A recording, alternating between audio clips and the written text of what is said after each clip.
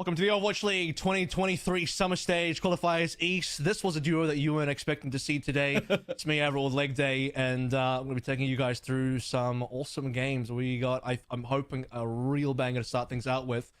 But it's interesting, you know, we're into, what, week 3 now? The results are starting to really show in terms of who's on top and who isn't.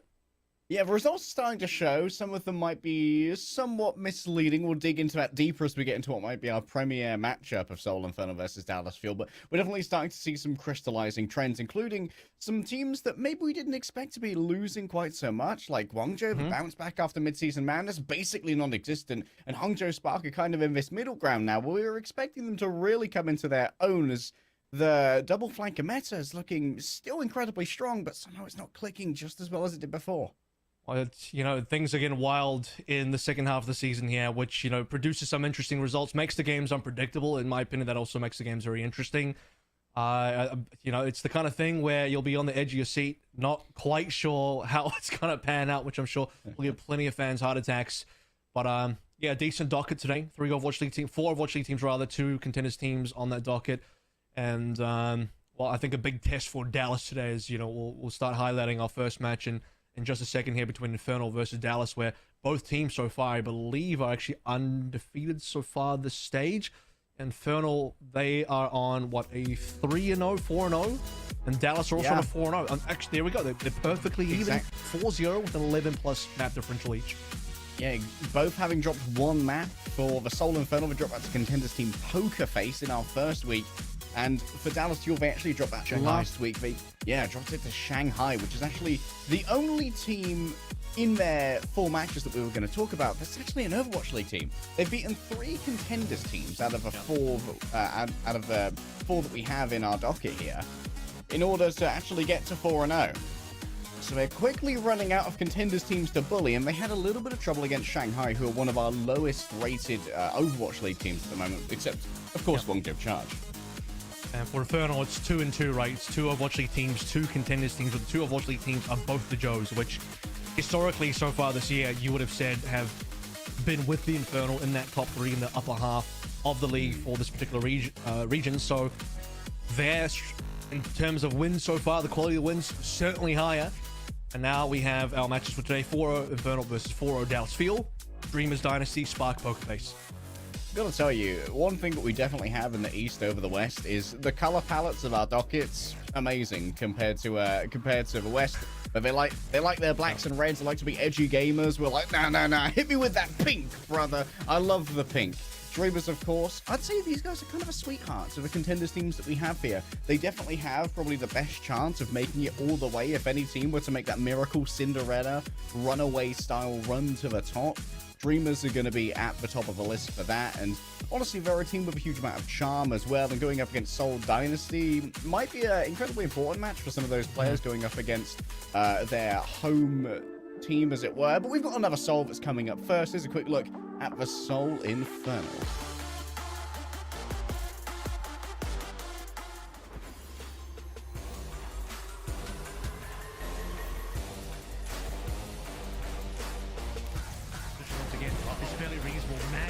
Big plays. There he goes.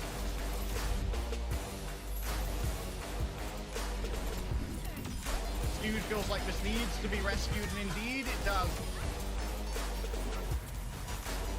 Look at how aggressive he's able to get right now. Everybody's dropping.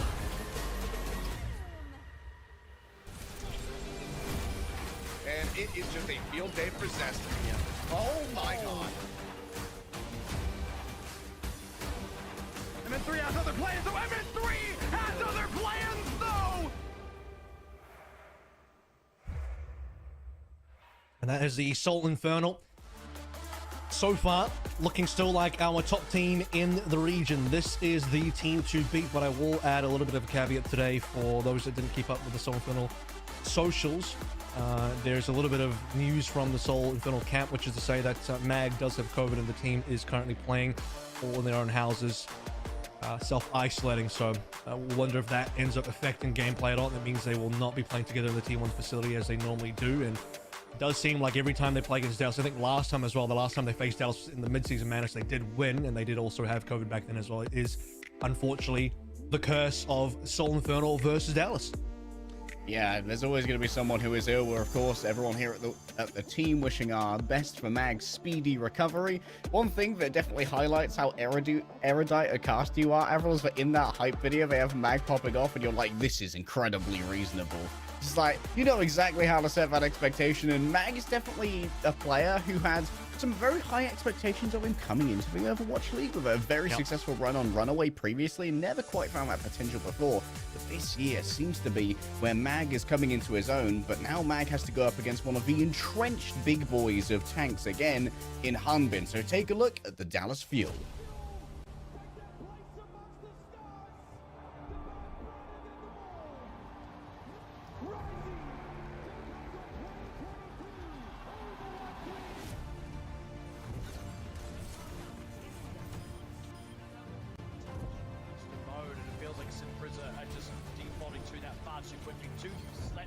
Ungodly connection there with the rampage, and Harpin, he's come up with the goods again. And Fielder goes down. It's going to be Sal Barry ready for four. Michael's down. Went free. The Dallas Fuel Overwatch League champions.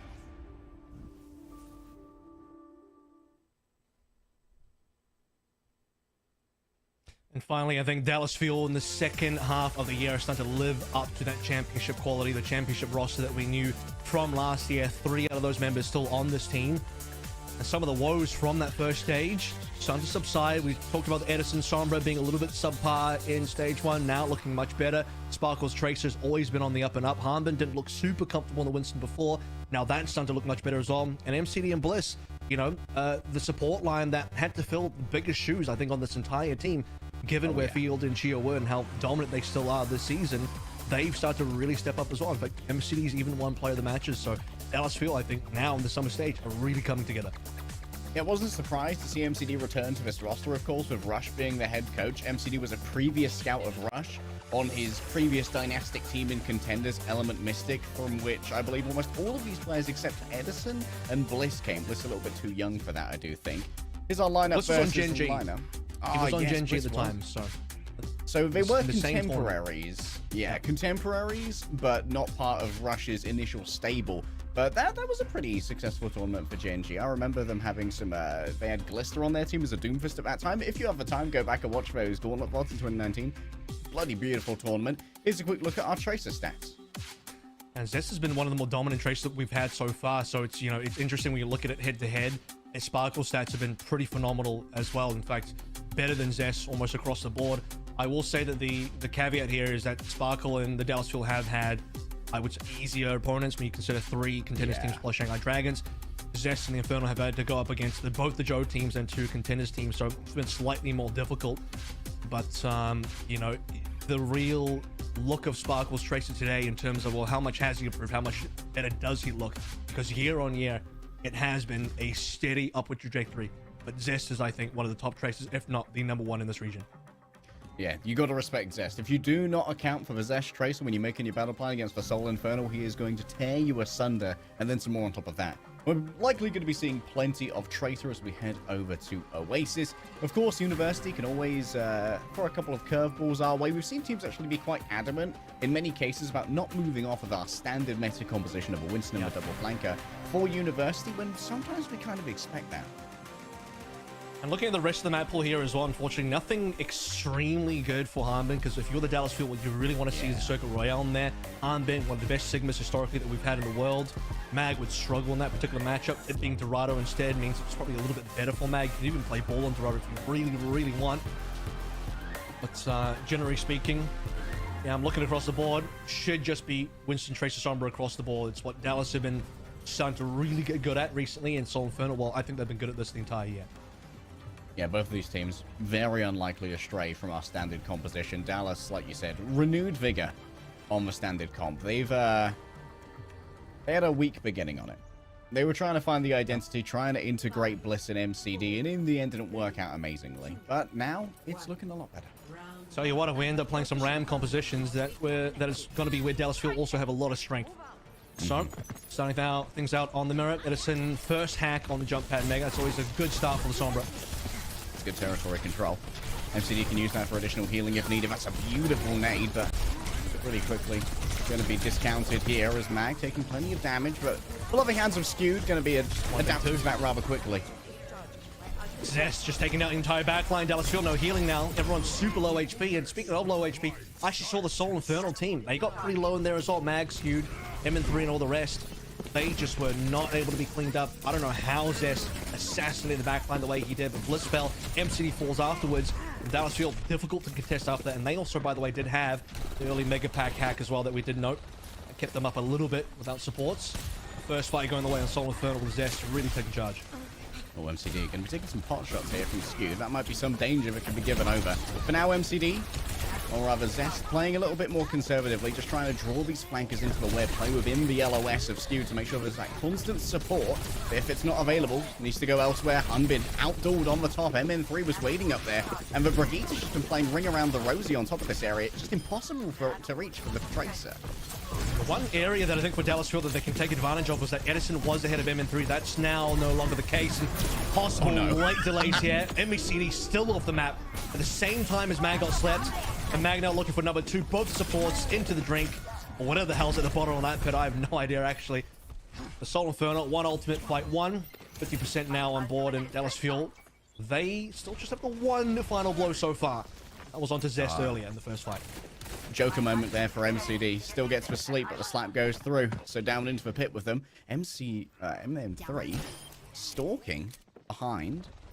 Now Edison is going to be without a translocator, but of course the pressure isn't really there. He wasn't decloaked, so can easily set up on another engagement here as Zest going to be dueling pulse onto Sparkle, but the EMP is going to be the most important. Bliss needs... Oh my god, okay, they've actually capped Edison. I was going to say Bliss needs this rally to come up through. Finally has, and with MN3 translocating away, Edison is free to use his EMP, instantly assassinates Mag. No fix for Skewed to go for the save there, no nano boost to come through from Skewed either. Might not have had the LOS, but that's a big loss for the Soul Infernal. Yeah, Soul Infernal don't look like they want to particularly fight for the point of that. They just give it up without Mag, realizing, hey, we don't want to force over more ult charge. Maybe could have got a couple of more ultimates out, but Zest might find themselves in a 1 versus 3 here. Has to be careful about the extrication, and indeed he is. Mag in trouble again. This time he's a lot safer, and this time I think Skewed is watching him eagle-eyed as M3 looks at the backline eagle-eyed as well. Needs to get a kill. The support will do so. Can they get MCD as well? Bliss down. I mean, that's the rally gone, and with Mag diving in, it's the backline now deleted for the Dallas Field. Note that it's Soul Infernal's on 89, so this could be last fight. Dallas, they still need to reset. They might not have time. Unbin's going to likely die here as well. Edison's gone as well. Yes, there's a hacked pack, but it won't help you. And Zest is trying to take you down. Skewed gets the final blow. And there it is, 100% to 25. Thus far, Soul Infernal looking a little bit cleaner on these dives. Soul Infernal, again, they only had the 2 deaths, right? We talked about Zest dying in that first fight, but he already deleted the backline, so at that point, he's done his job.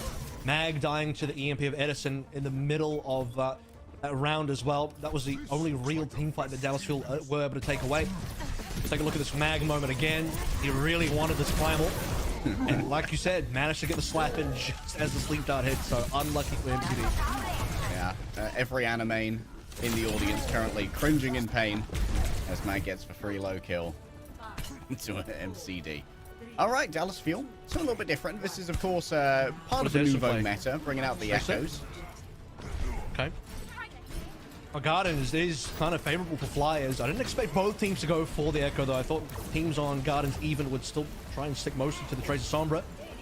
Echo off it is, and this is one of Sparkle's better heroes as well, but it is also one of Zest's best, so Sparkle's test doesn't end here. That continues. M3 Tracer, by the way, is a rarity. We don't normally get to see this. Oh, that's a great anti right there. Gets Unbin low, but Bliss still going around with the mace, doing their best. MCD wants the duel, can't quite connect the shot. This is a lot of wasted time. The heals need to go on to Bliss, but they can't be delivered. And Soul Infernal, they managed to just win out with the Rumble against both the supports.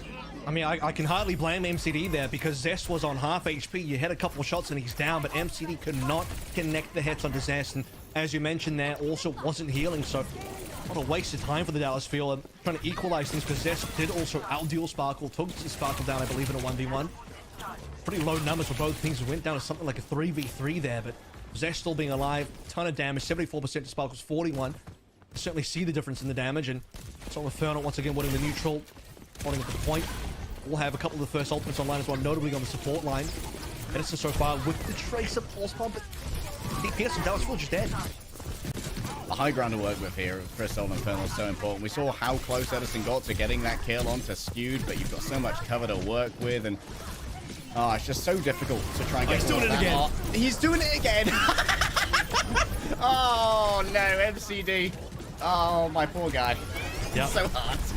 Yeah, he's hitting up the drive-through late at night. He wants McDonald's again, twice in a row, baby, on Oasis. And now for the Soul Infernal.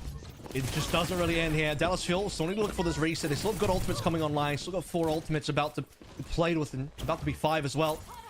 So in that regard, they have a decent amount of advantage. But can they actually get in? Because it's been difficult for them to sort of penetrate the point. Yeah. Skewed sniping you down. Nothing to sniff at. That and a DPS can be very much to deal with when there's not much healing to be done. Edison right now eyeing up a support. A stick would be ideal here, and the 3-man dive onto Skewed is huge. Resistant Mag in the back, take out both for supports. Dallas Fuel are evaporating in the back, but it's a forward line that we're looking at here because they've done more than enough. Zest, fancy footwork, gets away from the Winston, but unfortunately the Fists of Fury, much too much for a time traveler. It's like a punch up in a pub car park in Greenwich as Mag is going to try and get the finish here. They do need healing. Bliss has returned. Got a touch. Yeah, they managed to get that touch in there, and the healers are back, and they still have a nano to play through. That's going to be the one advantage for the Dallas Fuel. It's been Harben to survive this, and Harben, I think, has been the prime member to allow Dallas Fuel to remain on this point. In fact, they've kind of actually won this fight now. It's going to be Soul Infernal leaving the point instead. So despite killing both Bliss and MCD, Soul Infernal are not going to be able to stay on this point. They lost Skewed as well, but it was one support for 0 on the side of Infernal versus Fuel. Now the nano come through. It's going to be on Sparkle. MN3, we're going to try and find some pressure here with a pulse bomb. 2 supports close together, but none going close to the wayward pulse bomb. Sparkle wants to try and win out on the Echo, tracking through the trees, finding Zest. Yes, smells lemony over here. I'll throw my beam in. And now a quick reset to some poke. There's still that pressure on the point coming through from MN3, constantly pocketed from afar. Harben was on 1 HP, by the way. Both all 3 of Harben, MCD, and Bliss fire netted out. Very low HP, but with Zest down and MN3 nowhere to be seen, one could really take advantage of that moment. That would have been Dallas Fuel's backline once again crumbling, and well, might end up being fixture Skewed crumbling here. If Sparkle's got anything to say about it, rather Edison. Can't quite connect though. They'll still hold on to the point. Down on to Mag now. Disengage, looks good thus far, but finding MCD in a corner is not going to be ideal. The beat down of Brigitte should be more than enough to keep them alive. The disengage! What a timing on the stun there from Bliss. Excellent throughput, making sure that Winston can't remain. And a whip shot as well. Crazy boy on the Brigitte, I'll give you that. And Fixer might have over-invested here. He's trying to keep the team alive, and if Soul Infernal don't win this one, it's going to go double 99. Sparkle with the extra add into play. Will cause some problems for the Soul Inferno, who don't want any more of this particular fight. What a trade as well. Harben dies at 99, no primal. The Mag goes down in a trade, so both tanks are out of the fight, and Dallas Fuel still hold on. The extra duplicate, with the team up. Now they're going to have first nano as well. Dallas Fuel in a good position to maybe take this round away. Yeah, Dallas Fuel, they've also forced Soul Infernal back into those more supplanted positions, looking for a stick. It hits the ground instead. It's going to be MCD staying alive, and Sparkle looking to take some lives for himself. The nano damage of the Echo is considerable, and Skewed finds it out the hard way. Edison elsewhere wins the Tracer door, no doubt with the help of some very safe supports. And Dallas Fuel will bring this one back most likely, unless there's a miracle from Mag, but it's far from likely. Just Zest now, and his duplicate has run out. That means no one else really alive for the Soul Infernal. And Dallas Fuel, they had a difficult start on this round, but they really did bring it back. For me, the pivotal fight had to be the one where Harben, Sparkle, and Edison kept the game up, kept the game alive. Harben primals, there were no supports to play with. MCD and Bliss both down. Harben's primal on its own, with a little bit of damage support from Sparkle and Edison, seemed to be enough. More than enough. As we look at what Edison managed in that final fight. That was the trade. That's the perfect trade. That's all you need. Nice assist from a whip shot there as well. Was that sleep as well? Woo, okay. Everyone got in there. Like, if they don't kill Mag, I think it's over, because Harben dies at 99. It's really bad feel in that situation. Hello, also, by the way, I did tease the fact that if we were going to go towards Ram comps, that is going to be a bit of a specialty for Feel. Love me some Sparkle, May. Harben on any sort of brawl tank. Bliss Alive should be Okay, well, Harmon goes off the map as well, so keeping anybody alive for Dallasville might be a challenge. Oh, the sadness of the tanks is truly in the running here. The hack, the anti, the sleep, and then the boop. Sparkle put up the wall, of course, to try and help Hunbin's... I'm sad. I'm sad Fixer only got 11% off booping Harmon off the map. Yeah. The economy is not built to help a little frog. It's built for top-down, trickle-down autonomics. Crazy. Sojourn is going to be the key pick for Edison. John Sojourn back into play. It's part of the other reason why this top is really good for the Dallasville, despite quote-unquote losing the first skirmish there. To the first fight, they still count first. Harmon respawns, as does Bliss, and the Soul Infernal. They didn't really get to capitalize on the fact they killed two. He does have an EMP on lineup. He's got a good flank here. Oh, actually, not really. You can see him on the right side, so he doesn't really have a good setup just yet. Mag, though, the deep dive. MCD. Forced maybe to use the Immortality Field, but for now, Mag's just going buck wild. Everywhere he looks, there's a victim to be bullied, and bullying there is aplenty. Dallasville unable to build up towards something to try and mitigate that dive early like an Ant Matrix. Just in case. I respect the tempo coming through from the Soul Infernal because it didn't seem like MCD was in MN3 rather. 3-letter name starting with M. Wasn't in a good position to go for. Wasn't in a good position to go for the EMP, so Mag just goes in instead, and now the EMP is going to come through 4-man hit, but no kills. Pick up that peeling shield there from Ramasha as well. Things might get a little bit complicated here as the Blizzard is, it's ambitious. I'll give you that. Fixer feeling ambition of his own, trying to take down a world beater in Sparkle, and indeed he can do. There goes a stick, and beautiful onto man. Bliss. The silence of the frogs is deafening, and Zest has demanded it readily. This is the thing, right? Zesh now doesn't even have a tracer that he needs to contend with. He's free roaming across the map in a double pulse bomb. Send Dallasville back to the spawn.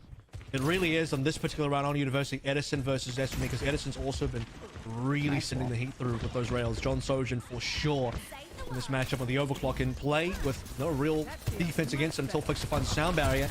Mag, by the way, on a Doom now, which is interesting in that kind of composition. Doom still not in a good place at the moment, so we'll see if Mag finds any success. Take advantage of everyone being grouped up to get those multiple stuns. Just to disengage for now. We don't want to deal with Johnny Boy and his overclock. Oh, Bliss locking on to a target, but elsewhere it's Mag trying to shut down that Sojourn, knowing just how much can be achieved. But the Immortality Field is too much power for one Doomfist to try and get through. And this one should be a clean clear for Dallasville, but the question is, can they keep it after such a large investment in that fight? Oh, both teams used the sound barrier there. Bliss had a slightly later one that allows Dallasville to stay in. On top of the fact that they also play the Annihilation, Soul Infernal lacked the damage. Mag now straight back over towards Winston. Yeah, wasn't feeling good about the Doom. I'm not going to lie to you. Pretty sure Winston is going to be better than Doom 99% of the time.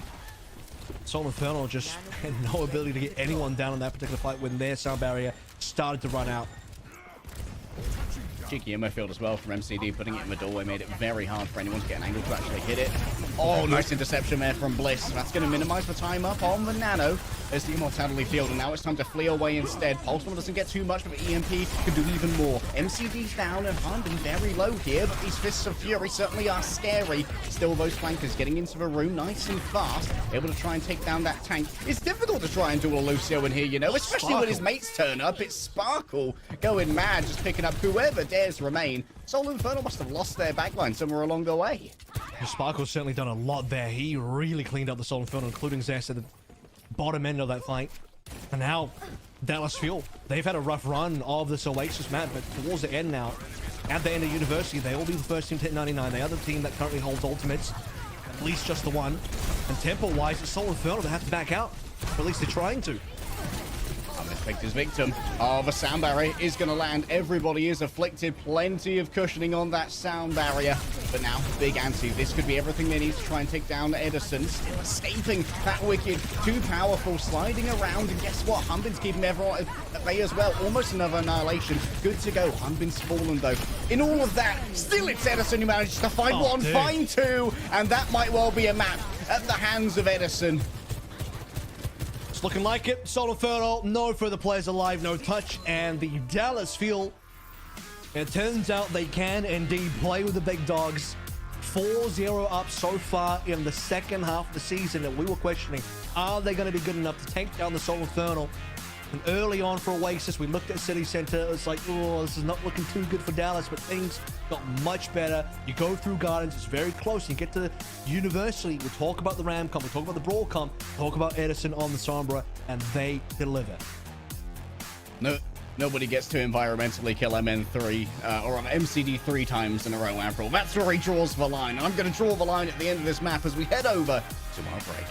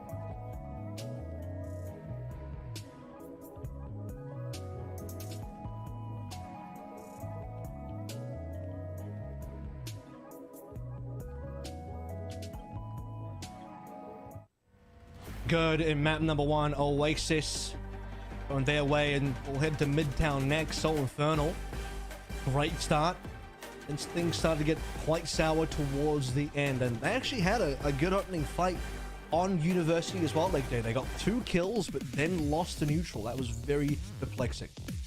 And after losing the neutral as well, we saw Sparkle move over onto the Trace to try and deal with Zest, knowing that, hey, Zest uncontested is going to be a real pain over the course of this map.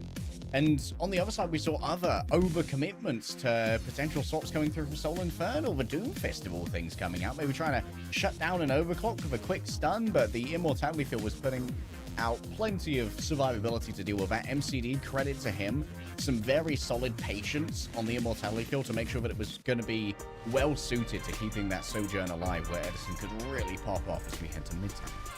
It was one of those one life things where Mag came back on the Doom, possibly to try and get back in the fight quickly, but then ended up just playing through the full life in a full team fight. Don't think that'll happen again for Midtown. Yeah. Or maybe in a really tight OT situation. In a different meta We've had, maybe as well. We've had some interesting OT situations on Midtown, if anyone remembers what happened last week. But none of those teams are currently playing this match, so don't worry about it. Don't speak of the forbidden words, Avril. We're just gonna have some nice normal 9 to 5 working class Overwatch here on Midtown. Blue collar Overwatch. Yeah, Everyone clock in, clock out. Clocking out. Exactly. Tip my cap to the boss man. Get paid. Go home. Midtown is one of those maps where Winston has been very popular on second point with good reason.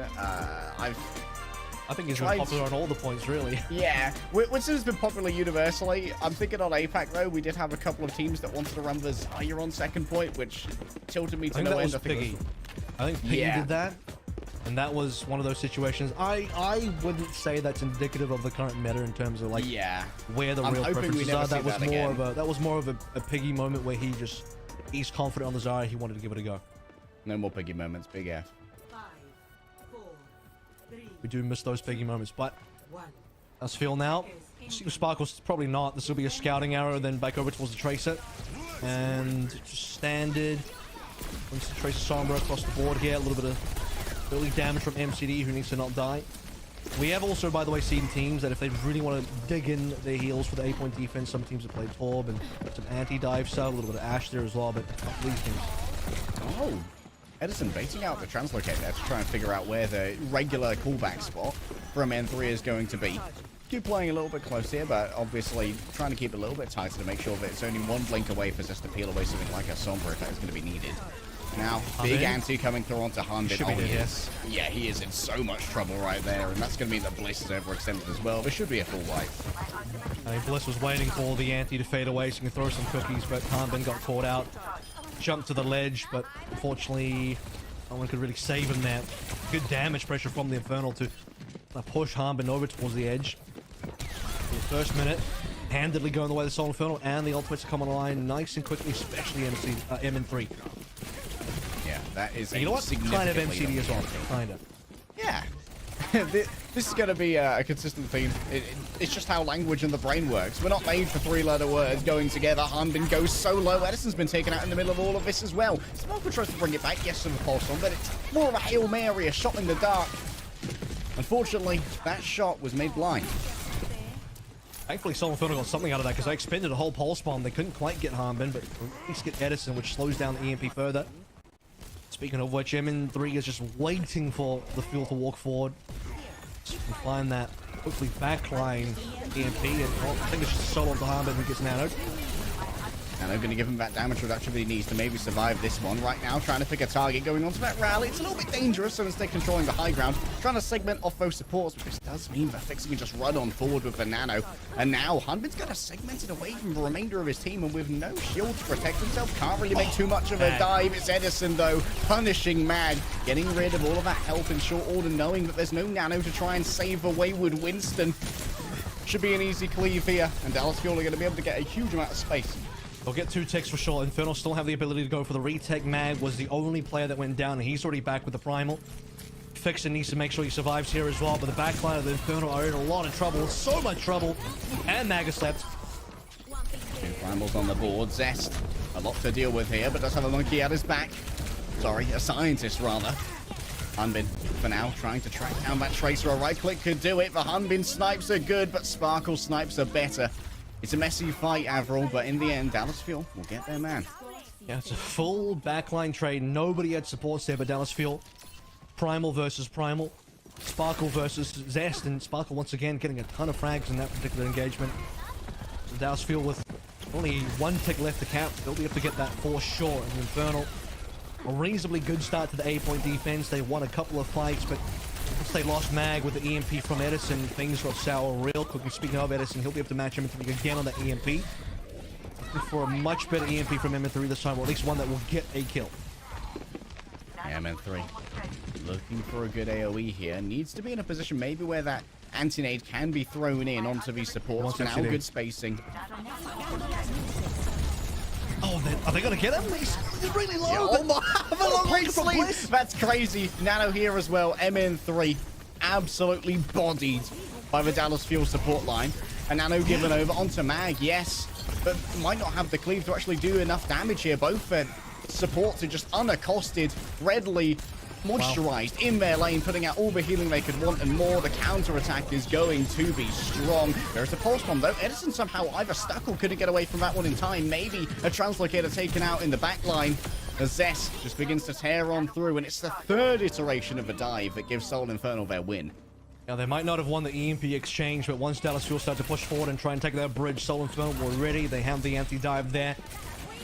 Rally pop from Fixer, and they weren't going anyway. Full team wipe. Gotta say, though, I'm still so impressed with what Bliss did to keep MCD alive. Just the whip shot, shield bash, all connecting on the prime targets.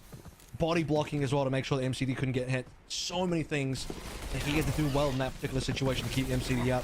Unfortunately, Dallas Fuel just could not translate that into a further team fight, a bit further down on the map on that particular bridge. So, are getting stuck on B a little bit here, and we'll be stuck a little bit more with Dallas Fuel, probably having to reset with that deck. Great shield here as well. Just blocked off a bunch of heals from MCD from being able to keep everyone on the Dallas Fuel topped up. This is such a difficult area to attack against a diving team because MN3 is pretty free. No matter how he would like to go and hunt down Edison's translocated, we've seen Edison die multiple times. This first opening area B, I think, is the most difficult, just because of all the rafters, all the extra areas that Soul Infernal on the defense can play. You have construction on the right side there as well, where Mag is currently sitting. All these different angles for the attackers to try and deal with. It is not easy at all. So if they can get past this area, I think Dallas Fuel can make some good distance, but easier said than done with 1 minute left to go. Yeah, and think of all the safety that Scoot has as well. Just on that back window, has an excellent angle and is basically unstickable for a Tracer as well until they drop on down. Sparkle hoping to try and make that real. Let's go awry. Wow. He just got melted. It looked like a solo as well. Did he just solo Hambin out? Surely not. Hambin had Primal. Nano was there as well. And Fuel, because they lose their main time, but they have to lose too much more else. I think Hambin should have probably Primal that. Yeah, hard agree. When you get in that deep and you've finally taken Scoot off his perch, where you're committed. Mag's no longer just sitting there for free, you've got to commit to it. MN3. Zest. Oh, well, he's got 2 supports here. That might be even better for now. Just playing with their hearts and minds. Fuel need more than it. Got to up the tempo. Zest has got to come back very quick as well because it's a Tracer. They need more than that. Solo EMP. Edison's used his own somewhere. Hambin finally uses the primal range. Oh no, and Zest didn't even die. Pulse Bomb goes out. Don't see any kills there. It's actually Mag who's peeling them away from it. It's a mad fight. Can they touch the point? Indeed they can. Overtime now in session. Dallas Fuel needs to stay on this cart, and that's going to make players vulnerable if they need to move away from the high ground to stay on the cart itself. Hambin Nano, yes, as well, trying to grab themselves Mag. But in the midst of all of this, things start to fall through the cracks. He's stuck in the plant pot. My man's been absolutely vegetated by the Soul Infernal. Running low on members, running low on hope, running low on ults, and Dallas Fuel have run out of time. And that's the most important factor. Like I said, 1 minute left to go. That beat eventually did do that, but my goodness, they got so much more work to do. And that OT didn't have enough resources left. Hambin super pressured out once again. He still goes back to the fight where Zest somehow gets solo kill to Hambin. I don't think this is the particular moment, but this will be Zest getting a pulse. Now remember this one. This. Edison. Hambin ends up going down. No primal pop, no nano from MCD, and they lost all tempo. Dallas Fuel were also committed in that fight with multiple members pretty far forward. So that's a fight that you want to continue.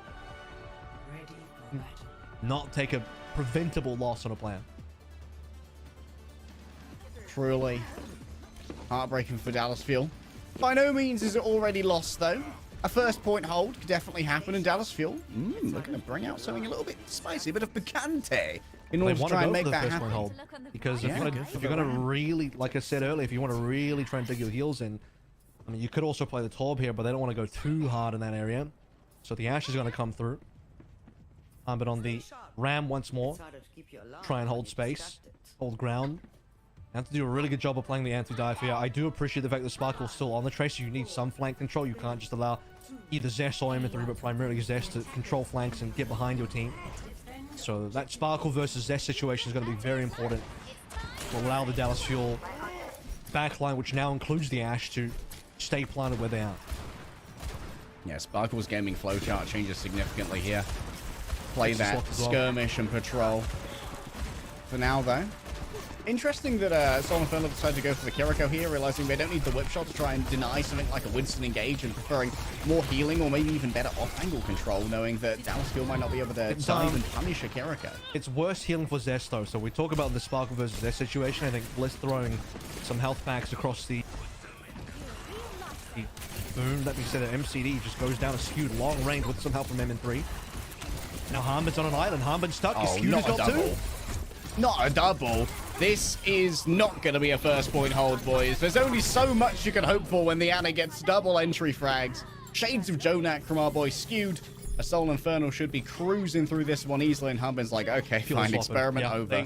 Close the lab. Well, it was just an 8-point D. So they've, at this point, that is waving the white flag for A. They know they've accepted the losses. Must be a B defense. And unfortunately, 5 minutes is going to be a long time to defend. Soul Infernal getting A in the one attempt with Fixit. Can Soul Infernal get past the early portion of B, though? I'm guessing yes, because M3 has a gigantic EMP advantage. Yeah, and Banana as well is just going to give a little bit of additional sturdiness over. 2 mag, MCD is behind on that, but that's good tempo. Brought over by the Anti-Nate, just keeps things at bay. The Sleep not going to be getting too much, and Humber's just under this consistent pressure. As Mag tries to section off the cart. Yeah, but Nano finally up. They decide to use it here. Just slowly erode that space and finally get Mag into a position. Oh, Sparkle's dead. This one might be banjaxed already. Dude, where's Nano, please? Oh, you need to keep Mag alive. Wow. Soul Infernal. Zest down as well. They just got to keep the pressure up. I mean, you had Dallas Fuel backs against the wall, and they just did not pressure them down. So conservative on the ultimates, and they lose Mag for no reason. That is really sad. Yeah, and the window's gone now as well, right? Dallas Fuel have the EMP to match MN3, and now they can play these rafters. We're going to be in the same trap once more. I hope you guys like this portion of Midtown. We're going to be here a while. Need the Soul Infernal to make some mistakes. They need to trap Infernal here. Double EMP. Well, you can only nano one player. It's going to go to Mag, so Zest falls. Zest down. That's going to make things even more difficult for Nano. Unable to stay up there against Mag Hundred for too long. Nano. That's a beautiful anti. Yeah, That just went back to spawn. Yeah, it's a disengagement, Nano. Safety first. Please make sure It's that you're... it's a keep Mag alive, Nano, and that's going to be it. But now M3 EMP kind of has to go big, but there's double support ultimates online, so there's difficulty there as well. Ooh, okay, this is an interesting choice of pushing cart, but Winston is going to make sure that there's a little bit less space for Skewed and Fix to try and get here. How does Skewed and Fixer rejoin this fight is the question. Do they drag Dallas Fuel's flankers away to try and go for a bigger fight? It's indeed Bliss who shuts down for now. But look at this. Humbin can absolutely troll this backline and just try and make sure that Skewed is consistently poked down, get those cookies. A primal rage. Dallas Fuel giving away too much payload at the moment. So, and this is the problem. They lose their bridge defense now because they didn't contest below the point at all. This is an issue. All the way at the back. We're within one fight territory, and EMP rips across. Can't get a kill, though. Primal Rage finally used this time. Rally's available as well if Bliss needs it. The Fixer goes down first. Oh, it's whip shots for days from Bliss. We saw him on Oasis, and we see him here on Midtown as well. 4.5 minutes has become 2.5, and oh yeah, welcome back to the spin cycle, boys. This one's going to be going around again. It's for Midtown B defense. Bliss is really delivering now for the Dallas Fuel. The #1 main sport prospect coming out of Contenders Korea last year, coming into the 2023 seasons. Delivering on that promise. Dallas Fuel, Halo, still not in a good position for them, but at least it's rolling back into the underpass. I'm in 3. I don't think he sees a translocator here. I don't know if he's... Maybe there is. Okay. Yeah, there is. Edison did lose his translocator. Looks like he's okay, though. He'll get out. That's one kill that Inferno really wanted, but didn't get. Yeah, gives info over as well, but like MN3 is not in that fight. He's where my translocator was. EMP ready to go here. You could take away so much of Mag's HP, and indeed they want it. Nano finally going to be a good response coming through from Skewed, keeping Mag alive. Mag Nanos, how do they work? Zest. A pulse bomb in the back pocket. Where's the delivery going to be going? Those supports are packed up tight. You want to get rid of a rally, but Bliss holds up for shield. MCD's down, so that was only healing from Bliss, but that might be all the Dallas Fuel needs. Touch on the cart.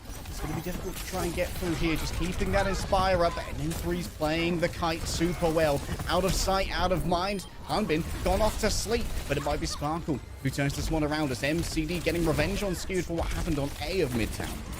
Late death on the Mag there as well. Could not afford to pop Primal in a losing fight. And Dallas Fuel will end up saving this.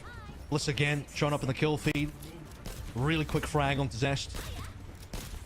And Soul Infernal, they have to get that raid boss down, but it will still be a very important EMP coming online slightly before Edison as well. M3, good position, great scouting. Sees the entire backline, needs to somehow connect this one with Zest. Can they control the side move? If they do that, they see Edison as well. I mean, they can just get the kill into Edison. Doesn't want to opt for it. 30 seconds remaining. Hanbin going low, maybe hoping to get out that shield first. The go signal is given. Hanbin cancels the exit, knowing that the Nano's going to give him all that he needs to try and stay in here. Hacked and slept. It's very much of a tank experience for Hanbin, but hey, at least you're not dead. You can still fight for your team as Edison's going to be coming back from spawn with his own EMP. A counter punch maybe as everyone's in close. A small room and an EMP, but it is going to be more than enough as Edison takes down their counterpart. 7 seconds remain. How in the world have Dallas Fuel done this? Midtown B is certainly something different. Soul Infernal stall out, and Dallas Fuel hit match point on Hybrid. I mean, they had one last play to go through, and it just was not good. It was a solo EMP onto Mag.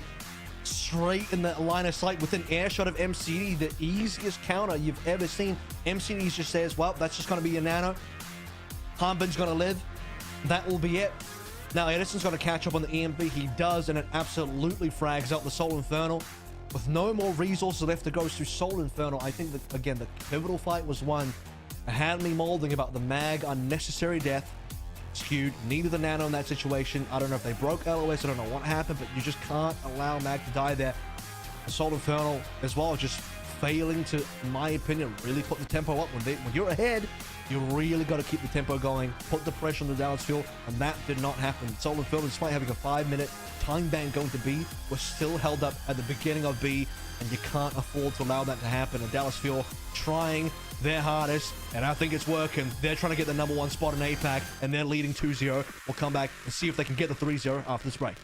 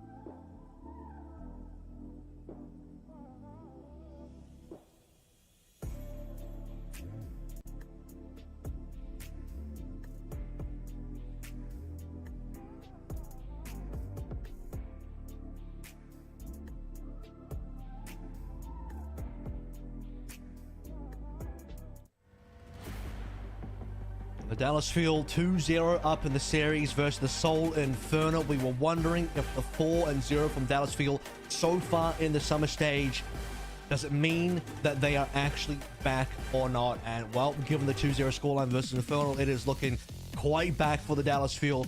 Touching wood. The series is not over yet. Seoul Inferno still might have something to say about it, but those two maps from the Seoul Inferno, unfortunately, it's gone worse, man. They started so well in City Center and Oasis. It's only gotten worse from there. Oh, we are so baroque right now. MCD and Bliss certainly, like we pointed out at the beginning of this series, stepping into massive shoes on the Dallas Fuel. This championship team, this world beater team. We wondered, is there anyone who can even hold a candle to the previous performances? And in the first half of the season, it looked like, oh, there's no way that it can happen. But in the second half, Bliss definitely has stepped up on the Brigitte. It's a fantastic hero for them. MCD starting to find their place in this roster as well. Dallas Fuel reminding us that this is a roster where at least half of them are world beaters, and MCD and Bliss becoming elite in their own right as we head to Dorado. Well, it hasn't been smooth sailing, not even in this series either, because early on, MCD and Bliss were getting taken down. Zest in the very opening fight on City Center, like, killed both of them solo. We didn't even get to see it. He just runs to the back line. Bliss dead to Zest on the kill feed. 2 seconds later, MCD death to Zest on the kill feed. Immediately, you're thinking, oh dear, this is going to be the Zest show, isn't it? And, well, now 2 maps deep, MCD and Bliss are no longer dying. The real moment that sold it for me was, again, when they go for the EMP play, and MCD just lives. Bliss doing God's work, keeping him alive. As we head over towards Dorado. More impactful sleeps from MCD as well. It feels like Skewed is consistently being able to sleep Hanbin, but I think MCD is hitting more sleeps onto MN3 and Zest and these targets who can be effectively executed afterwards as well, and that's allowing for in some of these prolonged fights Dallas Fuel to force out these DPS a little bit more easily. What you don't understand is that Skewed is going for kills. He's going for the frags, baby. True. Skewed wants that KD. DPS. He wants even more player of the matches. I believe that if you checked out Unknown, famously translated by Unknown's Twitter feed, they did deliver a player of the split trophy to Skewed for most player of the matches in our spring stage qualifiers. Very sweet. So, moving into Dorado here, let's talk about the fact that Dallas Fuel, I was going to mention this before we go to the map, but I'll talk about it now anyway. Echo does sometimes get played on A plat, typically on the defense, not on the offense for A. So, Infernal, they're going to play standard here. Sparkle's going to be on one of his old favorites. And he's going to get heavily targeted by MN3. The only thing that Soul Inferno can do versus Sparkle is to hack him down. Skewed might look for even more kills. We've seen that occasionally in North America as well, like a random Ana can be the difference between a life and a death for an Echo when they get into these more precarious scenarios where the hacks do come through. Hanbin for now just going to be forced on out. The Carter's now in a problem position. You no longer play the objective as much, just want to try and drop off the high ground and then work the objective afterwards. Well, Infernal need to find somewhere to actually get a dive going because they've struggled. Mag is trying to counter dive into Hanbin. Can they get Hanbin down? He's hacked and he's naded, but still alive. The payload ever moves forward while this is all happening. In fact, Mag is even further pressured by Sparkle long range. And Sparkle's going to find the backline. They might get skewed off this. Maybe. Yeah, Nano onto Hanbin. Can the sleep be delivered? Mag swapping on over, wants to get onto MCD, that backline, not vulnerable at all. The Brigitte is in waiting. The Biotic Grenade is there too to make sure there's even more in terms of healing. Edison, the Pulse one does go wide, admittedly, and having a little bit of trouble as the rally moves on forward. The shield is taken away. MN3, primo EMP, but still, the damage might have been done here by Dallas Fuel. They still have 3 members alive. They have bulk, they have damage, and they have healing as MCD remains and Mag. Yeah, I'm going to turn tail and run. That's a note from me, my guy. Just not enough kills. I think Bliss went down there despite the rally, but MCD surviving means that they can still keep the rest of the team alive. For Soul Inferno, not going to be the case. Just a 3. Mag, no primal, no ability to stay in the fight. The first point will go the way of Dallas Fuel without really dropping too much. I think only Bliss died, and that was only in the final engagement as well. So the rest of Dallas Fuel, deathless so far on the attacking side. And now coming in online for a few more ultimates. Sparkle can also dive bomb duplicate here, which would allow them to take the high ground. Yeah, we've seen the meta evolve into a lot of Ana duplications. Those double projectile skill shots, great for someone like Sparkle. so solid on the aim, and this is such a safe space here for MCD. But going to be basically impossible for Zest to harass from his position down on the cart instead. And there it is. Sparkle. There's the duplicate. The sleep goes awry. And that's going to be a disengage. I believe the Dallas Fuel have lost their momentum here, but they have forced out the rally from Fixer, so that could be greener pastures for a future dive. Well, it is duplicate traded for rally, so it doesn't come free, and it's going to be the 1-for-1. Debatable on which one you think is a better ultimate in this case, but the Infernal aren't going to be dumb. They're going to spend more, they're going to get more. Traded for Nano this time. It's Nano for Primal. Harbin wants it, but he's got no support. It's just him and Edison. Can he do it? It's 2 versus 3 now. With the extra kill to fix it, it actually might be somewhat doable. Oh, just not enough healing. You need the healing, unfortunately. 1000 HP can only keep you up for so long. Zest wanted to finish that one there. Setting the pulse bomb just to try and finish off the Winston. And now a supported dive on the high ground with Sparkle's long range damage does mean that the supremacy is going to be here for Dallas Fuel. Where's him in 3? Need to see the EMP here. If he's still going to be position, I think he's down below at the moment. So we'll see the players pushing, and those players are going to be Harbin, Edison. Harbin cut off from supports. This time he'll be able to find Harbin a solo EMP without any pesky nanos from MCD. Noted that that got used a little bit earlier on, so 100% safe for the EMP. And now the question will be if Soul Infernal want to push a little bit further, try and find another kill. Zest wants it, but isn't going to be able to get the melee onto Edison before being forced to recall. So you'll take that EMP of the Harbin. 1 player dead, still a fight win. Infernal holding. And great wrap around and homework done there as well by Soul Infernal to make sure Mag was blocking any incoming heals that could potentially have come through the Hanbin after that EMP. There's Vanano coming through, and Mag knows that this is not going to go amazingly as he stares down the Brigitte in the doorway. Elsewhere, MN3 taken down by Sparkle. Melee to death, potentially having that translocator camped, and now it's panic on the side of Soul Infernal. Quickly disengaging, getting a safest position for Skewed. It's going to be a swap over. There's the Bardic Grenade. Doesn't actually hit anybody here, maybe just the Brigitte shield instead. And everyone being stuffed into that narrow area does mean that there's going to be considerable danger from the pulse bomb. Nano's going to be about to be online for Sparkle here as well. No, not quite. Doesn't get to use it. Would have faded anyway as soon as he used it because he didn't have time left to go.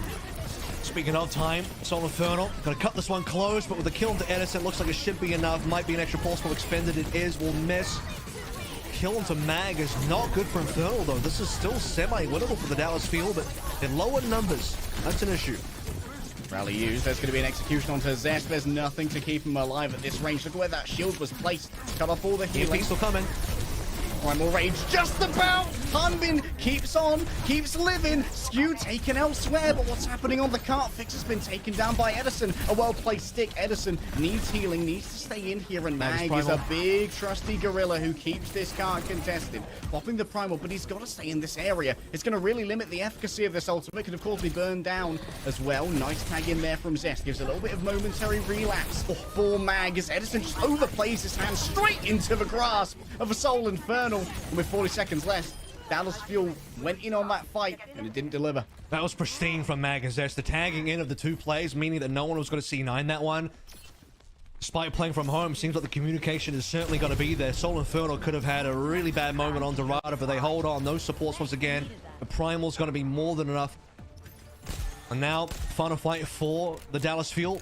And they need some more ultimates. About to be double DPS plus Rally versus Nano and Pulse. Rally is not going to come from Rally is going to come through versus the Nano.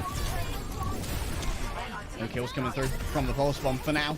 An extra little bit of boop on the bonks of Mag just keeps him airborne for a moment longer. There is a touch on the cart as Sparkle desperately wants this Anna. A double nade would do it. Only gets 1, but Skewed is more than enough of a target. Mag's been antied elsewhere as well. There's purple everywhere. Purple rain does fall upon the Soul Infernal. That's what happens when you mix blue and red, as Bliss has fallen down as well. Fixer gets away with the rally for now. A stun onto Edison's going to take away his life. MN3 just on the car. It's an EMP turret, boys. Electronic warfare coming in strong for the Demons, as the banger that was promised might well be on its way now. Yeah, well, it's going to be late in the day for the Soul Infernal, but they are looking to at least deliver 1 map on their journey to a potential reverse sweep. Brilliant defense on B. Bend, but not broken. Soul Infernal, what a defense from Skewed and Fixer on that final engagement where Sparkle goes for the predictable copy on the Ana, lobs in the Bionade, which does catch Skewed, and he goes down to low HP. We talk about the fact that, look, the one player Skewed has done a great job of sleeping has been Harbin consistently. With Harbin slept, Skewed stays alive. Mag goes down to 1 HP because his supports are too busy dealing with the dives on Dallas Field. And you see from Edison's POV, who runs after Mag, but he couldn't find him. He didn't get the kill. On Soul Infernal, they hold on. Mag eventually returns, and EMP is delivered from MN3, and Dallas just have nothing left to play with at that point in time. They had very few resources to start with. Rally was good, but that had to be popped early. Yeah, not much left to play through the end. So, A might have gone poorly for Infernal, but B was brilliant. Skewed as a wizard, man. An absolute wizard. Edison, just with a little bit of setup here. Of course, can do some homework against the regular Symmetra TP out. You can see that, of course, Hambin's waiting up here as well. Get yourself some free cleave and then disengage to the Sparkle position, potentially. I wouldn't be surprised to see MCD have a set nade for this as well, in case Soul Infernal are going to roll it out, but it doesn't seem to be the case. And they're going to be foregoing the Echo here for the defense. Soul Infernal, they didn't even play it for their own defense. They're not going to play it on the offense either. Back into the wheelhouse of the straight-up dive, which I think in some cases Infernal do prefer as well. See if they can dislodge Hambin off the high ground as he'll be ping-ponging up and down. A little bit of pressure coming through, just trying to make sure that MN3 can't stay in there to start generating that. It's got a lot of payload push, see that? Oh, that is a lot of payload push. Mantis is getting it for free. It's free real estate, baby, and Dallas Fuel simply giving it away at this point. Now everyone's moved over down onto the low ground. That's going to be particularly vulnerable for Bliss, who can't get up to high grounds in any fast order. Nice duel off the Winston shield is going to give even more push over to Zest, who keeps Sparkle at bay and keeps him dead too. #1 payload thief in the entire Overwatch League, I'm afraid, and well, Dallas Fuel got caught napping while they're getting burgled, and that continues now with Bliss on low HP, and Mag will secure it. MCD set as well, could be the next target down, and they're getting rolled on this defense. Unfortunately, they got to keep the rest of the players alive. Can they even recontest? Hambin has to live, and they still need time for MCD to come back in. Cap is going to be there. No contest. This is going to be a cap. I love Zest dealing with that health pack as well, just minimizing the chance for Edison to heal himself back up. High ground control here for Dallas might well be expensive, but they can instantly be removed by a very well-generated Primal Rage from Mag.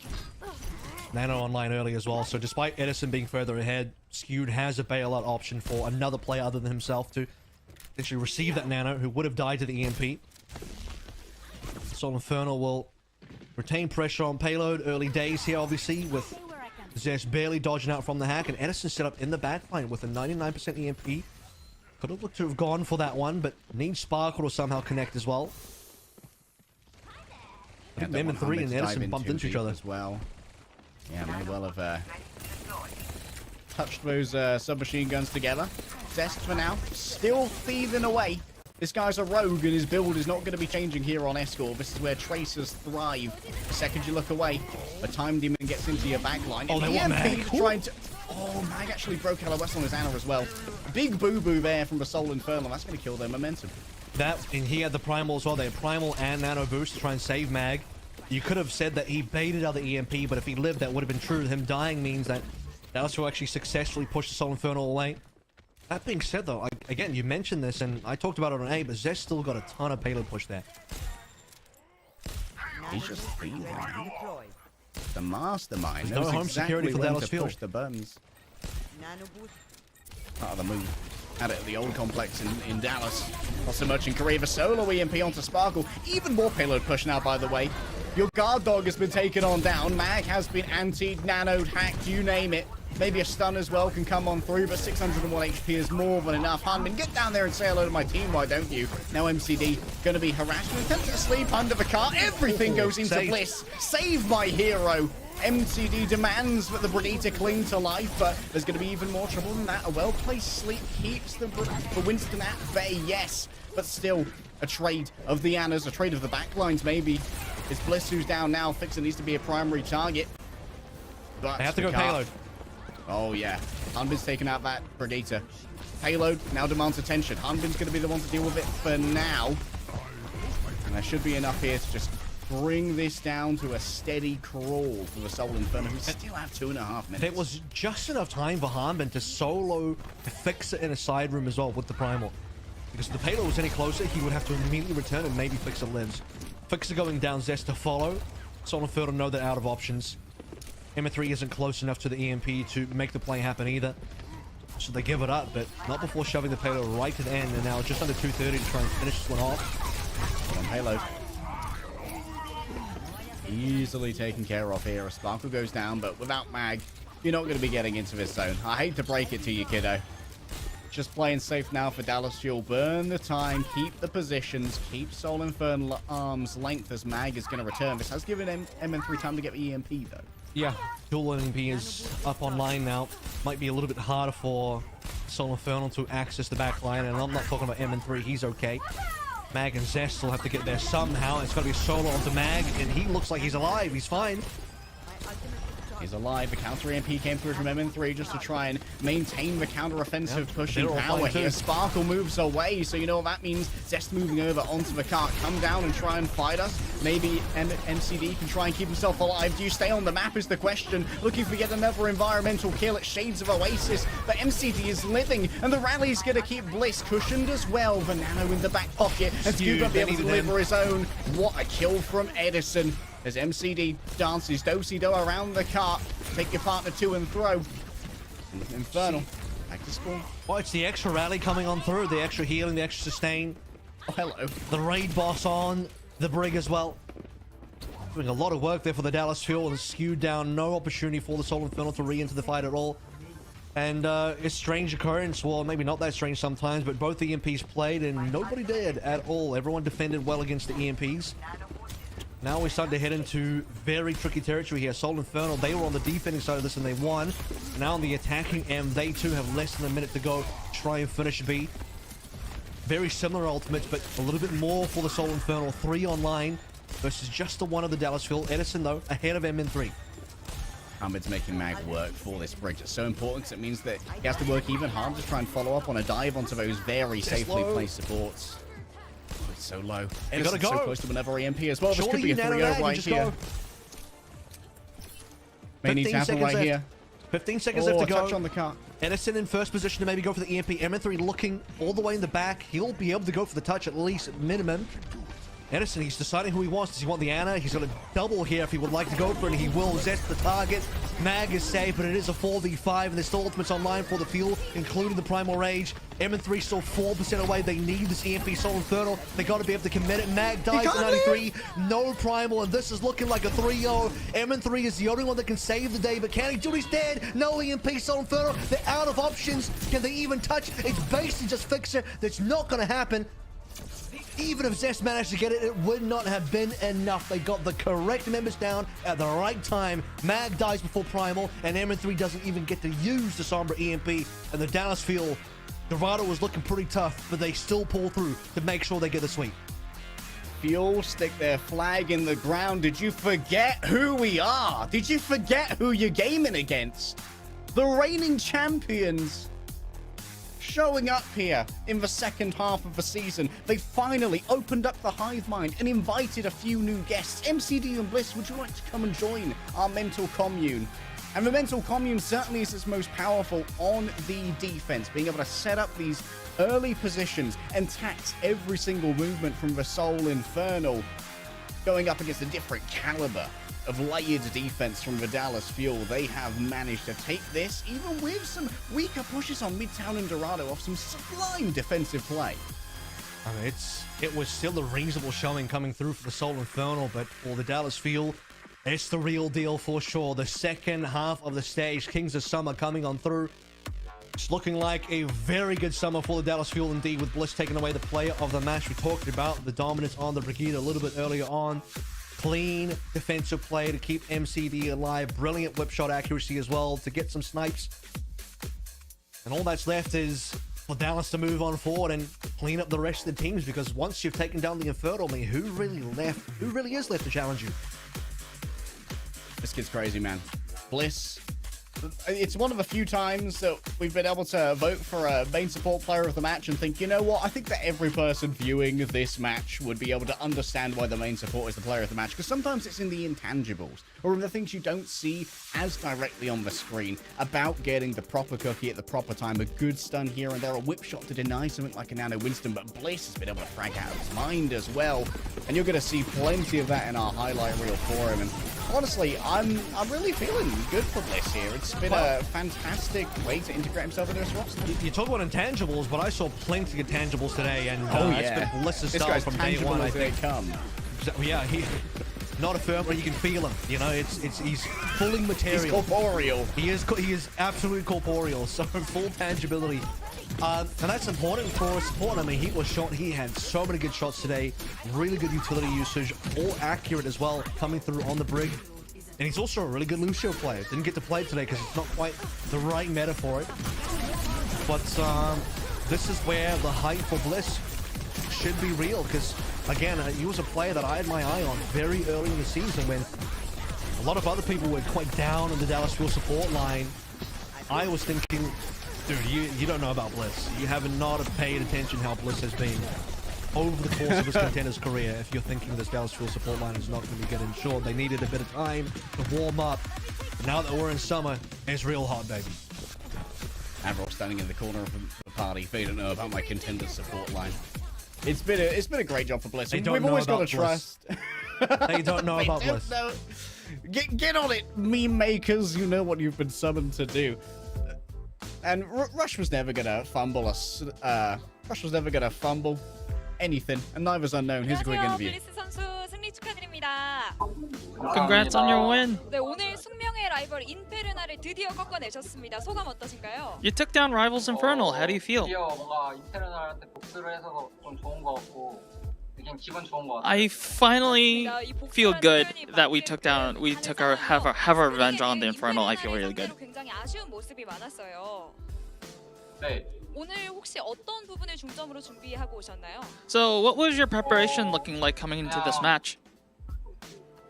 쫄지 않고 그냥 열심히 싸우자는 그런 각오를 했던 것 같아요. So most of it was like mental issues. Like we just wanted to be confident into the match, and we didn't want to run away from fights.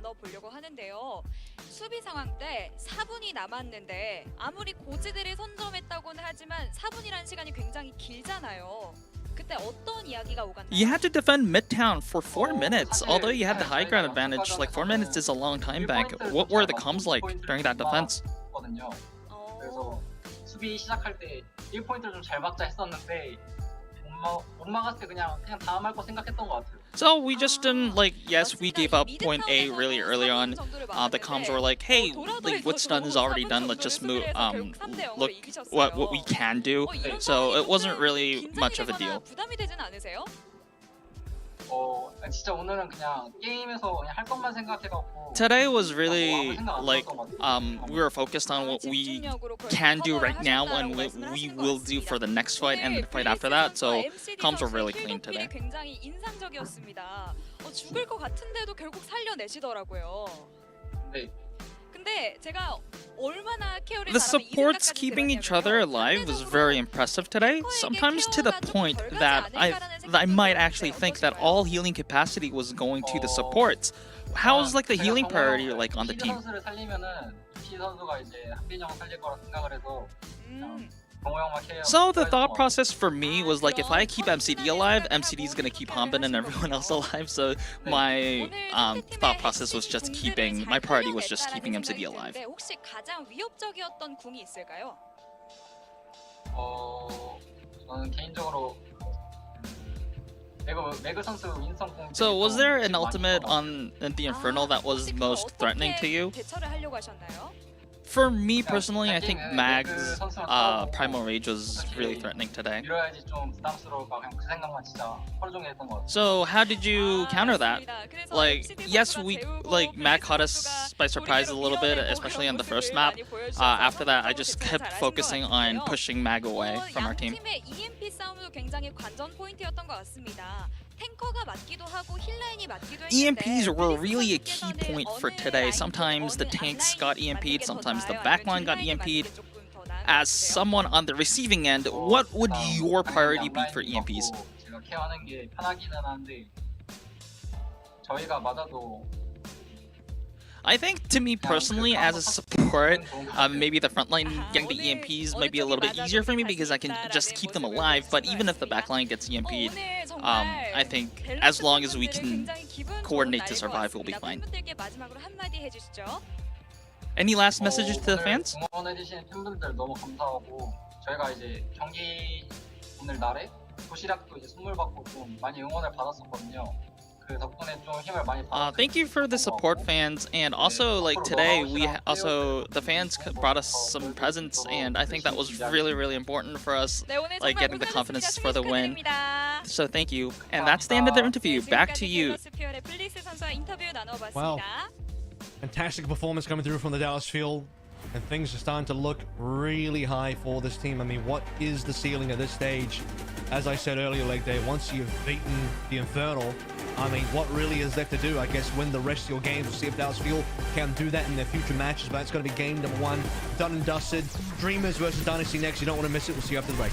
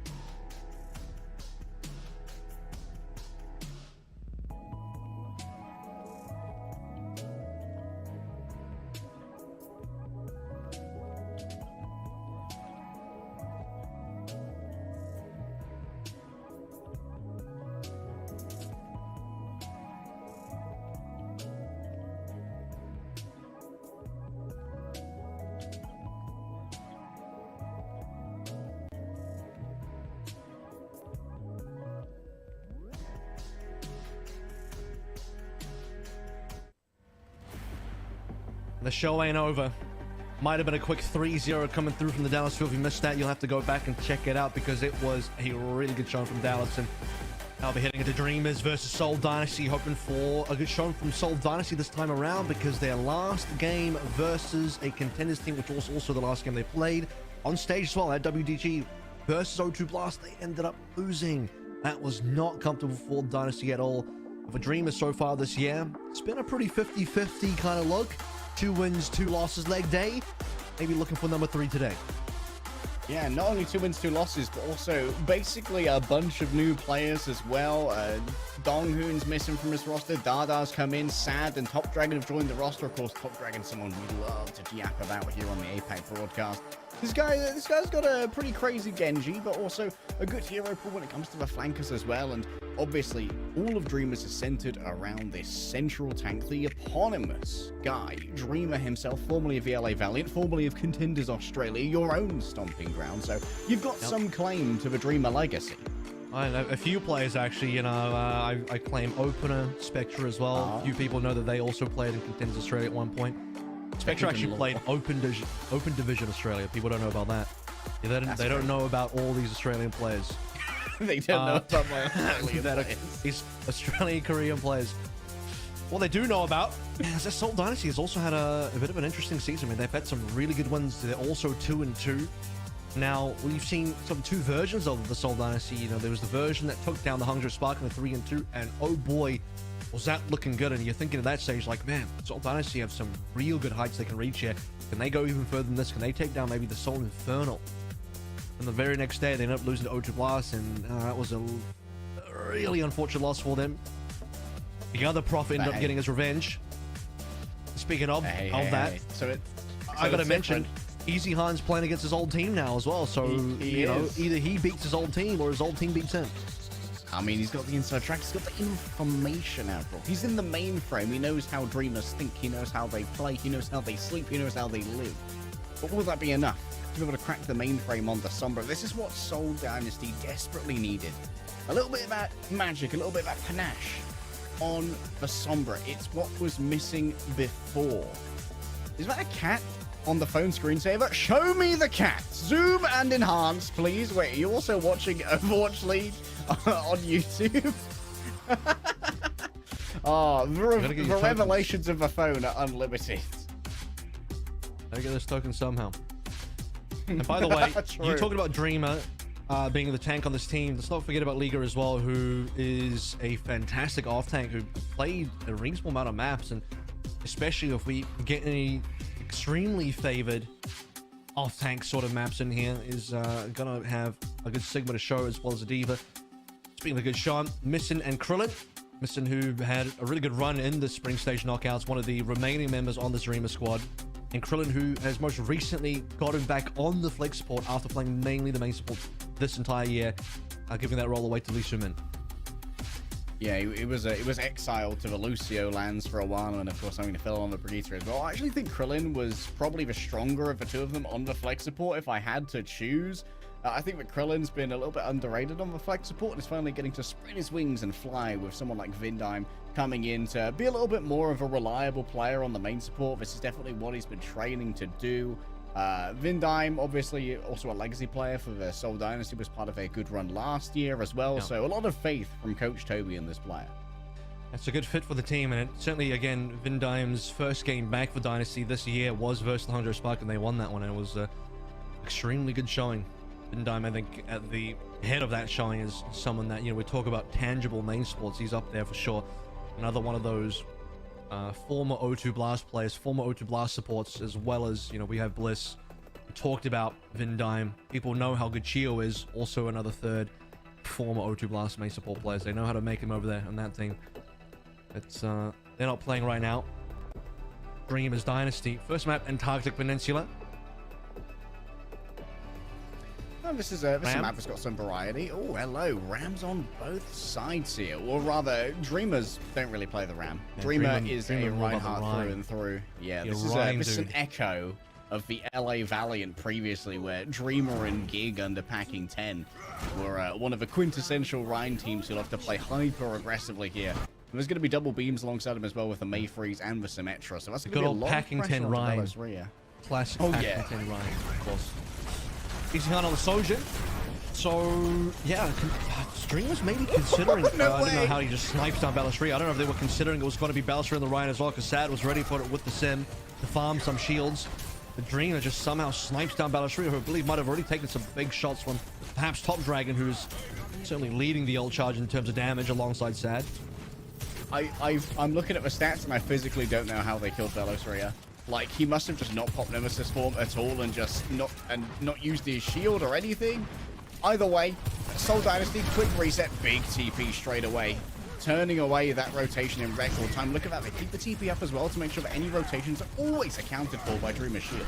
They have to wait for they being Prophet and the Seoul Dynasty, wait for the Mei Ice Wall to be available again. Dreamer is just right in their face straight away, but this time around, could be Dreamer stuck. He was caught in front of an Ice Wall, and he's going to go down for it.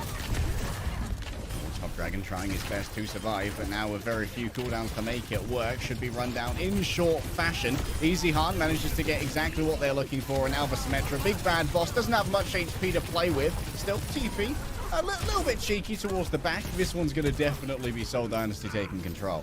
That was really unfortunate coming through for the Dreamer side because, you know, they were in position to snowball that one forward. They had more ults coming online a lot quicker. Photon Barrier would have been huge that fight. But we saw how aggressive Dreamers has been so far on this map, and unfortunately this time around the aggression does cost him. He ends up being caught in front of a wall, and Prophet will be able to stop him from retreating. Just ready to go. Window comes down first. Bellows Rear taking down Eason. That's a huge amount of missing heals now, but there might well be something to work with the amplification matrix. Annihilation says, I'm taking out whoever dares to stand in my way. Yes, you might get frozen, but there should be plenty of healing here. You never Criminal is going to let this one slip through the cracks, so Top Dragon turns aside and tries to tear asunder a Baptiste.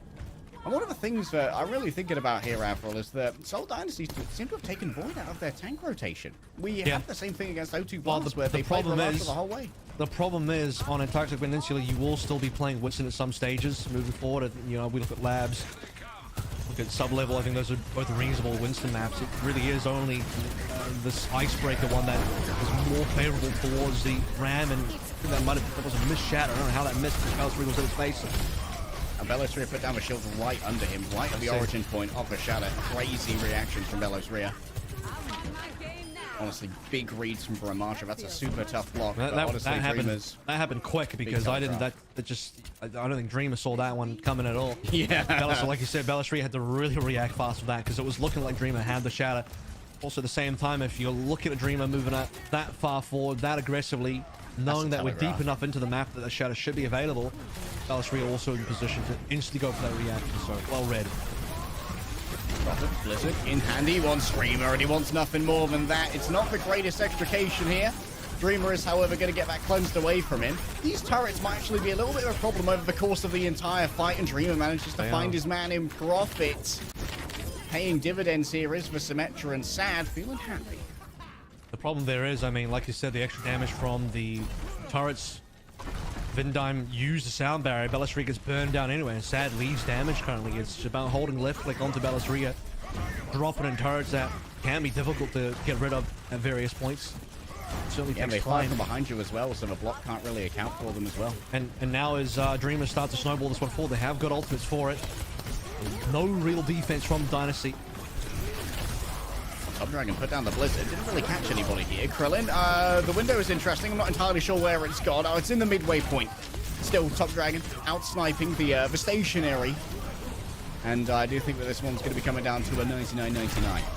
Oh, certainly looks that way. But it was a big commitment from Dream as well. They popped in 3 ultimates there. To be fair, Dynasty also threw in the extra Ant Matrix, and Krillin was thinking about the Ana for a hot second. We'll move away from that and go back over towards the back because they really do need to play through the MO field. Prof to go to the Tracer to touch. It is going to affect their neutral though. You're going to lose the Mei Ice Wall for the neutral, which is important, but he does... Oh, he touches, he just gets sniped. Oh, man. Top Dragon is on it. The longest slam that I've got available, but I'm denied it by the end of the round. Couldn't you hang on for just a second longer, Seoul Dynasty? The longest boy available. Shadow was actually the only thing missing from this entire map. Dreamer didn't hit one, sadly. Yeah. Lucky. That's an F. Kick him. Dreamers will get the rest of it. They got everything else. And that's probably more valuable. What a shot from Top Dragon, though. Prophet gets touch. And typically, you know, you're a Tracer, you touch, and you might hang around for a hot second and then just TP away, recall, blink away, blink out. But Top Dragon just instantly headshots him, and that's 5v4 off the rip. The reason that Top Dragon's a player that we're all very excited about here in APAC. Just wait till we get a Genji meta, man. I'll tell you. Who are you, number 2? Oh, Viper might have something to say about that. He's also waiting for the Genji meta. I'll tell you what, I'm hot on Viper as well. 2 lizards Shanghai going Dragons at it. have a... they have a good second half of the season, could have a Rookie of the Year chance. Obviously, Donghak probably leading that conversation at the moment. Bliss is trying to enter the conversation late, but he's yes, he is. He wants to make a claim for it. Here we go, though. Fight 1 coming through. Dreamers have discovered the Dynasty comp. It's got to be Brawl. Dreamers, they're going to go for some swaps. Not going to happen just yet. They'd have to lose a fight first and see if they can manage to penetrate the backline. EasyCon actually predicted that Dreamers would have gone towards the dive because he starts on Hanzo. Otherwise, you'd probably be more looking towards a Sojin again, maybe even a Symmetra. But Hanzo says to me that he expected this matchup and he's ready to snipe. Yeah, Hanzo's really good at forcing the Ana off these angles as well to try and negate support coming in for something like a Winston's round. Oh, that's a huge anti that came through onto EasyCon, but not really going to be too much capacity to try and shut that one down. Seoul Dynasty, they just hold firm, cross your arms, Bellator, and take as much damage as you like, love. The problem here with Dreamers is if they do go for a swap, and it doesn't look like they will, they would have to swap basically everything because none of this comp, none of these 5 heroes are the correct ones to match up and Brawl. So Dreamers at this stage, they're going to just play this one through. They don't really have a choice. Seoul Dynasty working on those first ultimates. Be a good round for the Seoul Dynasty. Sad is still far away from the EMP, so not a lot of threat from Dreamers. Yeah, so hard to stay in. Krillin, though, all dove upon there. Great target selection coming through from Dreamers. Finally being able to turn this one around a little bit, but they're far from done. These Brawl compositions are very dangerous when you start to get onto a point and everyone's in range of that Ramatra. Still the cleaver strong from Dreamer, keeping this at bay. Disengage is good. And Vindai just going to get a little here and there. Seoul Dynasty finally lose control as Dreamers probably going to be able to find themselves some staggers. Yeah, they just got no trades there whatsoever. No shots from EasyCon or Prophet landing, unfortunately.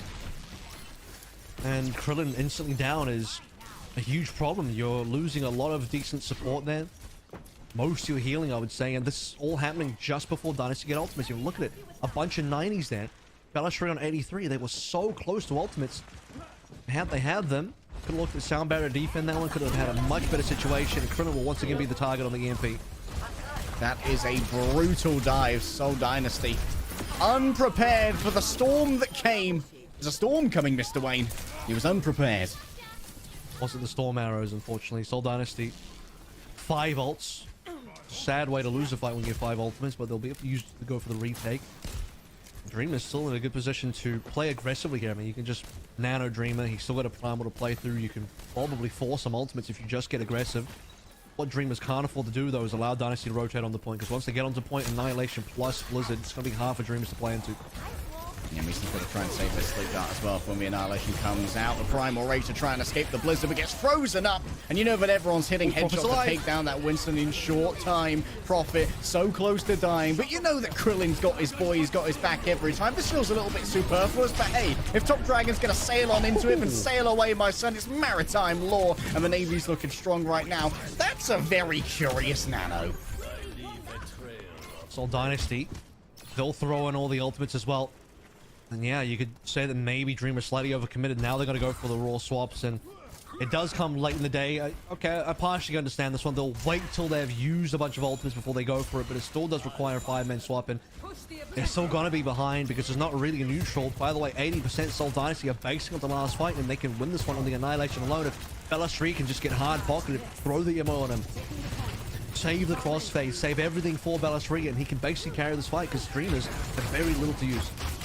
Reliable shield from Dreamer, though. That might be all they need. Prophet forced to move away, but can't get away quickly enough. Bella3 now down on the Nemesis. The Annihilation's going to be required soon. Does Dreamer try and play it off a shield? Indeed he does. Just watch that timer to see if it keeps going down, but it's the damage that comes through harder. Seoul Dynasty at 99% are going to drop this one. And Vindam, well, he needs to get out, and he will. Oh, that's unfortunate. Prophet also went down so early. Did he have his Ice Block just completely blown?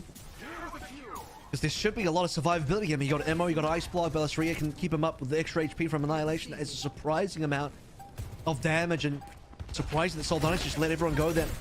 So double 99s here, but Dreamers have found ultimate, so this could be Dreamers taking away the map. Stuck between a rock and a cold place, and Meeson's definitely the rock to the scissors. Bella3 trying his best to survive. The double fire strike takes down EasyCon. Yes, I'm trapped in here for but a moment, but you're going to be trapped in here with me real soon. Seoul Dynasty They still play only the Ram. They still opt to keep Void on the bench, and they will be consigned to the Void here on Antarctic Peninsula. Well, they maybe were hoping for that sub-level to come on through to play a little bit of Winston, but not on map number 1. And they had a really good lead. I'm not going to lie. Seoul Dynasty coming through on labs. They had the first fight, or rather they had the final fight at an advantage. Annihilation at the ready. Just had to keep the players alive, losing Prophet. Then Balashria couldn't pocket him hard enough. Unfortunate way to go. Easy Khan actually had some good shots to Hanzo as well, so things were looking on the up until it wasn't. Dreamers make the swap over towards the Rhine, and it's just better. They're better at the brawl, it seems, and we'll see if they're better for the rest of the series when we come back after this break.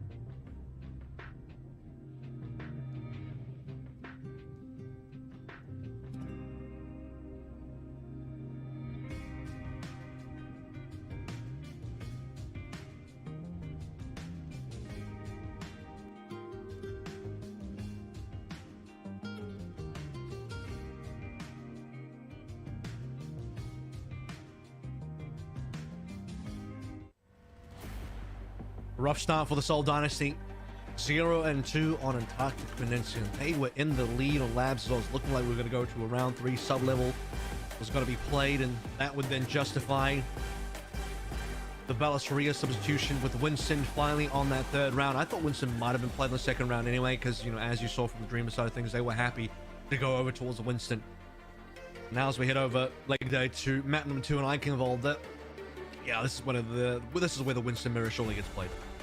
Surely. Surely on Eichenwalde, we are going to finally see the Winston mirror, and this is admittedly where Dynasty have been at their best, I think.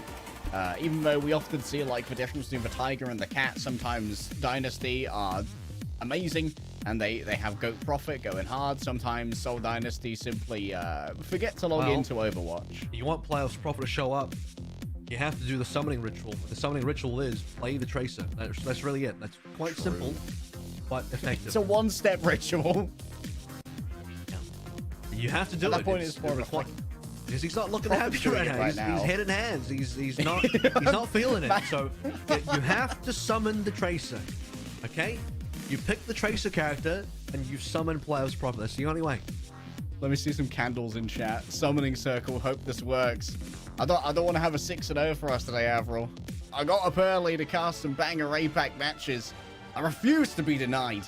As we head over to Eichenwalde next for our hybrid game, this is gonna be like a bellwether for the rest of the series here, as we're likely going to be seeing the standard comps go up against each other. We're going to see the same on Route 66, the same on Esperanza. Lijiang Tower obviously can get a little bit wacky with the Symmetras, but we'll cross that bridge if we come to it. And Seoul Dynasty, they've got to bounce back a little bit mentally after losing out on what I think should have been a fairly easy take back for them. Should have been at least a 2-1, not a 2-0, Yeah. I think. Maybe it would have been a 2-1 in Dynasty's favor, but they needed to win Labs. They just couldn't. Something about the Brawl Mirror. I think that Brawl Mirror is going to be very scary. This is why, unfortunately, if it goes to 5, I don't have faith in Dynasty to take number 5. Because Lijiang Tower is very favorable for Brawl. And Dreamer's going to be in there swinging his Ryan Hammer, and unfortunately, Seoul Dynasty, it doesn't look like they can contest that at all. So if Dynasty going to win, it goes to 5. They need to win these next 3, and they're going to do it on dive. Yeah. So if you're a Dynasty fan, Summoning Circle, get the Tracer Profit up in here. Because, Lijiang Tower likely to be a poor showing for Seoul Dynasty. It's an amazing showing for Dreamers, who are just crazy on that Reinhardt. Dreamer just Korean hardy, no respect, roll into their back line, don't care, didn't ask, swinging a hammer at you. Here we go. This is what the Dynasty surely need. Vindime also back on a Brig, which has always been his signature. The Dragon starting out on Echo, which is a little bit unusual for this map. Not completely dismissed in terms of its ability to be played, but here it is. And yeah, with Easy Han down, sleep in tow. Dynasty got to make sure that it was anybody else here. They got to wait for Easy Han while sustaining the rest of the members. And one easy way to do that is to abandon the point, give away 2 ticks, come back in. Yeah, this is going to make re-engagement a little bit more tough on Krillin, though. Getting those LOSs over the leap is going to be difficult. So Prophet goes for a distraction, but instantly gets his recall forced out. Sad coming in from behind, but it's Easy Han elsewhere. He's managed to find a 1v1 onto Top Dragon. Maybe an anti-nade helping out with that as well. We saw a little bit of assist coming through from the Ana. Belosria continues to cling to life. This Mortal Coil refuses to claim the Gorilla as Krillin tries his best to keep Sad at bay. Elsewhere, Meeson's the first one to fall when it comes to the Ana duel. And what a well-done re-engage. And a much better Baroness come through from Krillin as well. He landed a couple of those. He landed one as Prophet touches the point. That might have gone. I think it was a lineup that actually goes over the roof, if I'm not mistaken, and then lands another one onto the back line on Data and Misson as well in the middle of the fight while keeping Bellasria alive. So Krillin really making sure the Seoul Dynasty were not going to lose that first point. Prophet also staying alive. Huge help. Now has a false bomb. Big shoots to Phil being now on the Seoul Dynasty, obviously. Ryu Jae-hong for a long while. Legacy Ana for this team. Legend in his own right. Top Dragon going low. Can the finish come through? Yeah, Easy Han grabs that one. Easy, mate. It's a deep dive elsewhere from Dreamer. Almost has a primal rage. Wants to try and stay in this battle. Pulse Bomb grabs nothing but Profit. Still going. Doesn't care. Don't need a Pulse Bomb. I'm just throwing this away to keep myself lighter, my guy. I need to move fast. I can't take the excess weight. And now this is the Dynasty that we were expecting. And Prophet, I think we got enough candles in there. He's in. Dragon. Putting Dreamers to the Candle sword. power, man. Well, they only got one tick left to defend though, so Soul can't afford to lose any more players that would force them to reset, because they can't reset. They have to play everything through, but 4 ultimates means, I mean, it's a lot to play through, and Dream is still waiting for their own 4 ultimates. I think the Dynasty ultimates are a bit more important though. Disengagement incredibly limited. There's the EMP. It breaks down Dada. Someone was camping that translocator, yes, but I'm afraid you lost your support over the entirety of this. Everyone's a hostage in the back. I don't think your duplicate's going to save you, mate. Top Dragon bottomed out. Soul Dynasty rebuff for big attack. Only 1 ultimate used by Dreamers, though, so... Yep. Stay with us, friend. 2 from Dynasty, but worthwhile, because I think if you're Vindime, you can't afford Krillin to go down there, so you have to keep him up at all costs. Throw the rally in there. If you lose Krillin, it's a huge run back distance in Dreamers. Again, they only have to take 1 tech. There's a very good chance they do that in a 5v4, so everyone's got to live on the Dynasty. Pull the stick. Rebuffed by the Nano. Keeps Dada alive. Look at this. Disengage. Don't need to try and fight that one. Instead, we're just going to try and force out the Primal from Dreamer, already going super low. Hunter's Lodge. And the hunting's real good, baby. We found ourselves a rare gorilla, and I'm sure there's got to be many laws against that, but the poachers are getting their win this day. Primal Rage that's missing into a position he really don't want to be. Dada's got his back up against the cliff, so 300 kicks going to send them down into the waste to the Black Forest. And yeah, It's just here we Profit. go. It's just One Profit. He's versus going to go one. up against 2. Dreamer and Sad rolling up at the moment. And Profit, if he can't survive here, and it's not looking good again. There's no healers, there's no teammates, nobody here at all. Can they touch still? No, got to give it up. Yeah, lost too many. They spent too long chasing Dada and Missing. They couldn't take them down. They finally get Dada and Missing, but they lose everybody for it minus Profit. And Sad, new player coming into the league, going into that 1v1 against Profit, surviving that long enough to chase him off. Big tick in my column, Avril. It's 2v1 because Dreamer was there as well contesting, so... He took his time. Let's set up his moment. Oh, yeah, that's going to be an easy dive. Missing destroyed. And aggression once again coming to the Soul Dynasty. Confidence re-established. See the difference in the pressure on the back lines here as well. Dada and Missing between them, 10 deaths, 5 apiece, and Krillin and Vindime just the 1 each, so 2 total. A huge amount of damage and dive coming through from Soul Dynasty, and Dream is just trying to stay alive, and now they'll have to do it up against an EMP. Easy on his full vision. This is a little aggressive if he wants to go for it. It'll be hard for Profit to follow up, and likely Easy Han's gonna save it for a little bit later until Dynasty, or until rather Dream is trying to go through the porcos. But the Sad down, that's not gonna happen yet. So paranoia. The Scarecrow Fear Gas being fit over here to Meesin. As Easy Han just goes for the old hack and hide. Keep themselves, of course, that keeps the Ana highlighted as well to allow for more informed dives. At this point, though, because he's hacking the backline, Dreamers know that Easy Han is there. They can't really deal with him unless they can reveal him. And this choke is being held firmly by the Soul Dynasty. Maybe Top Dragon can break it if he just gets himself onto the backline, but yeah, just 1 bone, and that's all it's going to be. Rally pop just to make sure that overhealth is keeping Krillin alive even when there's no healing to be had. Still, health can be generated. We don't need to heal health, we'll just make new health. Capitalism. And Dreamers had to back out there. Top Dragon, unfortunately, super committed, but someone has got to make a play. I mean, you're Dreamers, you're looking for a situation where you can break open the Soul Dynasty defense. One of those ways is to dive bomb duplicate, but what a sleep from Krillin to instantly shut down Top Dragon, who will now go over towards Sombra himself. But late in the day, no opportunity for an EMP. To be fair, Easy Han also isn't going to have it. Profit dying here. That could be costly.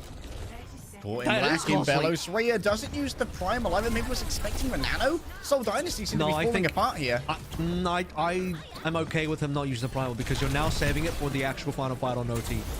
So I think maximizing resources for OT is fine for the Dynasty, but they're getting picked apart. They can't afford to lose members. That part is not good. Very no bueno. Dreamer takes out Vindime 2. And suddenly Soul Dynasty, yes, they're going to be coming back with 3 ultimates, but this is all gravy for Dreamers. Extra pushing on the cart. We've got Dada up high, ready to hop the rally a moment's notice. Dreamers' backline is going to be very stalwart. Final difference here should be a huge difference maker, I think. Vindime didn't get... Oh, I think you just nano Vindime there. You can't afford to lose anybody. It is traded for Missing, though. Shades of the same reticence. They want the EMP. Oh. That's a mega pack. Keeping Easy Han alive for a moment. EMP takes out Top Dragon, and finally Seoul Dynasty collapse atop this mountain. A well-played Suzu. Vindime arrives just in time, teleports in. Suzu's nothing personnel, kid. And Dreamers are halted at the end of B. I think we always knew that Dynasty were massively favored to win that final fight on the OT. The issue is that they lost way too many members after Balasria. Losing Prophet's one thing. Losing Balasria is entirely another. And again, I'm not that upset about him holding the Prime. I think holding Prime was fine because, again, we're trying to play for the final fight, not that particular one.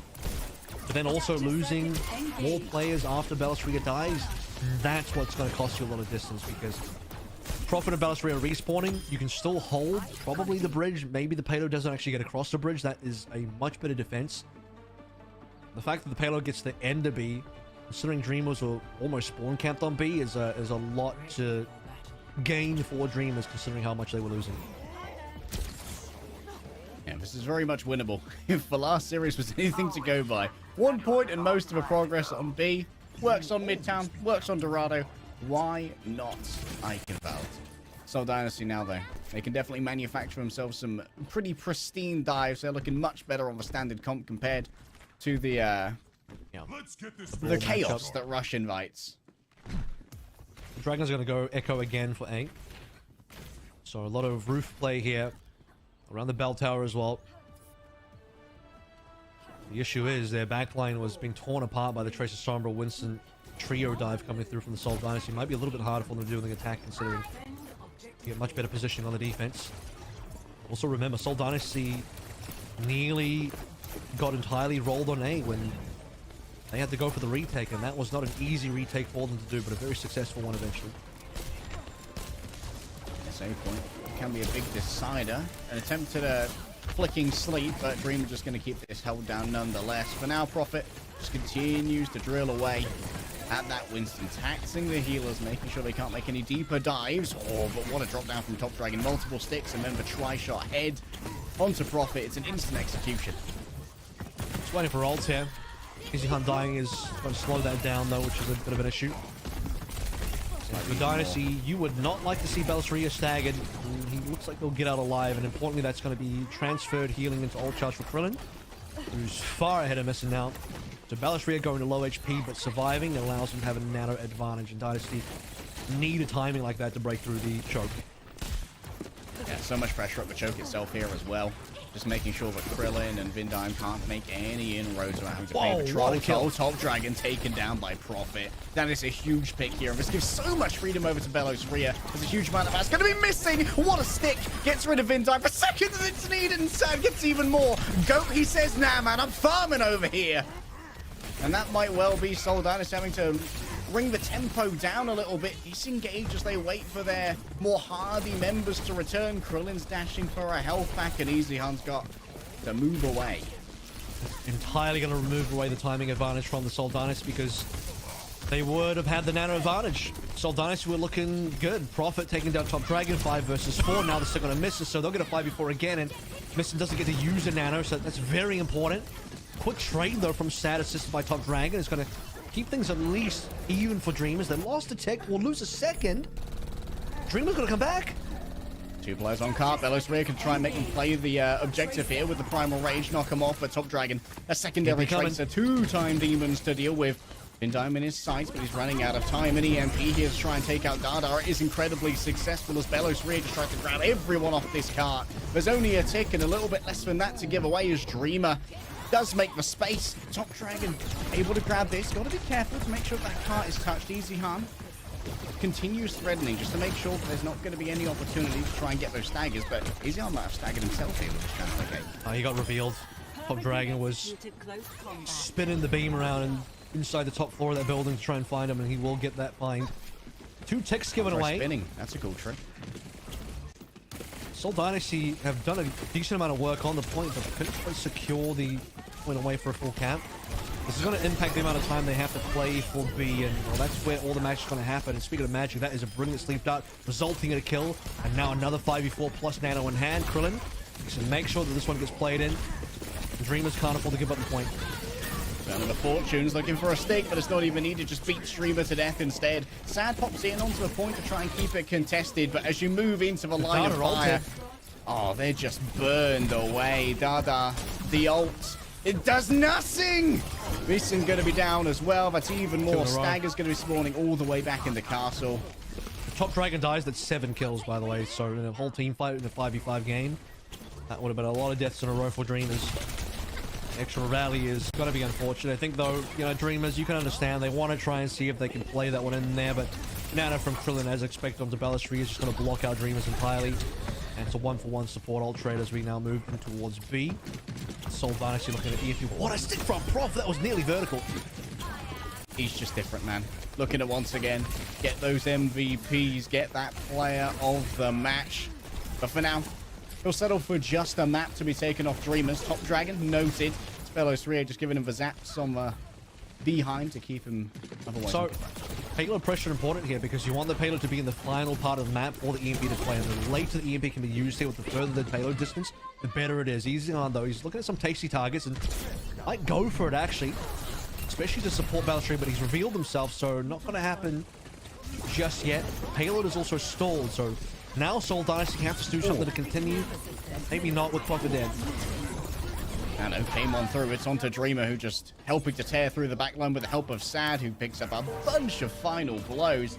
It's been a big game for Sad. Currently 9 final blows, the highest on the team. Yeah, it's not as good as Prophet, who's sitting at 14, but hey, newer player, big rookie.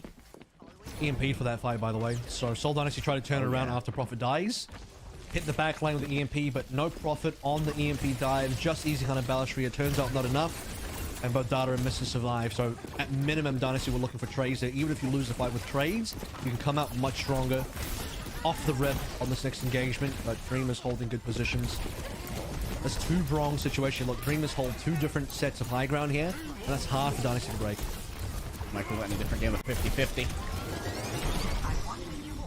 Bellastry easily healed up here. Soul Dynasty, a quick reset, but we still have to deal with these angles. Same angles again and again. Sleep doesn't come through. It's a sacrifice of a shield to make that one happen, but Sad elsewhere is isolated. The card starts to roll, but Bellastry wants a little bit more than that. The whip shot gets a little purchased, but remember, Dreamer still easily targeted over here by Missing from a long way away, and is keeping these Dreamer's holding double supports. Primal Rage. How? This is so much value, Avril. Yeah, I mean, but the supports of Dynasty can't get out right now. They can't get LOS onto Bellastry or the rest of the team.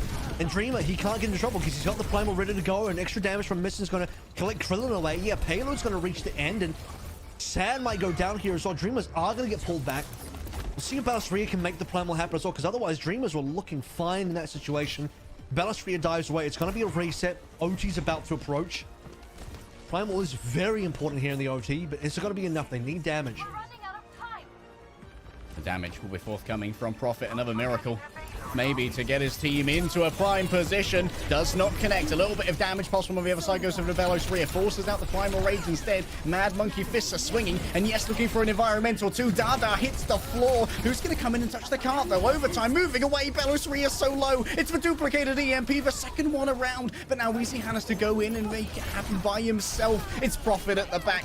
Kill after kill coming through from the esteemed GOAT and Soul Dynasty by the skin of their fur. Will just about get it done on Iconvold. Just trying to imagine what skin of the fur is, because fur to me is like that either hair, yeah, on the skin, by the fur of their skin. By the furry, yes, but at the same time, I wasn't gonna complete that word. At the same time, wow, Bellastry is surviving there. Full environmental kill to Dada. EasyCon didn't even need the EMP, and I thought the EMP would have ended up being the difference maker. 30% away was EasyCon at the top of the fight, needing to find an extra ultimate to pull it over for the Soul Dynasty. And if Bellastry dies during the Primal, it's probably over. But as I mentioned before we go into the fight, Primal in the OT, extremely important, and Soul Dynasty deliver on that promise. The Prophet as well, shot it for the extra frags. They did not see 9. They pushed it all the way through, and now we're 1-1 as we head into the break.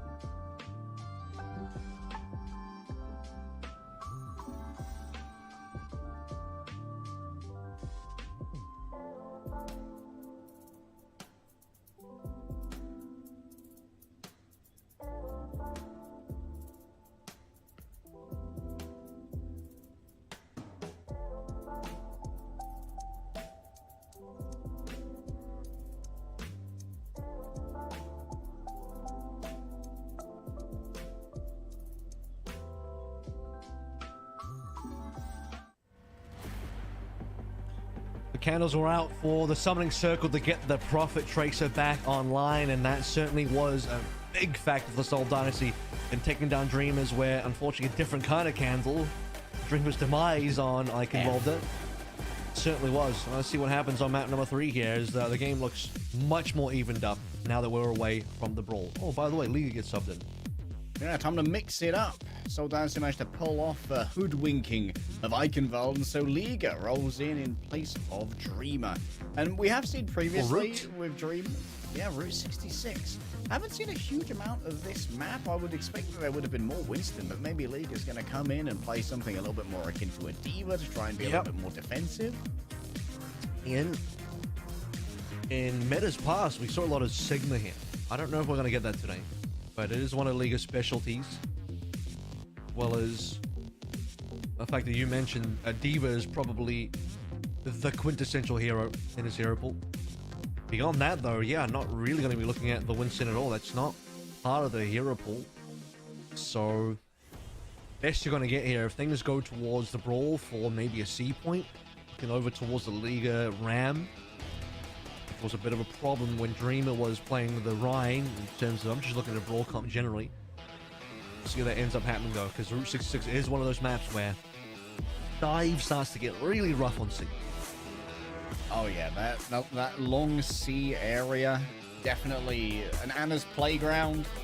In times long past, Zenyatta's could very much sow the seeds of chaos, discord, and harmony all over it. But unlike this, Zenyatta's now you could be 3-2-1 by players of this caliber.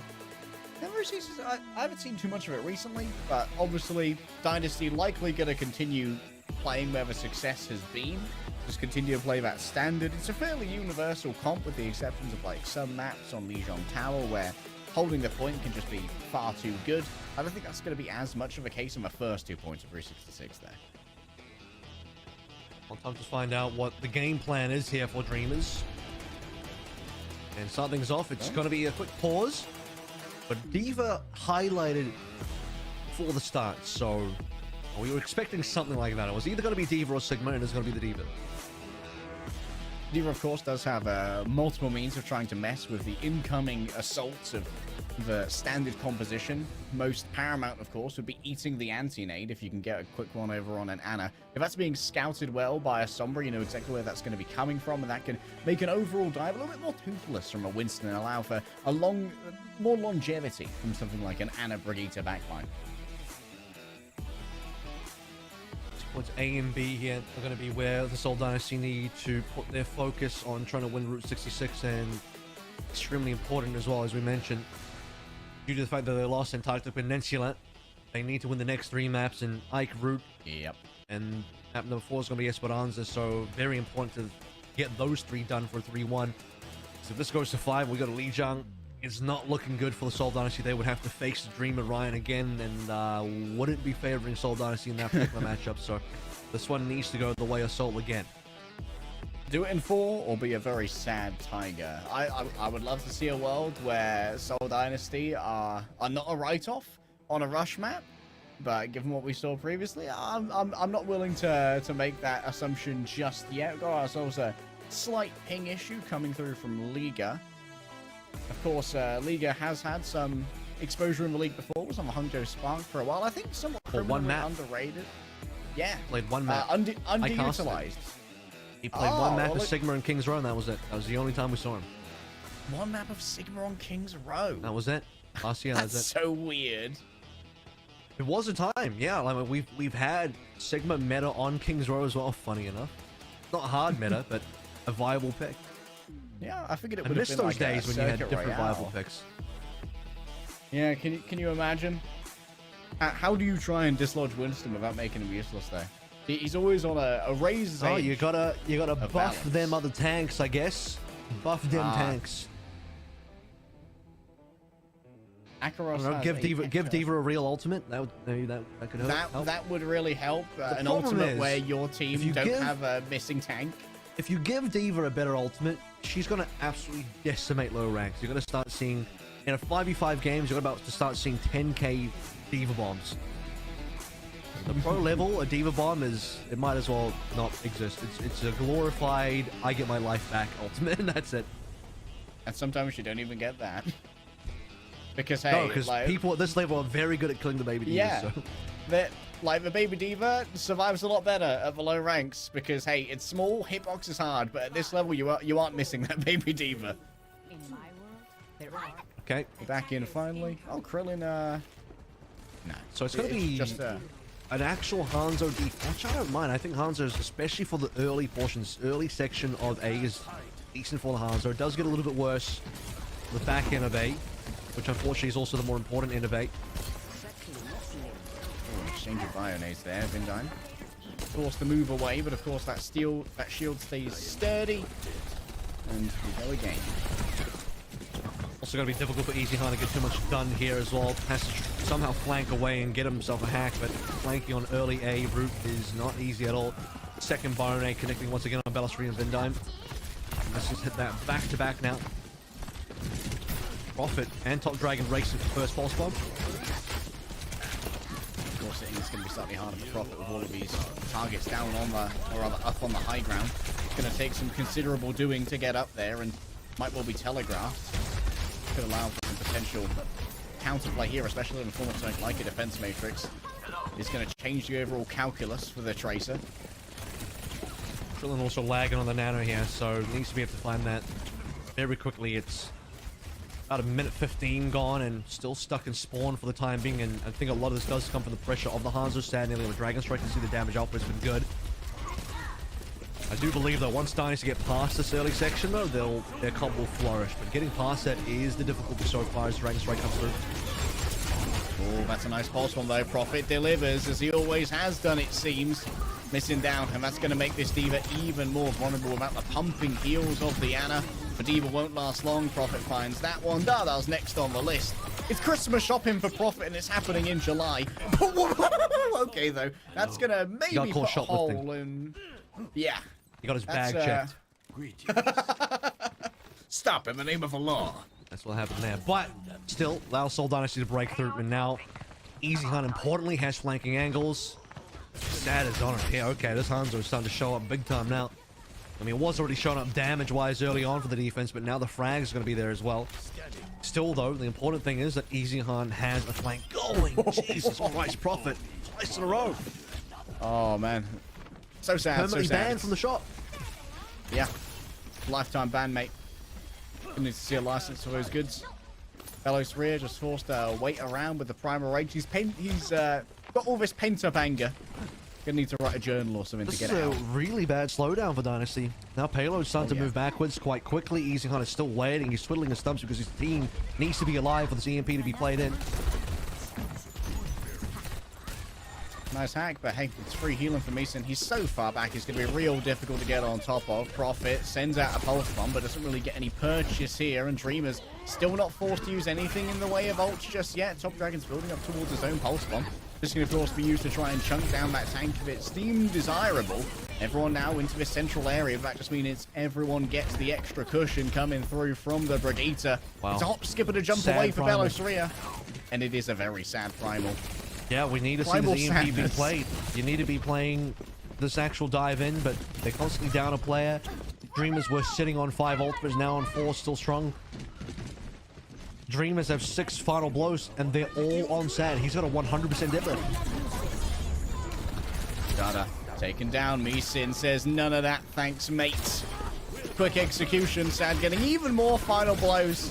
Let the boy cook, because he's absolutely frying the Seoul Dynasty right now, making himself some tiger steaks. And they are not ethically sourced, I can tell you that for free. Yes, there's been some push on the cart right here in Seoul Dynasty. They swapped Easy Han over to the Widowmaker. That might come into play just later as Prophet looking for an opening here and finds it onto Nice. Sad. The Hanzo hard carry removed as now Easy Han takes his time lining up the shot. It's Molasses slow and it's unable to connect. This does give some time over for Ligue to use that ultimate. Nothing gained, of course, not the greatest ultimate, and Ligue is going to get back into mech, though. That's what's most important. That additional presence on the point as Belos Ria remains healthy, remains with the shield. Top Dragon desperately wants to get himself this ultimate and try and put it onto one of the squishier targets. Ria. You can see them down on the ground. Belos Ria's full. Prophet's got as well. Overtime is finished.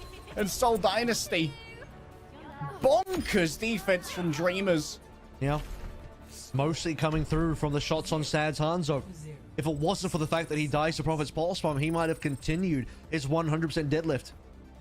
But a couple players, Top Dragon League, also got in towards the end, though, as did Dada. Actually, all three of them managed to get a final blow each. But the damage has been done. Seoul Dynasty had, I think, one good opportunity to get an EMP fight while their team was alive, and Sad just put a stop to that so quick. It's twice in a row deleting Prophet. And what can you do if you're Seoul Dynasty? You just can't even have 5 alive to make a play happen. Your payload is then starting to move backwards. You're losing all this time. The Prophet, despite finally getting Sad down, I mean, Dreamers were sitting on way too many ultimates on the defense, and right into the OT we go. I actually feel like the Widowmaker was a good choice, but it needed to come out quicker. Probably for the Dynasty, they expected themselves to be able to get past the early section a lot faster than that, and they just did not. Oh, Bellisria dragging over that Sonic Arrow as well to Prophet. Give Sad all the information that's needed. Here's another headshot. There's so many. This guy's crazy. One more. Here we go. Boom. One more. I got Encore. one more in me.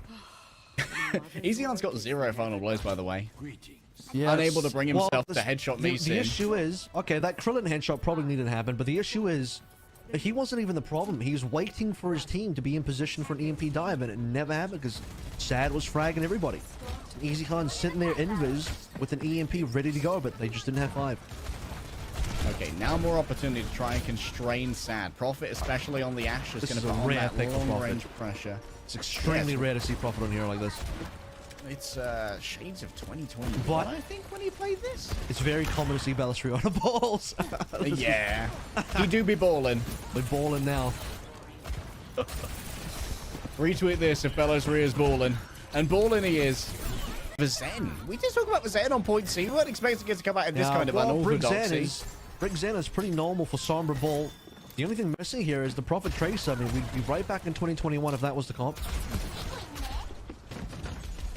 A warmer time, a nicer time, maybe a better time for Seoul Dynasty, where they aren't getting full held by contenders teams. But hey, Bellisria, big problems here. Does manage to get away, but remember, the overall healing available is going to be pretty predicated on picking up those health packs as well, because the 30 HPS from the Zen Orb don't get you much on that ball. He just lives on the ball. Krillin, though, he doesn't live. Our Dreamers should be off to the races. Payload moving along. Lots of low HP there. Vindime also got antied. And that's both two supports gone. Krillin only just respawned, and the point is about to be capped. Missin is dead. Bellistri's gonna have to swing in here. League is killing everybody. This map's about to be over. And I'm not gonna lie, despite self-destruct being bad ultimate, this is where it's good. Right here, as the point's about to be capped. Explosive after explosive, a small bomb and maybe a big one as well. Krillin's going to need more than a Senzu beam to get through here. And Dreamers dominate on Route 66. Now, Avril, this drags us to the map 5 question. Yeah, it will. Seoul Dynasty, if they win, they've got to do our Lijiang Tower.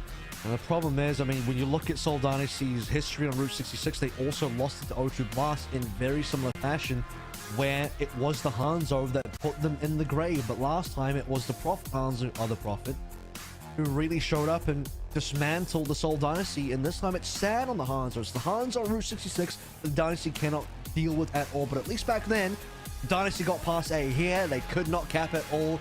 Big fat 0 on the scoreline as we head into map number 4, and a must-win. The Dreamers on match point. We'll see you soon.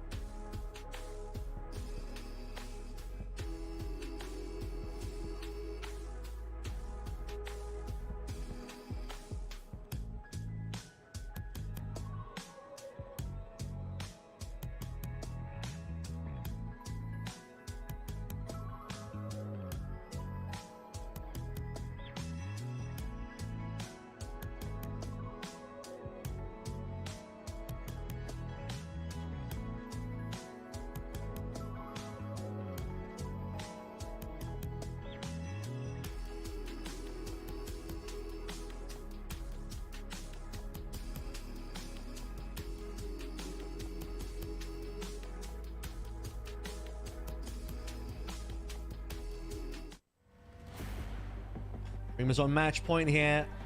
Not a good day for the Seoul Dynasty unless they can bring it back 2 more maps to do so, including our final map, which would be Lee Zone Tower, which would also, I fear, be a Brawl Central map. Dreamers with Dreamer coming back on the Rhine. Still yet to be seen, though, because first, we're going to see Esperanza first, and Dreamer's going to come into play. A little bit of Winston once more. Liga comes in, plays his 1 map, wins his 1 map, dominates his 1 map with a little bit of help. A lot of help, actually, from Sad on the Hanzo. He did a bunch of the heavy lifting there. But we'll still give Dreamers the 2-1.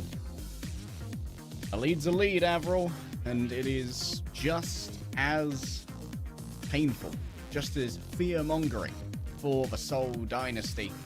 Esperanza, they're hoping it can have echoes of Eichenwald, return to that classic dive versus dive, some good old-fashioned blue-collar 9-to-5 Overwatch, playing the standard compositions, and Profit has been the secret sauce on the Tracer, and that's not really going to be a surprise to anyone who's been not living under a rock in Overwatch Esports. Which is why I was surprised he played the Ashe. Yeah. Like, if you're gonna have an Ashe player, that's probably easy Hans Hero to play through. At least play the Tracer Ashe, right? Like, Sombra Ashe? I don't know about that. I think Seoul Dynasty would maybe in a state of desperation for the defense anyway. It seemed like they were quite desperate to make something work, and so, well, the ball is normally a good bailout for the Seoul Dynasty, but there's just not enough map left to play through on the rest of the A. So here we are on Esperanza after a 1-0 full hold from the Dreamer squad. This is going to be... I mean, it's not even guaranteed that they can bring this back Dynasty that as it is on Esperanza, despite I think the Eichenwald, the look was pretty good. So they can channel that again. Things will be good, but I could also say that part of their issue for Dreamers on Eichenwald was the consistent echo play. Like, it's good, but not hard meta, and so I think Seoul Dynasty was able to get around and get success there by abusing the fact that Top Dragon was sitting on the echo. Yeah, both of these teams are 2-1 on push, so even Stevens. Admittedly, Escort, not a very good game type for Dynasty. They're now 1-4 on it, so plenty of targeted coaching that can come out for that map number 3. I think we'll be happy to try and have some return to normalcy. Look for that echo. It's going to be sad maybe that rolls out on it this time. Dreamers have so much variety. I don't think this is an echo map. You think it's a prank? That'd be a huge mistake for Dreamers. Nah, you're right. Big mistake. Huge mistake. Yep. 5, 4, 3, 2. You know, it's you're looking for something when the drone is shining a light in the middle of the day, whatever it's looking at, out in the open. What is he seeking? What is Blood looking at? As we take a look at What is Bruv scanning? take a look at the mid map here. I think this is our first like real good proper mirror, because even on Ike, again, there was a lot of the echo play, so it wasn't a proper mirror. Exchange of fire between the Annas. This often can be what decides these early fights, when you see one of these Annas win out. The exchange of biotic darts going each way. That's a nice little anti there. Both Dada and Dreamer are grabbed, and that means Dada was actually a little bit further forward than maybe you anticipated. Top Dragon overplays their hand to try and relieve some of the pressure, and the Valve did get touched, yes, but it touches right back, and Bellows 3 racks the nerves. So 5v4, Dynasty need to be able to try and convert this further, but a huge Bionade from Mr. will force them back, and Mr. has been hitting plenty of these Bionades today. That's actually going to rebuff the Seoul Dynasty. Just a single 3-man Bionade makes things so much more difficult. Mr. was actually Heli Krillin, but Krillin with Bellastriga taking a bunch of damage will be able to heal himself ahead in the nano race. Alright, profit time. Big Baller looking for an opening here, but for now it is basically a stalemate. 9 meters. All but the Seoul Dynasty get off of that initial pseudo fight win, even though Dreamer was not taken away. Nano given over. It's given over to Easy Harm, maybe to try and make the EMP more potent, save him potentially from EMP of Sad, who struck first. I think that could have just been a mispositioning there. It was meant for Bellastriga, but Easy Harm might have, he might have stolen that one away. Who knows? You'd have to see Krillin's POV to really understand. Both nanos are expended now. Dreamers also didn't really get much out of their nano either, so both of those will go into the win. Split here. They want the Ana, and they get the Ana indeed. Meeson falls. There's going to be a rally coming through from Dada. Doesn't have too much health to work with. Vindame a little bit more healthy, but with a little bit less behind him. And that's going to be the Prophet can easily clear up. The GOAT has returned. He's profiting. Health on a Tracer as well. It's ridiculous. Well, he'll keep chasing here. He doesn't want top dragons to get away. 1v2. Oh, looking for the melee. Yeah, It's even so with clean. Dreamer coming back in, doesn't matter. He'll clean him up. Playoffs Prophet on point when the Tracer comes through. That you can be assured of. This guy's something special. We've known it since Season 1, even before that GC Busan era. A pulse bomb, a singular kill potentially. Dada Meeson likely to be the target as Dreamer puts himself between the barricade and progress. And a Rai pulse bomb here does give it an extra lease of life to Meeson, but even more pressure might well be coming on through as Dreamer gets on top of this back line. Yes, there is going to be a primal race to try and keep him alive, and that means that Meeson doesn't have to play as aggressively, but stuck inside a little restaurant. Quick withdrawal from Belos Ria. No cap, Neutral so for Soul Dynasty. Dreamer's held on. Oh, but can they hold on longer though? Because Prophet's back on. He's back in play. He's getting everybody. The back line's entirely dead. Dreamer, does he even bother? Probably not. Save your primal, son. No, he's not going to save his primal. He's trying to turn around. He got two. He can deny the cap here potentially. It's going to be bloody difficult to do, and that's a lot of ult charge. Oh, if Meeson can actually turn this into ult charge, that may well be good effort towards a nano. Cap did come on through, so Dynasty at minimum will have that to work with, so big advantage. The grander scheme of the map. EMP versus EMP here. That's going to be the difference maker. Oh, cheeky bridge contest. The difference maker will be interactive gameplay. Vindime, if he can get this rally, will be the difference maker, I think. Or an opening pick on the Krillin. That might well be enough. Profit Traded, elsewhere. though. Yeah. That's a better trade. You prefer that. Especially when you're trying to control this bot. You ain't going nowhere, Dreamers, says Soul Dynasty. You must pay the troll toll, and the trolls, oh, they're extortionate, mate. Top Dragon slaying for now. Bit of Witcher blood in him, maybe. I'll hunt down that troll for you, no worries. That was A an couple EMP, silver though. and I'll get it done. They needed the EMP for Vindime, and while Prophet will just instantly return the favor. A little bit of assistance from Krillin. Still holding the EMP is going to be easy, how they can get a much better situation out of this. Ideally, where is Prophet? You need Prophet to come through on the side as well. And he arrives. Oh my god, he arrives. Oh, when Prophet arrives, you know, a backline eviscerated, a dream dead in the river. And a quick reset here as Top Dragon. Prophet's on 9 out of 12 final blows for the entire team. Jesus Christ. Clever Deadlift is dead. All hail the Prophet Deadlift. Well, cap has been taken again. Just got the cap. No, that was to get the force spawn. Oh, the force one activated. Pardon me. Goofy moment in my brain. But we keep going. Because now we're into the 70s. Talk about Soul needing to win this map. Looking comfortable so far. As Dreamers have... If they want to fight, you think they might have got one fight. They've at least got 11 meters in distance. Prophet on point as he is so far. I mean, it's hard days for Dreams to get anything done. 4 ults, not gonna stack. Consistently blockading that bot as well, making sure there's no push progress to be had. Prophet just playing the cover here so well, consistently getting those cookies. Vindime isn't in danger. Soul Dynasty have 4 ultimates if they want to use them.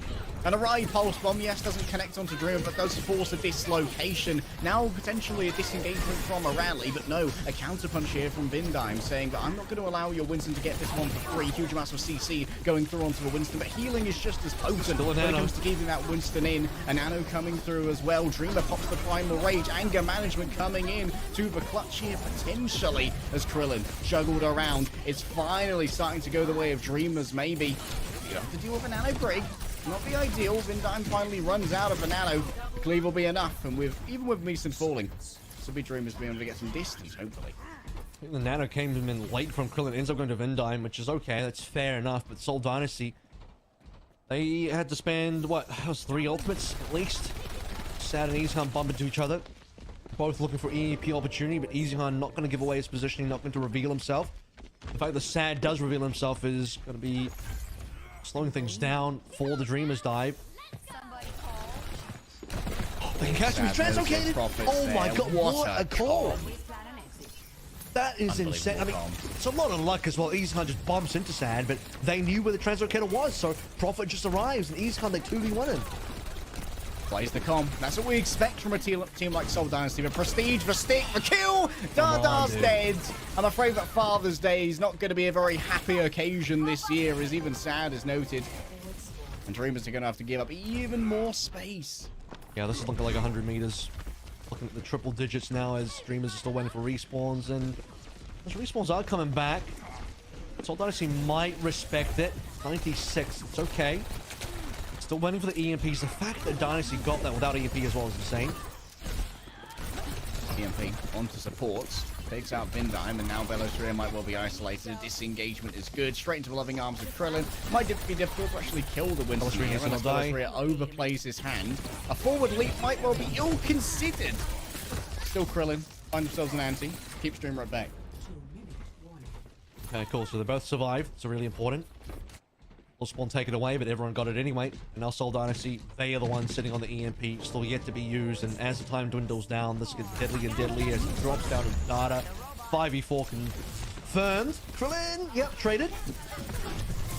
What can you do when Prophet's on 14 final blows? He's died twice. Yes, Streamer might well get Vindame.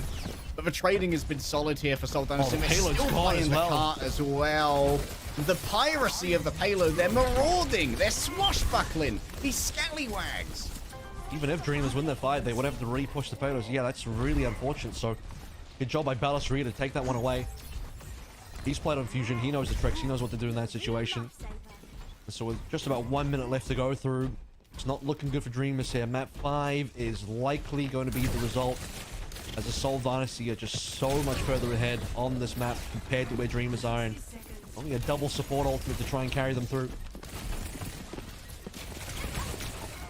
Trying to keep it steady in the backline, looking for something else to try and make a clutch happen. But Prophet, when he's playing this Doorman, you ain't getting through without ID, mate.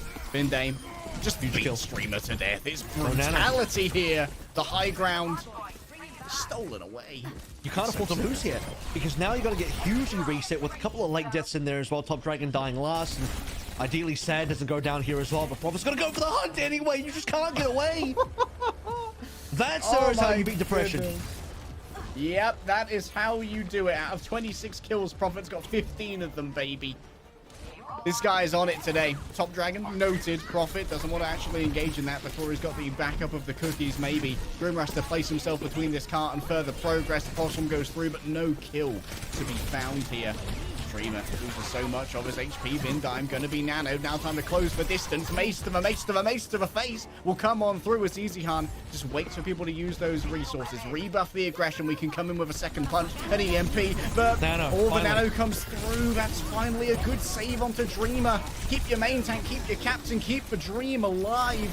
The Seoul Dynasty still have Velociraptor getting real angry, messing up their formation, sending people astray. As Sad has built up to an EMP, but needs to survive long enough to use it. It's a long thing to ask for an EMP and a long time for an overtime as well, Avril. Well, they got to win so many fights in a row, because it's not just about this one. Sad will get Velociraptor down without using the EMP, and that's important. You got to hold the EMP for as long as possible, because now the long night starts as it's, what, 11 to 105. So during all of that, Dynasty snuck in an extra 10 meters. Here we go.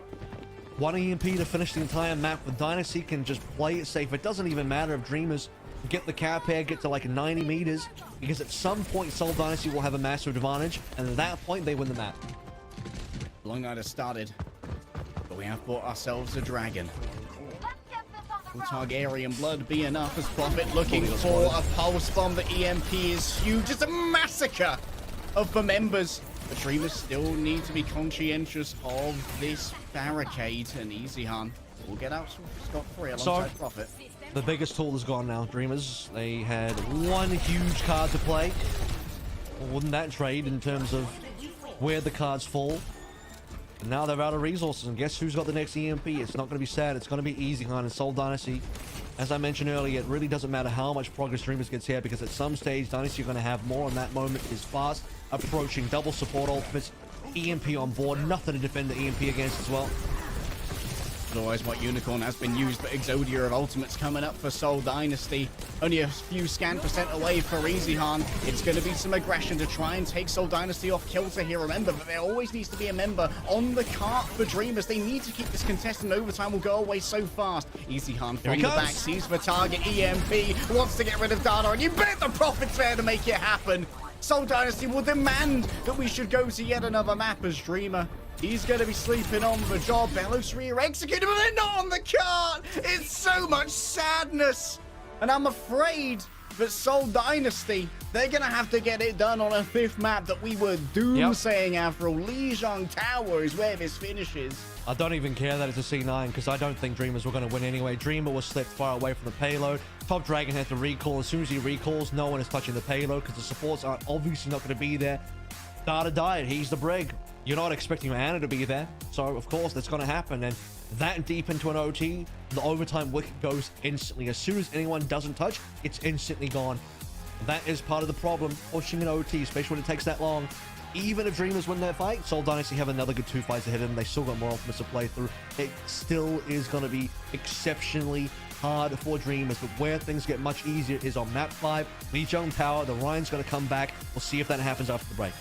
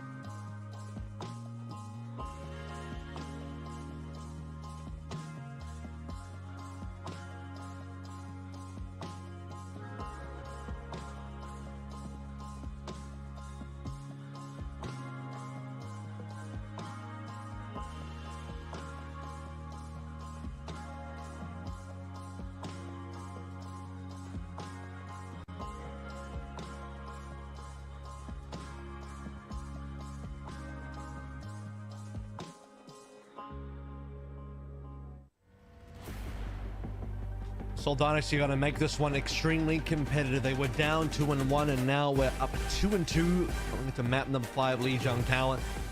And we said very early on, leg day, that this might not end up being a good map for the Seoul Dynasty, but they have the opportunity to prove it wrong as well, because to get this far, they had to really pull through some magic, and well, and magic comes through in the form of Prophet, who ends Esperanza with 16 final blows out of Soul's 27. Yes, that means he deadlifted.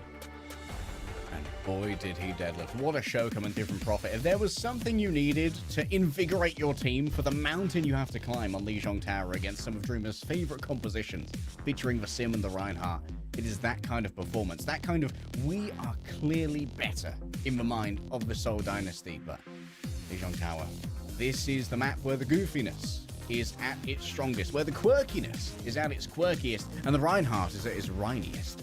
You know what I think? I think this is where Prophet pulls out the fire. It's time. You think? It's time for the Prophet fire.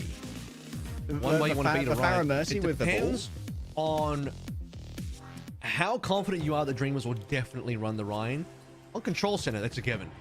But on the other two rounds, I think Night Market is a given. Night Market is Garden's the a one toss-up. that I would expect the Dream would probably runs the Ryan as well. So this is where the mind games begin. Because if you roll out the Farah and it's not a Ryan comp, you're in trouble. But if it is a Ryan comp, you officially counter comp them. So it is a gamble. But I think Seoul Dynasty, map 5, they know their brawl is probably not up to par. They might have to consider gambling. Yeah.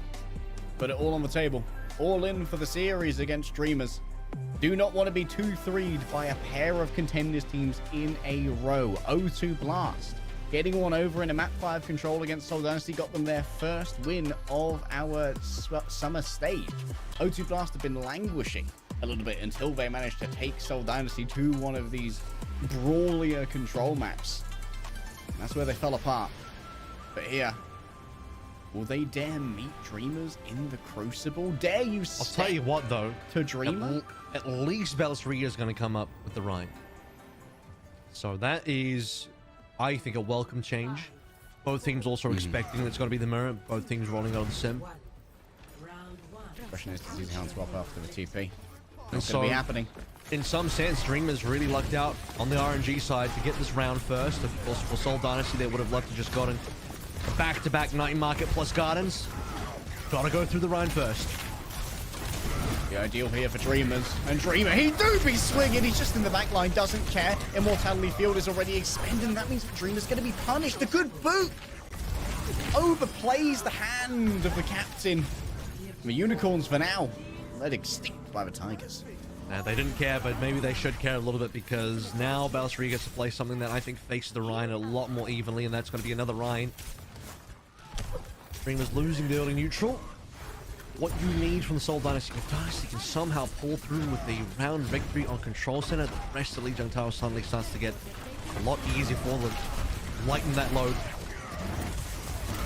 Pressure here is coming through. Ryan versus Ryan. Dreamers in the middle. The damage is almost unbearable, and Bellisria trying to make sure that pain comes on through. Krillin's put down the amplification matrix here. Plenty of damage forthcoming. His Top Dragon's found himself in a 1 versus 3, but it doesn't matter because his friends are falling all around him. Seoul Dynasty continue to clean up in this defensive position. That's where you're best. Krillin's fragging out. He's got heals, he's got damage, he's got 6 final blows. And he was able to get that amplification matrix up really fast as well. Gigantic advantage over Missing, who still doesn't quite have it yet. And that's how Seoul Dynasty will get 2 fights in a row as the rest of the team are seeing 4 ultimates and just straight away into a sound barrier. Samara engaged. Big block from Bellisria and the turnaround. You think you're great of an eye at Rush? No, sir. I think the RAM was the problem. I'm going to say it now, the RAM was the issue. We've solved the issue by putting Bellisria on the Ryan instead. Bellisria now largely ahead, large and in charge. Much better shadow coming on through, unblocked, unbothered. TP straight through from Dreamers though, so they're not going to get caught in the Prophet ice wall trap. But Goodwin. Up comes the wall, even more so. Plenty of architecture here on the side of the Seoul Dynasty. The Blizzard does freeze Bellisria, but plenty of kill coming on through. Counter charge moving through. Now it's easy, Han, who can do so much damage onto Dream. The counter wall means that it's easy to break down the Light Architect. Your buildings mean nothing to me, and neither does your defense. Soul Dynasty, 89% finally losing control. Now they have to play into That's the Dream. extra sound barrier advantage that Data had. Vindime used this a little bit early on to allow Soul Dynasty to get the spawn camp. And okay, you win a fight with the sound barrier, and Dreamers will do the exact same when it's their time to play through. And a bunch of ultimates committed into that fight. That was probably the deadliest fight so far. Certainly the most expensive one for both teams. Dynasty still sit on 89 though, so nearly into one fight territory. Krillin now with the only ultimate. He'll pop it and instantly frag. Dude, Krillin's always the difference maker. This guy's got the aim. Order up on a bit of pain, and that's going to be a big trap coming on through here as well. Dreamer's got no back behind him, and Belos Rhea looks for slam straight into the shield this time around. Dreamer might be able to turn it around himself, and that's going to be even. No touch. Oh, it's so sad. Somebody call my therapist. I'm going to need to talk through this one. And this is a problem now for Dreamers because they were meant to be better into the role, but maybe they did, maybe they didn't, but could they have expected the Belisria was going to match up on the Rhine? Certainly if Belisria went towards the Ram, I think it would have been very bad for Soul Dynasty. Let's take a look at the situation again. Krillin pops the Ant Matrix. This was actually in the opening fight. Look how much further ahead. He's 26% ahead of Missing at the point that he pops his ultimate. A quarter of an entire ult ahead of Missing. And then he frags. Proving why, you know what? It's a good job that Soul kept me and put me back on my main role of a flex support. Rhine on Gardens. Dreamers are going to pull it. They're going to do it. They're going to try. It's all the way down. Not actually going to be TPing into a point though. I think you go back and just play fire here. I think you punish Dreamers. Genji. Okay, well, if you want to play fire, Vindime as a swap as well. But if you want to just try and beat the Rhine as a dive comp, Genji's actually better than Tracer in that. So I get it. Still has to deal with double beams. Minimal value potentially out of a deflect, but hey, if you want to just try and take a long-range poke duel against Top Dragon, you're more than welcome to it. Forcing out the ice block. Deflect does deflect the hammer though. It does. Doesn't reflect it, but does deflect it. That's true. It's going to be a big old brawl here. Just about getting out in time is Belos Rhea. Is going to be stacked back up to try and play this again, forcing out the ice block. This is actually going to be the first cap here for Soul. They can kill the dragon here. Response. I'm surprised they're not chasing him down. Okay, there. Oh, that is a late death. That is a real late death. Ooh, that sucks. Dragon, dude, he should. There's no way he believed he was going to get out. He should have just jumped off the map. He actually self-staggered there. Maybe he thought it was like, wait, Dynasty aren't chasing me. Can I get out? No, absolutely not. Sad now going over towards the cast. So the Dreamers comp changes. You could tell that Sad's rolled out on what? Sim? He started Sim. Was he expecting a mirror? That's quite a weird hero to start on. Weird beginning. Krillin, a nano. Yes, it needs to be used to save Belos Rhea. There was never any doubt. Cleaving through the back line is easy as they come. So many squishies, no means of defense. And Belos Rhea says, you dare imply they need to sub in Void? Have you seen me? I think I understand the sim now. I think they were trying to go for a very fast DP to block the bridge, which they actually did effectively do in the first fight. Still lost it, sadly. And now Dynasty, if there is a world for them to finish this map flawlessly, I got the telescope out. I'm seeing it. EMP to carry through. Will barely dodge a Cherio. Easy Hunt is safe. He has not been revealed, and he sees everybody. Full scouting report. EMP Blade, the rare one. Rare shatter hitting nothing there from Dreamer. Very unfortunate for Blizzard as well. Doesn't really grab anything. Disabled, in fact, by the EMP. A brand new interaction coming through from Blizzard dev team. Oh, this is looking real rough for Dreamers. Soul Dynasty. We're trying to. Last fight. Stagger. And there's still a Blade, still a beat. To be fair, Data's got one as well, so the Blade's probably not going to do too much here unless Prophet can just drop onto a player and instantly destroy them. But I suspect the double sound barriers here is going to cause a bit of an issue, and now Dream is slowly going to fade away from this brawl composition. And once more, Easy Khan is unspotted, which means he gets the full scouting report, and they get the hack on the Data. Ajax! Unbelievable! Soul Dynasty have just cloven through these hooves. The horn means nothing, the cutesiness means nothing, the dream means nothing, but the Dynasty means everything. And here is the beginning, potentially, of one, as Soul Dynasty reclaim themselves a little bit of competence on these control maps. What a perfect finish. What an insanely perfect finish. EasyHunt had all the info. They knew the sound barrier was coming online. He says, I'm going to hack data. You're going to blade in. There's not going to be a beat. And we're just going to win. That's it. You're just going to win. And Seoul Dynasty, to get this one, they had to battle through hell to get there because they were down. They lost badly in Route 66. Prophet played out of his mind to drag them across the line in Esperanza. That's maybe not being as accurate as I could be saying, because really I think Seoul Dynasty generally just played better than Dreamers on Esperanza, Prophet or not. But what really impressed me was the Rhine heads-up battle, Ballistria versus Dreamer on Control Center, which should have been bad for Seoul Dynasty, but they ended up beating them in the Brawl matchup, and all that needed to happen was for Ballistria to swap from Ram to the Rhine, and it was enough. And something that was more than enough today, leg day, it was Prophet. This guy did lifted on at least one map. In fact, I can even go back and check he did lifted on more than one, but I can confirm it was definitely one map. He nearly did lifted on Eichenwald roll, 16 out of 44 away from it. Point being, he played out of his mind. Yeah, Seoul Dynasty got to iterate on that map 5, but we got to the map 5 because of this guy right here. And what else are you going to be looking for from a player? Prophet, there's a reason why this guy is called the GOAT, and when he gets to go on his signature hero of a Tracer, there is no doubt that he's going to absolutely tear up. I believe this is now Prophet's 3rd player of the match in our summer stage as well, which means he's now tied with Zest for most players of the match. And Zest was also on 3, so Prophet and Zest now a little bit of a friendly competition to see who's going to walk away with that player of the split award. And now for the highlights, and boy, will there be many of them. Get ready. This is going to be a long highlights roll reel because man, he got every kill. He got all of it. We're not even up to Esperanza. I like that we started on Eichenwald. Let's just forget about the first map, okay? What even was it again? Oasis? No, Antarctica Peninsula. It didn't happen. We didn't play that map. Don't worry about it. I don't see it. I don't regard it. It's not real. Is the Antarctic Peninsula in the room with us now, after all? It's not real. My therapist says it, therefore it's true. Here's a quick look at the big highlight, which is Esperanza. This was a huge turnaround for this team as well. You count on someone with the veterancy of Prophet to get absolutely dumpstered, absolutely pwned on Route 66, and then come back with this manner of confidence and mojo. 16-2 was the scoreline here. 16 final blows, 2 deaths. Granted, I have to say that EasyHunt did finish the map deathless, which is very important as well. EasyHunt Sombra helped out a lot. Decent EMPs, 2.4 efficiency that allowed Prophet to also get in there for the final death, so final blows rather. And yeah, what a final kill there onto Sad as well that really put Dreamers down. Speaking of putting them down, the Genji swap for Lijiang Tower. Worked the treat, and now let's get to see it again. Boom. Data, no chance to ult. Straight into Prophet's blade. Cut up.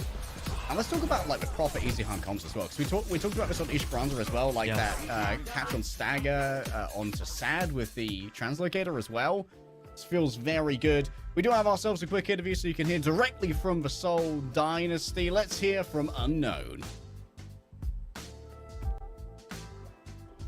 안녕하세요. 벨로스레아 선수 승리 축하드립니다. Hey, Bellostria. Congrats on the win. 오늘로 벌써 연속 3경기 풀세트인데요. 이 풀세트 다이너스티라고 불려도 될 것 So 같은데. 3 map 5s in a row. So it's map 5 Dynasty. How do you feel? 그래도 뭐 좀 치열한 접전 끝에 승리한 건 저희니까 다행이긴 하네요. I mean, well, we do win in the end, so I guess that's a good sign. 위기의 순간에 더욱더 강해지는 서울 다이너스티가 아닌가라는 생각이 들었는데 혹시 멘탈이 조금 흔들렸던 It looks like Dynasty shines in the most difficult situations. Are there moments where it was a bit too close for comfort? How do you overcome those situations? 가면 갈수록 그래도 적응돼가지고 잘 된 것 같아요. 멘탈 흔들린 건 1세트? So I guess we did have a kind of a little small mental boom over there after map 1, but as the game went on, we kind of like had more conversations with each other. We kind of grouped up as a team. We won together. We came back as a team. 초반에 윈솜트를 많이 기용을 하셨는데 뭔가 EMP를 쓰는 걸 신중하게 하는 것 같다라는 느낌을 받았습니다. So we saw a lot of Winston plus double flankers on your side, and we recognized that you were using your EMPs more patiently. Is this a team strat? EMP가 좋은 궁이니까 좋은 타이밍에 써야 하고 뭐 다 같이 호응이 되면 좋으니까 So yeah, the EMPs are really important. Unfortunately, it doesn't make any eliminations on its own. So we were really patient to time that EMP and make sure the team can follow up. 라인을 꺼내 드셨습니다. 그때 본인의 의지였나요? 원래 팀적으로 On control center, you 하기로 put up the 했었거든요. Rhine. Was that something that was predetermined, or was it just a win? 화장실에 갔다 왔는데 뭔가 드리머즈도 러시 조합을 잘하니까 라인 미러전이 나오지 않을까. 라인전만 이기자, 라인전만 이기자. So, 라인전만 이기자. before coming into map 5, I went to the bathroom. I did not know what was happening. And then after I came back, the team was like, hey, they're probably going to go with the rush comp. Maybe we should go Rhine rush mirror? And that's how it came to be. 잘 들어갔을 때 카메라에 환하게 웃고 있는 모습이 포착이 되셨습니다. 그때 기분 어떠셨어요? So, I mean, after that, there were smiles all across the board. Of course you were happy, but like, how did you feel like specifically? 둘다 같은 각 봐서 역시 이러면서 약간 웃고 있었던 것 같은데 잘 들어간 것도 있고. So we were basically like, hey, it's good to feel. It's a good feeling when everything comes together, and we feel that the whole team is on the same page. So it definitely felt good. 심지어 윈스턴까지 나왔습니다. 상대 라인임에도 불구하고 그때 혹시 자신감의 픽이었나요?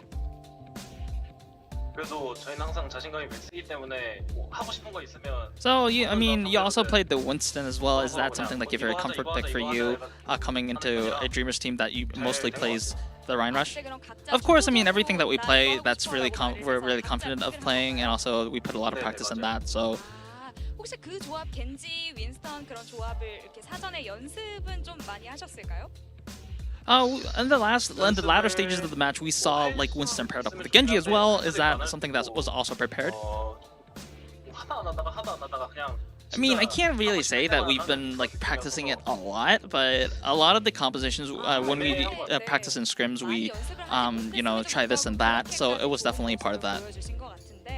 오늘 경기 굉장히 전체적으로 만족하실 것 같습니다. 앞으로의 경기는 어떻게 대비하실 예정인가요? So I think this was a performance that you should be happy with. How are you planning to prepare your next matches? Of course, we definitely want to prepare our matches in the mindset that we're going to win every match. 이루어지고 있는데 서울 팬분들도 굉장히 오셨어요. 그 팬분들께 마지막으로 한마디 해주시죠. So last messages to your fans. 이 날씨에도 불구하고 유행 파티까지 가서 직관이라기보다 경기 봐주신 분들 정말 감사합니다. So the weather is really hot in Korea right now, and I really want to thank the fans that came to the viewing party in WBG Esports Studio today. I appreciate that, and thank you. And that is the end of the interview. Back to you, Kevin. Well, there it is. Seoul Dynasty finally winning on those map 5s. Man, I didn't even realize they had 3 map 5s in a row like that. It's real tough to try and make that happen. All the fellows Ray just got back from the bathroom. It's like, get in, buddy. We're going Rhine. What a turnaround from the Seoul Dynasty. But our matches keep on turning. Come back after a break for more APAC action.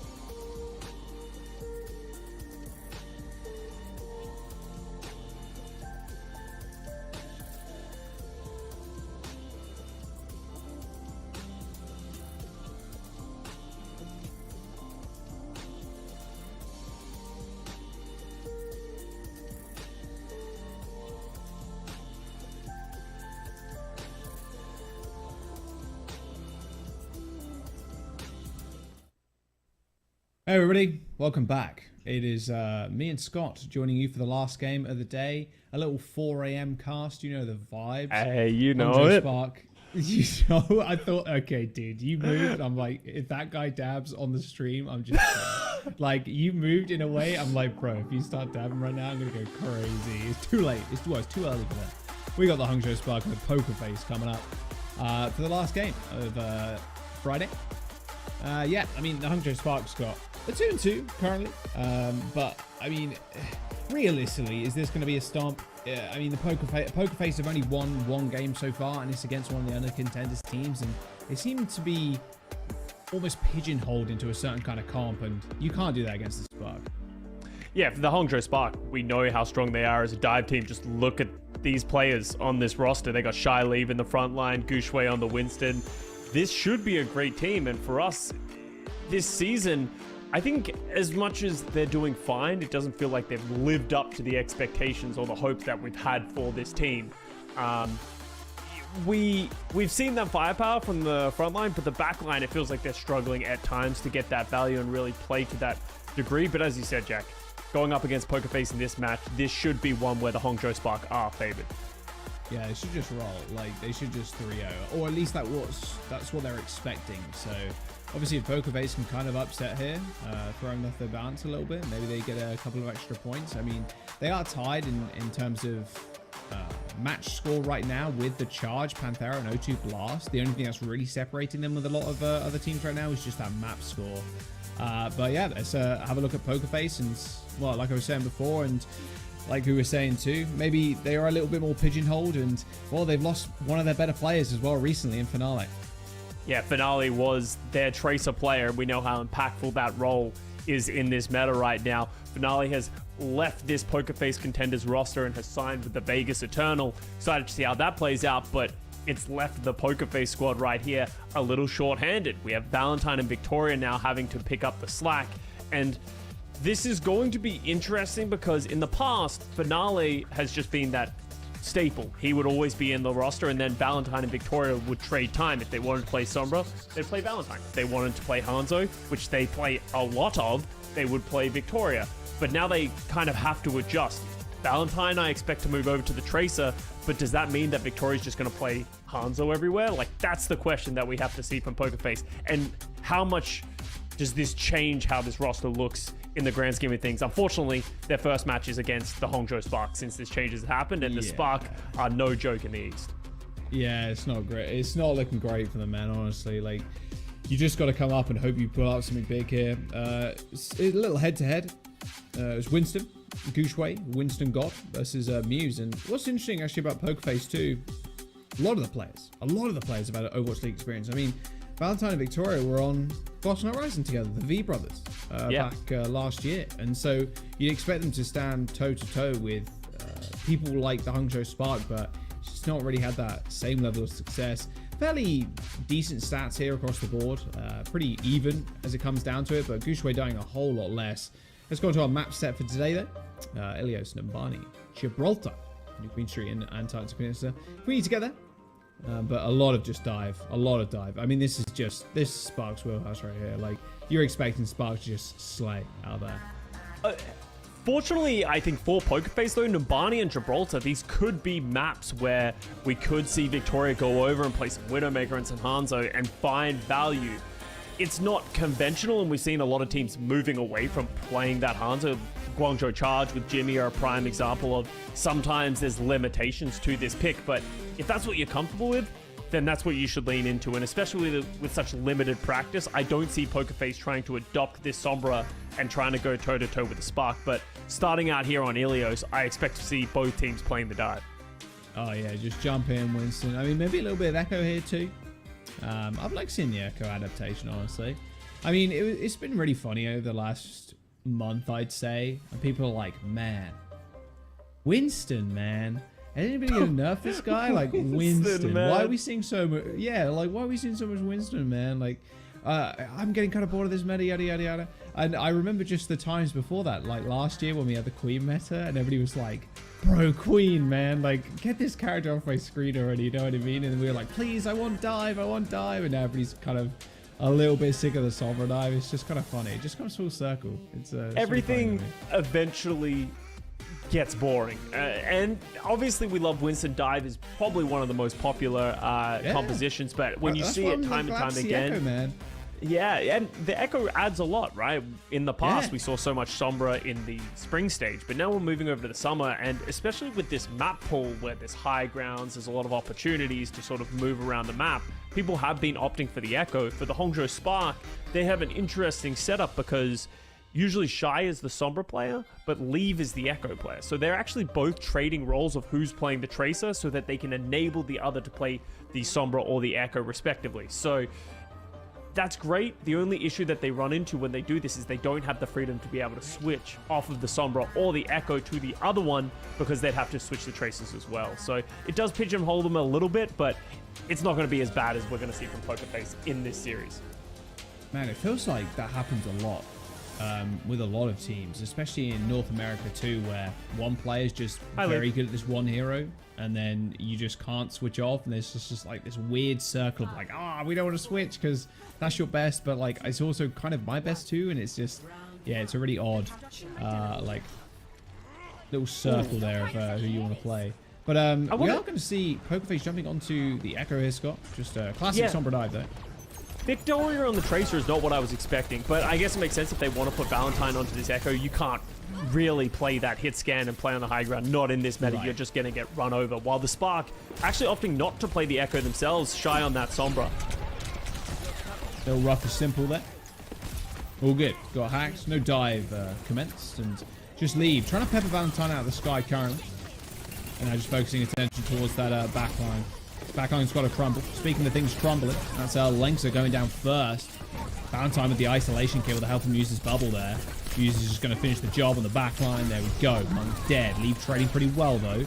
Point has been unlocked and no support line, so damage is permanent at this point. Just the Tracer's trading it out, and yeah, no one's going to die just yet, but it will be Victoria backing off. Who's really surprised? It's against Leave of all people.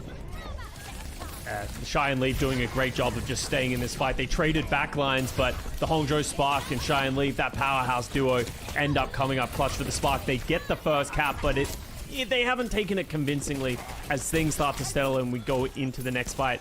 Simple's coming up to this nano boost, but Shy has charged up an incredibly quick EMP. Is he just going to drop it on Muse? Yeah, why not? Just solo EMP. I mean, you don't really... Oh, good stick. Dude, he's just a freak, bro. How is Leave so good at hitting sticks? Just, this is one of the reasons why I was excited to see the Spark this year too. Like, just having Leave on Tracer, it is just game-changing. Like, actually game-changing. It's been a bit of a disappointment, honestly, with Hangzhou Spark going 2-2 over the last few weeks. But just seeing him on that pick is just crazy. Oh no! Shy gets away with it. He does get woken up after that sleep. And now Muse is going to follow up with the Primal Rage, but he's losing health quick, and now he's left himself. Nice nano boost onto Gooshway. Little re-engage here. Leave almost hits the dirtiest one clip of his life on Victoria. Victoria did end up backing all right. Monk does get antied, and a nice duplication from Valentine onto the Ana. So a free nano boost for Muse, although hits the short hop onto Shy, who just hit the recall. And I mean, a rally in response, Scott. There's not really much now that Pokerface can really do. Aiden's dead, and well, Victoria's got a pulse, sure, but that's about it. Oh, well, I say that Victoria at least langs it on Lengsa, but we're looking at Final Fight territory already. And Shy, yeah, he's got another EMP. Yeah, Spark, even though it felt like they were being pushed back by Pokerface and the ultimates being thrown, they held on to the point the entire time. Yeah, Shy with another EMP, followed up by Gooshway. Victoria instantly down, Valentine follows, and 91% Jack, they might not even get a proper fight. Yeah, I mean, both your DPS are dead. And Simple's down. And, of course, Gooshway is juggling the other monkey. Yeah, all right, it's GG. There you go. Round's over, son. Double EMP. I mean, how many dupes did we see there from Valentine? One, I think, and Shy earned 2 EMPs. Yeah, and those are the quick. buffed Echo too. Yeah, Shy's just doing so much damage. Like Valentine, it didn't even feel like he ever got an opportunity to execute on the Echo. He gets one pick at the start, but Shy's just cycling his ultimates so well. And when you have Leave playing Tracer, you said it, Jack, and this is the weakness that I think the Pokerface are going to run into in this series, is that Victoria, he's primarily a hit scan player. He's not known for his Tracer, and then he has the tough job of going up against Leave on the Tracer. Fortunately for them, we head over to Ruins, and this is an opportunity where you can play the hit scan, and you can see Victoria actually rolling out on the Hanzo. I would have expected more of a Widowmaker or an Ashe like we see from Shy. Yeah, okay. Little Victoria Hanzo. We like to see it, but I mean, I feel like Hanzo just gets a little gets the rough end of the stick here, I think, Scott, honestly. You get to fire down these corridors, which is pretty nice, but against oh my, okay, nice storm arrows. Okay, I take everything back I said. Hanzo is the best pick in the Yeah, world. just stop talking, Jay. Take it all back. Everything's You fine. want We a love double the kill on the Hanzo. backline dead. I take it back. All right, okay, he's the best player in the world. All good. Well, Hanzo go. I was about to agree with you, Jack. I was about to say, like, Hanzo, especially with how much range that you have to shoot from, it can be difficult to land arrows because it has such a long travel time. You have to preempt so far in advance, but not a problem for Victoria, apparently. And Shy's actually going to switch over to the Sombra instantly. Doesn't want to take the hit scan duel. Just thinking, hey, if we just dive effectively, we don't need to take this 1v1 and sort of gamble against Victoria on the Hanzo. I mean, you got another thing you got to think about, that Sonic Arrow too. You're the Sombra. Worth keeping in mind. It's a small tool, but if used effectively, can just stop Shy perma building EMP. Oh, Valentine. Little engagement there. Onto Monk. Pack onto Victoria. Does receive a pack. All good. Unfortunately, the break's not quite so lucky. The lead ends up going down. Wow, Victoria is off to a flying start on the Hanzo. Although with this engagement with Gushway, with the Primal, yeah, ain't happening, son. Unlucky. 42% for Pokerface, though. He's still pretty happy with that.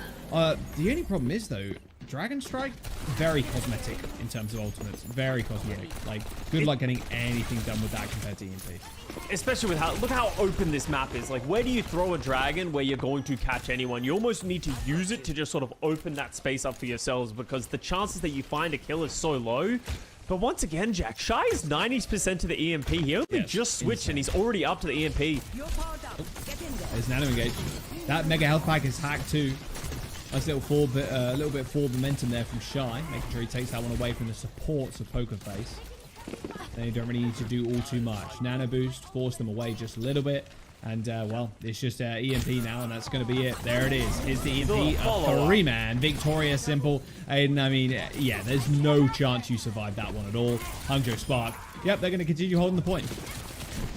And when the Hangzhou Spark are in sync like they are right now, where they're getting the hacks, they're getting the EMPs, and Leave and Gushway are just following up, it's so difficult to play against. They're such mechanically talented players that unless you can make the Spark feel uncomfortable, they're going to execute dives, and your backline is not going to stand a chance. And Pokerface right now, it feels like they're sort of standing around waiting for Victoria to hit a shot or do anything, and that's enabling Spark to go and dive whenever they want to choose. Valentine tried to open that one, but the pulse one didn't find anything. Leave definitely did, though. His sleeping Muse on the floor. Didn't hit the primal. Maybe didn't have time to do it, Scott. He was asleep, got woken up by the stick. Not sure exactly what happened. Obviously, maybe thinking, hey, we'll just go again. Last fight territory, of course, but Hangzhou Spark going to make him work for it. Double rally, in fact. No EMP, though, available for Shy, sadly. Yeah. As you can see, the Spark, they're willing to just posture back a little bit. 92%. They don't need to be the ones to do anything. Charge up another EMP. Big nade onto Lengsa with the nano from Muse. Oh, any heals? No heals from Monk to help Lengsa. Late nano boost onto Gushway, but I mean, Valentine and Muse have already executed on the backline and killed them off, but we've seen this happen before last round, in fact. Gushway might just be able to carry it. He's got Primal, though. There's no shot he's losing this. Well, watching Primal Muse out of the sky. 99% for the Hangzhou Spark. Shy's coming back with an EMP rather soon, but Muse is actually doing a fair job at juggling it. A little bit of a brawl on the point, but Shy just needs the CMP. Valentine, though, with a pulse one onto Gushway, but Gushway actually just dunks him right at the head with his own pulse. Gushway got his one on the way out. And now Shy has that EMP. 4v4, this is a pretty good situation for if you're the Spark. You just wait for Gushway to come back in. Shy can drop this EMP. And Pokerface, they have no ultimates. They have to use everything to get this point back. Drop goes the EMP. Is the follow-up with Hero Muse, though? I don't think it is. I mean, he did get anti too. That's an unbelievable amount of peel for Muse there. He gets away even though he's antied and EMP. Oh, nice I mean, stick. still, oh, good stick by Lee. Still with the Hungry Spark being at 99%. Lee finding a pulse bomb like that and a double pack too to heal him almost up to full. It should be good. He goes in for another retouch. Maybe a bit healthier than he thought he was there. He does end up falling, but still, Pokerface in a horrible situation. Monk with a nice double tap onto Valentine, and that should be a map. There you go. Hangzhou Spark 1-0 up in the series. Looking good. Exactly what we anticipated heading into this series. The dive from the Hangzhou Spark is just superior. Valentine and Victoria, they put up somewhat of a resistance, especially Victoria on that Hanzo in the first round of Ruins, but it's just the coordination and just value that Leave is getting on this Tracer. He's just everywhere, and when he's hitting those pulse bombs onto the backline, how do you really stand up to the Spark? Yeah, I mean, that's the big thing. Like, we knew this was going to be a tough one coming into it, but you really can't underestimate the power of the Spark, man. Like, there's one thing having Gushway playing Winston, but there's another thing having Lee playing the Tracer. We're going to jump to a quick break, though. Pokerface, Hungry Spark, they're going to face off in map number 2 just after this.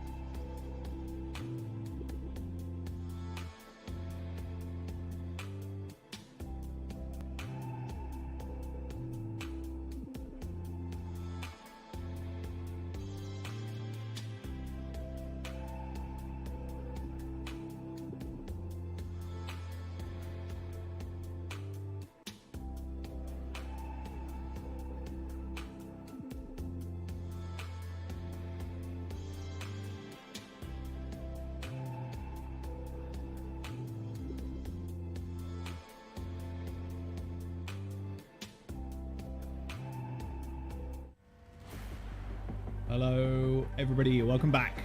Hangzhou Spark versus Poker Face. Spark with a convincing 2-0 on Ilios to start this series off. Scott, I mean, Poker Face, not like they look lost or anything like that. It's just, I mean, the overwhelming presence of the Hangzhou Spark, man. I mean, look at the presence on cameras right now. Like, Yeah, Leave is so present right now. Their Leave is he's extremely so ready. I don't think I've ever seen a player cam with so little player in it, but he is still at his PC. You know what I mean? Like, he's just a corner of his head. It's actually impressive how not a single player has been able to center up their camera. You know, Look at Victoria. Look at Poker Face. If we were honestly, at least Muse is a professional. He's done this before. Look at him. He's front, center. He's looking forward. Victoria, he's got to tilt it down a little bit. Too. Yeah, you know. But overall, Poker Face cam quality right now, you know, it's a 4 out of 5.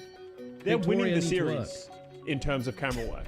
Unfortunately, they're not winning fact. this series of Overwatch because they are down 1-0. But we are moving on to Nabani, a map that I said heading into this series could be better equipped for Poker Face. As you saw some of the pain points of the loss of Finale really rearing their ugly head, having to play the hit scan on Ruins to little avail, seeing Victoria move over to the Tracer against Leave just hasn't been paying dividends. But Nabani is a map that even teams in the West right now currently are playing Hanzo, and they're taking that first ledge, really trying to control high ground. So Poker Face, if there was going to be a map in this series that I think they would have an advantage in their own style, this would be it.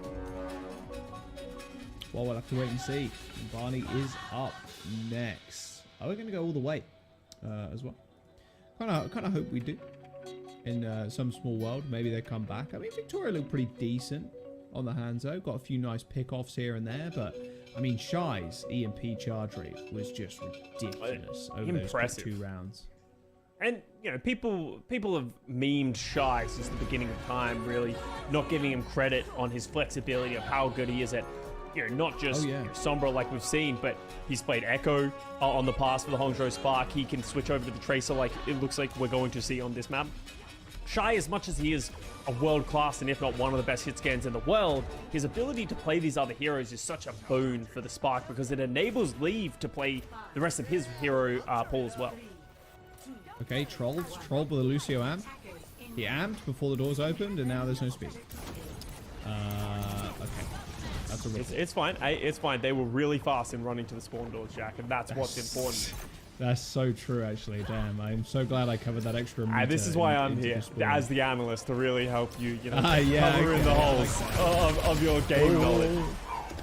We are going to see Poker Face playing Echo and Ashe, so they're going double aggression, like high damage, looking to punish. Gushway's going to need to be very careful. There's going to be a lot of damage coming out, especially with the damage boost remaining. He's taking a fair amount of that. There you go. Nice pick. Especially that bubble isolating those CLs too. Not going to get any of those. It starts. In fact, the Sticky Bob's doing a fair way of work. And yeah, that's going to be the backline going down if they're not careful. Or maybe Muse dies too. He got body blocked for a moment. But first point. Poker Face, all right. It's so difficult playing the Echo versus an Echo Mercy and an Ashe. Like, if you try and expose or step out a little bit, you can be punished. Same thing with Shy. Shy steps out, Victoria shoots his head off instantly, and this second touch for the final little bit is going to come for naught. As you can see, the Spark trying to disengage. They're going to be careful they don't get staggered even further. Poker Face don't want to let them disengage. Yeah, a bit of a better point for what the Spark are running right now. A lot more sight lines that can be avoided. But already with the duplicate is Valentine right now compared to Leave 68%. Bob's almost online. Like, they got a lot of ults to run through this second point. There's the dupe. He's going to just leap away for the time being, at least. Earn himself a free primal rage, potentially. Although, with Gushway getting nano there, you're actually getting very little ult charge. Yeah, just unable to really get anything from that. Traded the nano for the dupe. Valentine eventually runs out. They're able to live just from that pulse bomb from Shy by getting back into spawn. Now Victoria stepping up, throws the Bob on the cart. Good Bob. Oh no, the Bob. The Bob and Muse just juggling Lengster off the map. My god, what a hold from Poker Face. Really nice response to Lengster's rally there. They needed that to push around that corner, but not to be.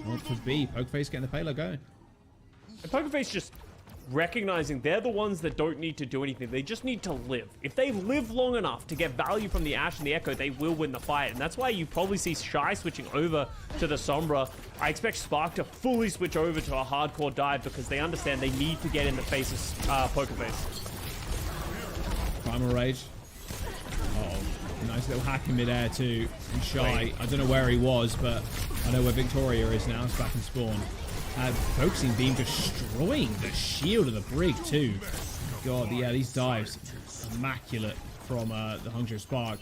I mean, if they can hold Pokerface here, that would be some sort of miracle. I mean, with Duke, you think with Duke, Nano, like EMP coming up, okay, Leave randomly dying, maybe not, actually. Take a look back. Yeah, you saying it's going to be difficult. Leave says, hold my beer, and just instantly dies. As we can see, them trying to step up. The problem is the Spark backline is already defensive on the high ground. Like, how do you punish this and get aggressive? Valentine tries to step up, but instantly pressured away. They have forced Monk onto the low ground along with the Duke. That nade's going to be massive. Yeah, nice nade. Aerial Duke onto the Ana. Sky nade, hit the Ana. And that'll be point B. Easy as you like. Yeah, Leave giving them a little bit of a way out on that one. Duplication. Nano boost duplication for good measure. Throwing that one out. And I really like the Ana duplicate. We've seen some weird hero choices with the duplicate, but Ana just seems to get the most value consistently. Because you can drop that biotic grenade. You saw that nade end up getting a kill for them. Then they have the sleep. And then if you do get the nano boost off, it's huge. So I really like this choice, especially now that tanks, you don't get as much health.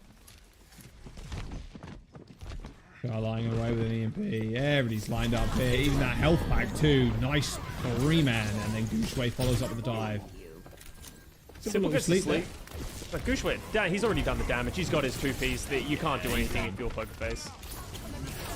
Just great coordination that we keep hitting on from the Hangzhou Spark. EMP comes out. Shy instantly dies, but it doesn't matter. The damage is done. EMP's out. Nano Gooshway, they just can't hold on to that. Yeah, no way. No way. Now we see both teams go to a traditional standard style composition. But Victoria on the Ashe, it's going to be difficult for him to find space to shoot. Gooshway's got primal. Oh, you know he's hitting it. Oh no, he forgot to sleep. All good though, potentially. I mean, Leaves there. Just how does he like one clip a break mid-air? I just do not know. All right, Lengsa also used his rally. So a bit of an issue there for the Hangzhou Spark. Not too many ults, but it's all good because Leaves got a pulse. No one dying now would be perfect for Hangzhou Spark, although both spawn points are pretty close to each other. Well, Gooshway ends up falling even on the Mega Pack there. No help from Lengsa, who went down just a moment ago. So will be Valentine just jostling the point. Is actually going to get it moving. Yeah, because Gooshway dies so late, you can already see Pokerface is pretty much regrouped, so they will get some positioning with this card. And they have the ultimates. Victoria has the Bob, Valentine with a Pulse Bomb. This is going to be one of their best opportunities to close out this third point so far. Rare miss Pulse Bomb there by Leave. There's the Bob. Can Shy get the hack? No, it doesn't look like he can. So it's going to at least buy some space. Gooshway ends up falling because Monk and Lengsa can't peek around that corner in fear of getting shot in the face by Bob. Man, this is a very aggressive EMP. Solo EMP on Muse, who hit Primal and got nanoed. Lengsa survived challenge. Almost impossible. Yeah, there you impossible. Go. Yeah, Muse there it is. flattened it. And now you can see the Pokerfaces, they're just setting up on the point. They have the healing, their sustain, and they have the numbers. If they can just start closing people off the point, because Spark just have to keep touching, and they're going to run out of numbers, and Pokerface going to finish Numbani with 1 minute 47 remaining. Looking a lot more comfortable here on Numbani than they did Ilios. Felt like it was just Spark kind of fumbling there. Like, why go down that late in those fights? Like, you had a decent fight. You managed to get the rally out of Pokerface. You got a couple of other ults out of Pokerface too, but Gooshway dies randomly on the Mega Health Pack. Like, just these small things that the Spark were just kind of lacking on that last defense there. See Aiden, also Valentine even just clearing people up with the Echo. Disgusting amount of damage with the damage boost and the Nano as well. And this is something that I feel like is really common as the meta has continued to go on, where Sombras are trying to EMP the Winston and sort of blow him up. But there's been an adaptation that's been built on top of that, where it feels like Anas aren't really using their nano to get the Winston in, but using it more of a save. As soon as that EMP goes out, you instantly use the nano, you heal up the Winston, and then he has that damage reduction for whatever damage is about to come. And we saw that happen right there. Shy tries to drop his EMP onto Muse, and then he just gets instantly nanoed, and then all of a sudden that big tool that they needed to help them turn that fight is just mitigated with the nano boost. So maybe you need to start tracking that, or like understanding what your win conditions are. Obviously they were in a difficult position regardless, but just wasn't enough. And now Pokerface looking to be in the driver's seat, and if they can keep enabling Victoria to be able to play this Ashe and just shoot and find value, that's going to be enormous for them. So annoying playing against the Ashe though.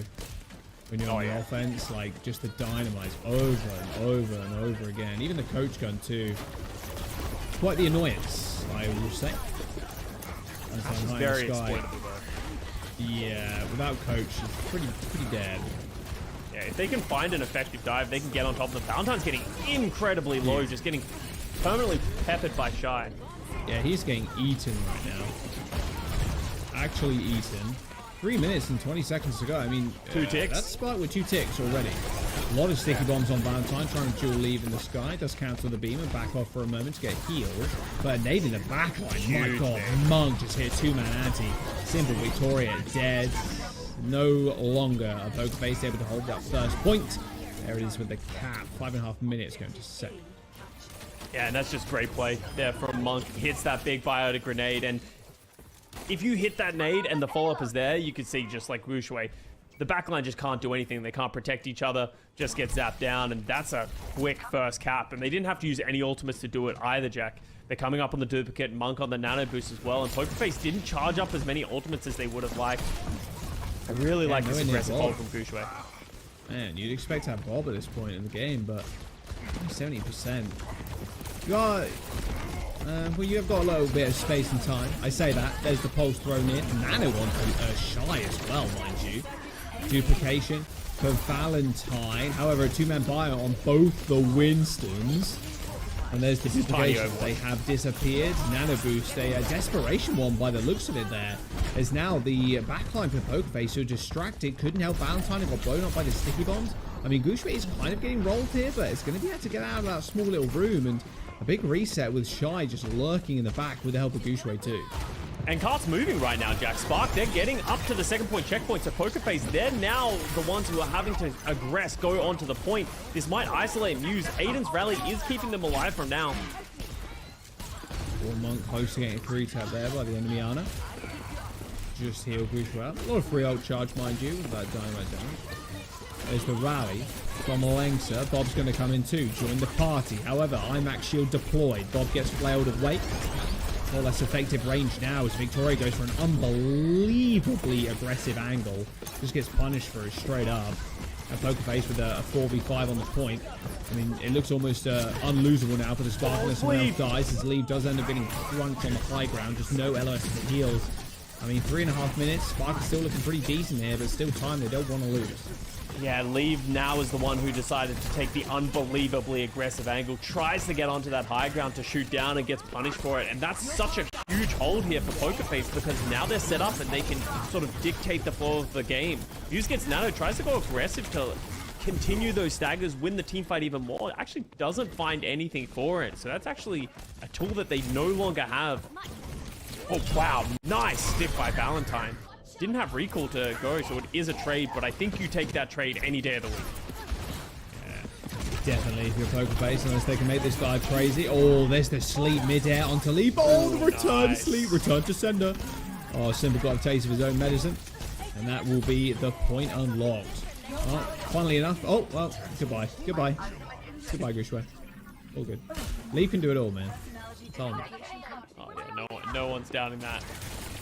And that was a great stick from Valentine. Spark just decided, well, we'll just full send, and it pays off for them.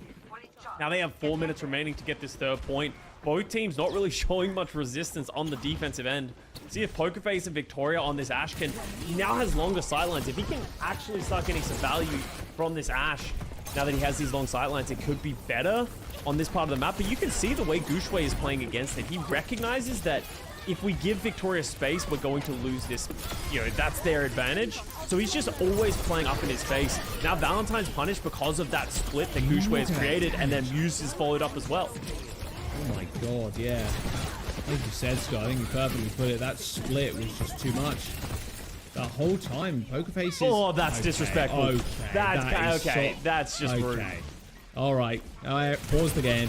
Pause the game. We're going to have a ruling about that. Wait, pause the game. We're going to have a ruling about that. Switch to Mercy to get the instant res to come back. Wait a second. Oh, Wait a okay. second. Jack's got them all. Ginormous brains from Pokerface right now. Nanaboost onto Muse. Jumps to the payload. 3 minutes to go for the Hangzhou Spark as Gushue finds a snipe onto Valentine, of all people. And now Victoria is going to pay the price for just existing on the map against Gushue, Winston, and Primal Rage. And there is the point cap, Scott. 2 minutes and 50 seconds for the Spark. Gushue is just everywhere right now. He's hitting the back line. He's hitting the front line. He's just forever living and just putting out so much pressure in the Spark. I was like, oh damn, it seems like Pokerface, they feel like they've got their footing, they should be more comfortable here, but Spark just answer back in a big way. And it honestly goes back into the coordination of both Leave and Gushue. The way that they play, like in correspondence with the Echo and the Winston, like they're just punishing anyone who steps up, and Muse is just getting burnt down. Look at that, this is a Primal Rage that dies in like 3 seconds, Jack. Yeah, that is crazy amount of damage. Sticky bombs, lasers, everything was thrown in there. And all right, well, Pokerface on what was quite a nice little time bank that they had, 1 minute and 47 seconds, get bested by the Spark and their 2 minute 50. So Spark will defend first here. Same kind of setup. Just going for the Sombra though. No Echo to start us off with. This is likely just an adaptation from what happened last time. That last time you saw Leave try and play the Echo, but he couldn't hold up against the Echo Mercy. They're probably anticipating the same thing to come out once again. So let's just start shy on the Sombra, Leave on the Tracer. Even though it might not be perfect for the first point, you have so much time in your time bank that if you're confident in yourself capping first, this is sort of like the safe way of playing. Otherwise, you could get snowballed and lose your ultimates. And the next thing we end up, we're at a 7-6 again, like we saw in Circle Real last weekend. Yeah, let's not do that again, please. It was kind of fun. Oh, wow. my die. You can also do that. Oh my god. Okay, they get punished for it, but I mean that's so funny because the Mercy just bonked a little head on the side, and it's like, it's okay, guys. I got shift in like 0.1 seconds, and then they insta killed. Well, there's the sleep onto Muse, so he can't insta kill the backline. Monk did have to stop so far, Pokerface. Ooh. And that's why it matters, right? Monk drops, and then he gets punished by Simple, who ends up coming out, is able to drop the nade and instantly punish it. That's why it's a big deal that Monk, when he drops, forced away by Muse. And now that should be first point capture here for Pokerface, once again getting the first capture without really any resistance. Yeah. All right, well, forward hold though for the Spark, as long as they don't instantly die. Hello, yes, it is me, Gushue. I've opened a shop in Numbani, selling clothes. Yeah, Gushue sells clothes now. You know, he's moving on to greener pastures. Mad drip. He's got a mad drip. Honestly, he kind of does. He's been rocking the jewelry recently. I've been vibing with that, actually. Yeah, you know, he's got cosplay stuff as well. You know, Gushue honestly does it all. He is dripped out, just on the daily. It's kind of crazy. Oh, Victoria not to dripped out, unfortunately. Gushue does get away. How? Oh, 20 HP. How does he do it? The backline is, like you said before, was a little bit of a weak spot, but, you know, coming up clutch there. Nice little flank from Monk. Yeah, they ain't expecting that. Yeah, welcome to the Overwatch League, buddy. Welcome to the Overwatch League. Welcome to die. They realize that, you know, all of a sudden, if we just try and take a long-range fight, they're not going to do it. Just come in through the back door. Don't give the opportunity to the Pokerface at all to take an even fight. And now Muse is having to Primal Rage on the point alone in overtime just to keep it going. Dude, look at Gushue. Look at... Let them out. Gushue is refusing to let anybody by. No ID. You cannot pass. No problem. Dude, what the... Like you said... Just going to reiterate what you said last round, Scott. He is everywhere. He is literally everywhere. It's hard to really contain one man. So fierce. And that's a weakness that happens when you don't play the Sombra. One of the reasons that Winston's are generally held accountable, and we've seen this, you know, for Muse so far in this series, is if you overstep as Winston and you don't have your bubble, if you get hacked, you just take so much damage. But because Pokerface aren't wanting to play the Sombra, it feels like Gushue doesn't have the tools to be punished. So he's just running around playing his life, and he understands his limitations. Like, he lived with 20 health. If he was playing against the Sombra, he wouldn't get away with those types of things. So Gushue playing it to a T against the opposition. I mean, like him, you know, him, Fearless, literally just the master of Monkey is what they are, just the master of Winston, just being able to play at those, the knife's edge, the bleeding edge of that character, just really evolving and what you can do and how well you can primal rage. Like, I don't know, seeing Winston and like how it's evolved over the years is just crazy, man. Just blows my mind. It's blowing Muse's mind right now. He's wondering how the hell his team got trapped into spawn against one Gushue. But yeah, guys, I'm primaling on point. Where are you? Guys, where are you? Team, please. He's like, we're getting primaled in spawn, bro. He's like, just run past it. Just run past him, forehead. Just run past the primal raging Gushue. Yeah. Okay, so now we have Hongshou Spark only have 2 minutes and 40 seconds. This isn't out of the realm of possibility for Pokerface to be able to hold. If they can win a team fight or two, start getting ultimate cycling, they can be in a good position. What happened last time is they were forced off the high ground quite easily. Once again, Victoria just forced off the high ground, goes down, Valentine follows. Okay, never mind, it was a pipe dream, Jack. I was just trying to sell the audience on something. No, I like that, Scott. I like that. A little bit of a snake oil salesman live on broadcast. It can happen, trust me. It happened to my aunt's cousin's dog's best friend's it did happen to my aunt's cousin's dog's best friend. Hey, it can happen to you too. You can also hold first against the Spark die. Okay, let me sell you some more snake oil, Jake. Alright, Jack, go on then. if they can hold this corner, you know, look at it. They gotta get it around the corner. If Muse can just play here forever, he can hold it for 2 minutes. Bro, so now Pokerface still in with a chance. Still in with a chance. I hate Jack. to break it to you. Look at the box. It's not even around the corner. Bro, Simple can get up this nano boost. No. They're gonna be fine. They're gonna get up the nano boost. Simple can get it on. Oh my, they see 9. That's awful. What did I just say? Oh no. They see 9. Yeah, they see 9. Well, anyway, you see Leave grinning there, like, yeah, okay, buddy. All right, sit down, Pokerface, sit down. Man, what a round. That Hangzhou Spark, I mean, the map haul is just suited to them, just so well. Like Hangzhou Spark, just their ability to play Tracer, Echo, and just the Sombra too. I mean, they're in their element right now, for sure. It's not the map pool or this anything. It's the meta. The meta is really good for them right now. Leave can play the Echo. Shy can play the Tracer if he needs to, but also playing an exceptional Sombra who is charging very quickly. And that's the thing that we expect for the Hongkong Spark. We want the Spark to be this powerhouse. They should be. This is great signs for them. All right, we're going to jump to a quick break. Map number 3 coming up soon, just after this.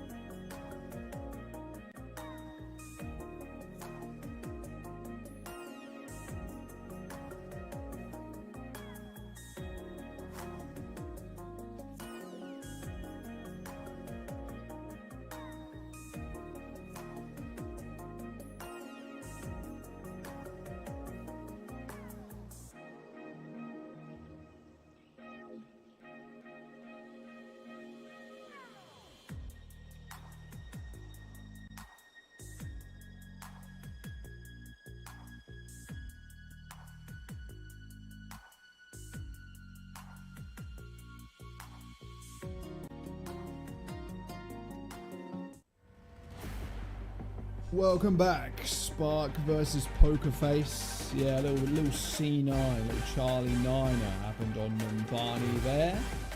And yeah, well, can Pokerface come back? I mean, look, they did end up getting 147 on Numbani, but I mean, the Spark are just too good, man. They are too good. Yeah, the dives are just too clean, too coordinated, and it's really just choking out the Pokerface team right now. Because what's happening is Victoria's trying to play this hit scan. They're just not giving them the opportunity. They're flanking, they're in their face. Shy's even just going Sombra and just almost harassing anyone who decides to do anything. Aiden and Simple are just really struggling to stay alive. And on the other end, we saw some signs of life here from Pokerface on their attack. They were able to finish with a bit of time, but as soon as the Hongzhou Spark realized what they were doing and they were just decided to keep playing the Sombra, didn't really feel like there was much of a matchup. Yeah, Watchpoint Gibraltar's up next. No silly London Spitfire shenanigans, I assume. So probably just going to be more Winston Dive here. And this is definitely, I mean, this is a map where you can get full hold. Very doable. Yeah. With Spark. I want to see if they're going to go first. They do end up taking the dub here, so potentially going first. Yeah, no, I believe Pokerface is going to attack first, so we'll see what they want to pull out. It's a great map for Widowmaker. You can play some of that hit scan. Sombra isn't as effective as you would expect, but as you said, Jack, I don't expect it to get as silly as some of the games we've seen recently. Obviously, you know, London Spitfire playing a lot of Reinhardt. We saw some Pharah. We saw pretty much everything under the sun recently. But in the East, most teams like to keep it with the Winston Tracer top. Yeah, Winston Tracer. Nothing crazy. Echo, maybe. But I wouldn't mind seeing Shy again on the Sombra. His EMP build rate was a little bit out of this world, honestly. Especially on the first map on Ilios. He was almost lapping Victoria, and that's lapping an Echo who just received a buff like last patch. So worth keeping that in mind. Jumping into game just now. And yeah, there you go. Like you said, Scott, Pokerface are attacking first. So it's going to be Spark on the defense, and Shy's going to run Sombra. I'm surprised we haven't seen more Hanzo from Pokerface. This is a look. It's their 5th most played hero that they've been playing so far in this summer stage. They've opted not to play the Sombra, not to play the Echo or anything like that. They've preferred to play the Hanzo, but maybe starting to realize that's not a great long-term strategy. You're sort of gambling. We saw a little bit of value from it on Ruins from Victoria, but once again on Gibraltar, they're actually going to just go Tracer Echo with Victoria on that Tracer. Oh, Valentine. Wow, his body just launched into space. Actually took one of the rockets from Watchpoint Gibraltar. Boom, straight to the moon. Straight to the moon. Yeah. Love it. And look, you, the hack doesn't last as long as it used to, but it gives you enough time to at least incinerate. Yeah. And that's really the scary thing about the hack these days. It's not the lockout of abilities that it once was. It's more the fact that you just take so much damage from this Sombra, and that's why it can be difficult to play the Echo. If you get hacked, you just take so much damage, and if the Tracer and the Sombra are able to put that pressure on, you're just going to fall. And look at Valentine once again under pressure. Oh, wow. Yeah, leave. Oh, nice tracking. By the way, just about leaves play. This guy has no fear. Zero fear. It's crazy. No matter how many cooldowns he has left, how many blinks or whatever. Patience of a saint, but yeah, zero fear. It's a little wild. Nice little pulse one kill on the floor there. And, well, 2.5 minutes to go now, and Shy's got an EMP, so this is going to be a pretty fast one. Again, comparing Valentine's ult charge right now with the buffed Echo ult rate, it's not looking good for Valentine. Yeah, Pokerface have pushed the cart under the sort of high ground that you can see the Spark are perched on, but at some point they're going to need to dislodge the Spark from here. Now, EMP does go out, and Fuse and Valentine just instantly disintegrate. Yeah. No shot. Oh, the recall. Yeah, okay. Victoria's going to get hunted. Victoria. They're not gonna let him stay. They are gonna let him stay, which is surprising. Okay, they are gonna let him. All right. Oh, that's a bad stagger. Okay. Where'd he go? Simple, just wanting to keep his positioning on the high ground, and I guess they don't need to care about Victoria at this point if they don't have a front line. Only 2 minutes remaining, Jack. Pokerface have really lost a lot of time just getting picked time after time. Real rough. I mean, good for them. Shy only has 20% for ult charge, so that's kind of nice. can see them just trying to get this high ground up. Oh, big nade onto the backline of both PokerFace. Gushue with the follow-up. We've seen this story before, Jack. I mean, what can be done? What can realistically be done? And that's just like, yeah, they try and go aggressively. As soon as they do, they get punished for it. Just great play from the Spark. And the worst thing about that is Shy is charging up another EMP. So if they do go too slowly, all of a sudden Shy's going to have another EMP. And if he gets that in time, it might be even the last fight. So PokerFace, they're kind of on the clock with the ultimates that they have. They want to go before Shy can charge this one. I mean, Valentine switched over to the Sombra. Only with that 20% ult charge. Oh, the hack onto Leaf's good. No, look at that peel. Good support. Instantly, Monk hits him with the nade. And Leaf chases him out too. So, yeah. I mean, then Manu hack. No, hits the recall just in time. And has got a double blink to get out there as well. Nice play. And with Muse sleeping on the high ground with the Primal Rage, I mean, rallies are going to start. They're going to start flying. Nice little anti-nade onto the back line this time. It was actually simple picking up the double anti onto Lengsa and Monk. And there you go. That's what opens it up. Could be a touch here, though, with Leave. And even Gushue having Primal Rage, Scott. Yeah, they did a great job. They did up the tempo. They just full sent the Nano, the Rally, and the Primal, realizing that they would have enough damage. Shy does have the EMP, so they might decide to recontest. Gushue has the Primal Rage as well. They have the tools to stay in this fight, Jack. Yeah, they do. EMP, Primal, there it is. There's the EMP. They're going to try and execute moves. They do indeed. Very quickly. Shy just have to be careful of the payload right now, as Lengsa does end up falling, so he's not going to be there to anchor. And now you've got to be careful of Leave's pulse. He still is playing goalkeeper, just sending Shy off to do his dirty work potentially. And no, Leave and Gushue are just going to clean house. Although they can't quite get back to the mini health back in time as Valentine sends out an EMP. A Kiriko Suzu though from Lengsa, teleporting through the wall. And now with Aiden just getting caught off guard. And that will be the hold by the looks of it. The Hangzhou Spark, although saying that they start heal. So they do have Nano coming up in just a moment. Yeah. Lengsa's alive. He does have Suzu, I would imagine. It's all on Muse right now. He doesn't have Primal Rage. Oh, there's the stick. A lot of damage being Nano thrown Lengsa? out. Muse does end up going down. Nano onto Lengsa. Can he, any kill feeders? Any kill feeders? No, doesn't need it. Doesn't matter. All good. Just to keep him alive. And that will be the full hold for the Spark. The menacing presence of the Nano Kiriko really holding down the fort there. It was so close to PokerFace able to close that one out. They got the picks right at the right moment. But honestly, that switch from Lengsa over to the Kiriko was so clutch. Not only did he get back to the point faster, having that Suzu to clear off the EMP onto Gushue just gave them that extra seconds that really were a big deal. And here was that anti-nade that Gushue followed up with the Nano boost. Just textbook dive. Textbook dive. Could be over the next couple of minutes. I'm going to be honest with you, Scott. All before the sunrises too. It's not risen just yet. It's not risen just yet. Oh yeah, it's coming soon. It's coming soon, Scott. I'm watching out my window. It's the sunrise is hitting soon. No, I mean the Hangzhou Spark here. I mean, if you're PokerFace, like, how do you deal with what they've got going on? I mean, it just feels like they've got you beat, and there's nothing crazy you can really pull out if you're this team right now.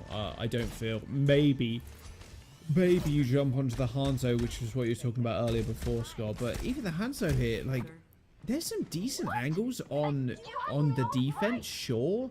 But as soon as they get up in your face, like, good luck. Yeah, and that's the problem, is that these dives from the Spark seem so solid that it's almost ill-advised to go Hanzo. And maybe they've learnt in scrims and just like their lack of success playing the Hanzo. You know, they are 1-3 in this stage, realizing that, hey, maybe we need to conform to a more common style of the meta.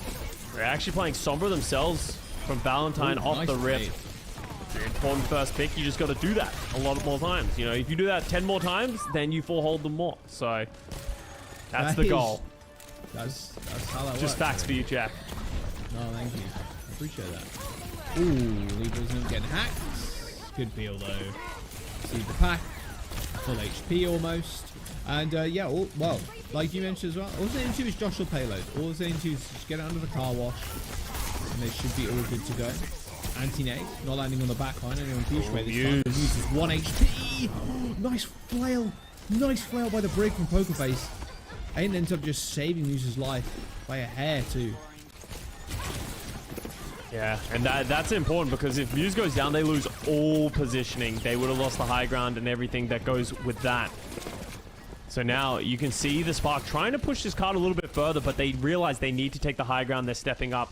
Shy, 80% to an EMP, but Valentine is keeping pace right now. Never mind, he's dead. No, never mind. He has gone down. Count 3 for the caster curse this match so far. Yeah, we're doing great so far. Honestly, yeah, I agree. So now Shy does have the EMP. The payload. Nano boost in. Payload's being touched. Gooshway, alright, dodges the sleep, and there's the leap.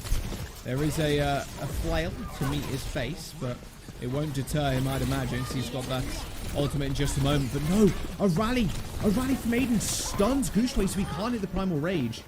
2 minutes to go now, Scott. Both EMPs used. Nano available. No, sorry, Nano's used too. It's only the rally available from Lengsa as a support ult that's coming up rather soon. So on these primals as well. I mean, Muse versus Gooshway. I mean, I know I've got my money on, that's for sure, but you never know. Muse come up with something big. Yeah, Muse has shown that he has the ability to get great primal rages if he can get into the right position. And Spark, they don't have great tools. You know, they use the EMP, they use the Nano Boost. They're 2 great tools to get in.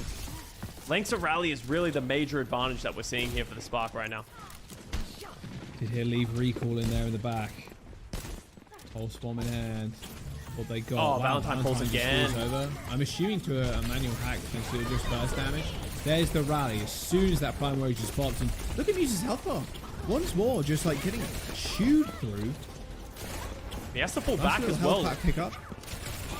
Victoria's in trouble in this room. He's got to be careful. He might get isolated. Zero fear. I mean, he's very well isolated right now. Symbol's so low. Another great anti by Monk. This might just be it, Scott. I mean, backline's dead. Victoria's gone. A couple of meters to go. EMP is good for 5, but it doesn't matter. There's the dub. Spark with an easy 3-0 over Poker Face. That didn't really feel competitive at all. Alright. And that's what we expect from this Hangzhou Spark roster. This is what we want from them. We want them to be able to come out and just show that they are the better team. They are a dominant force. This roster has been hyped up so much this year, especially going in. It just hasn't really lived up to that expectation so far, but in a dive meta like this, it should be textbook. These guys are so great individually in this role. It's about stringing it together and being able to perform this way against the better teams, because they're expected to win against Poker Face, but now they need to be able to show this level of performance against teams like the Dallas Fuel right now or the Soul Inferno. Right, yeah. That's it. I mean, that's the test that they're really going to have to face up against. I mean, their next match is against the Shanghai Dragon, so it's another must win. Yeah, another must win. Just keep moving up there. I mean, we're still in the qualifiers right now, but playoffs is just around the corner. Gooshway is going to be our player of the match for this one. After the Primal Rages and what he was able to just, well, dismantle. Quite literally, right? He is the mechanic in this game, just dismantling the car and then refusing it to put it back together again. It's just, as we said, he's everywhere. Even the player of the match, he's just so good at this hero. You know, he almost coined, or he was the one of the few that coined the term Primal Blade because of just how much effectiveness and efficiency that he can get with this ultimate. Like, just every time you see a support player in his sights when he's Primal Raging, you're just like, he's dead. Look at these, how clean these jungles are. No matter what type of defense gets thrown, sleeps, you know, coach guns, all that type of stuff, he always finds that value. And because he didn't have that threat of the Sombra, it just absolutely pulls apart Poker Face. Yeah, most definitely. I mean, he kept 3 of them in spawn with a Primal Rage. Just another good one too, like leaping from back and forth, back and forth, back and forth. Back to the back line. Yeah, back to the back line. Okay, now I'm going to kill the DPS. Now I'm going to do this. Now I'm going to do that, right? It's really tough to play against such good Winston. Not only their leaps and like their engagement stops, but their ability to put the bubbles in the worst places possible for the team. Like, yeah. It is frustrating as a support trying to deal with that. Yeah, and that's what makes a great Winston player great, is their understanding of when to go aggressive, when they're dropping the bubbles, and sort of like splitting off the rest of the team.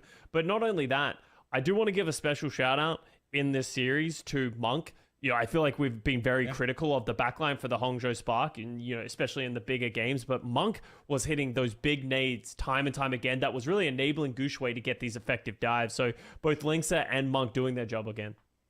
Yeah, just super consistent on the nades. The value there is just paramount to their success. I mean, at the end of the day, if you're hitting those nades, especially on maps like Numbani, I mean, you win those first points. Like, it's a tough tough ask for an Ana that's not on high ground to hit those anti-nades on hype, but he still does it. Still manages to do it. Nice little lineups, or like even just hitting off the back of Gouchway as well, which is quite good. I do believe we're having an interview with Gouchway in just a moment. We're just setting that one up, so we'll jump into that in a moment.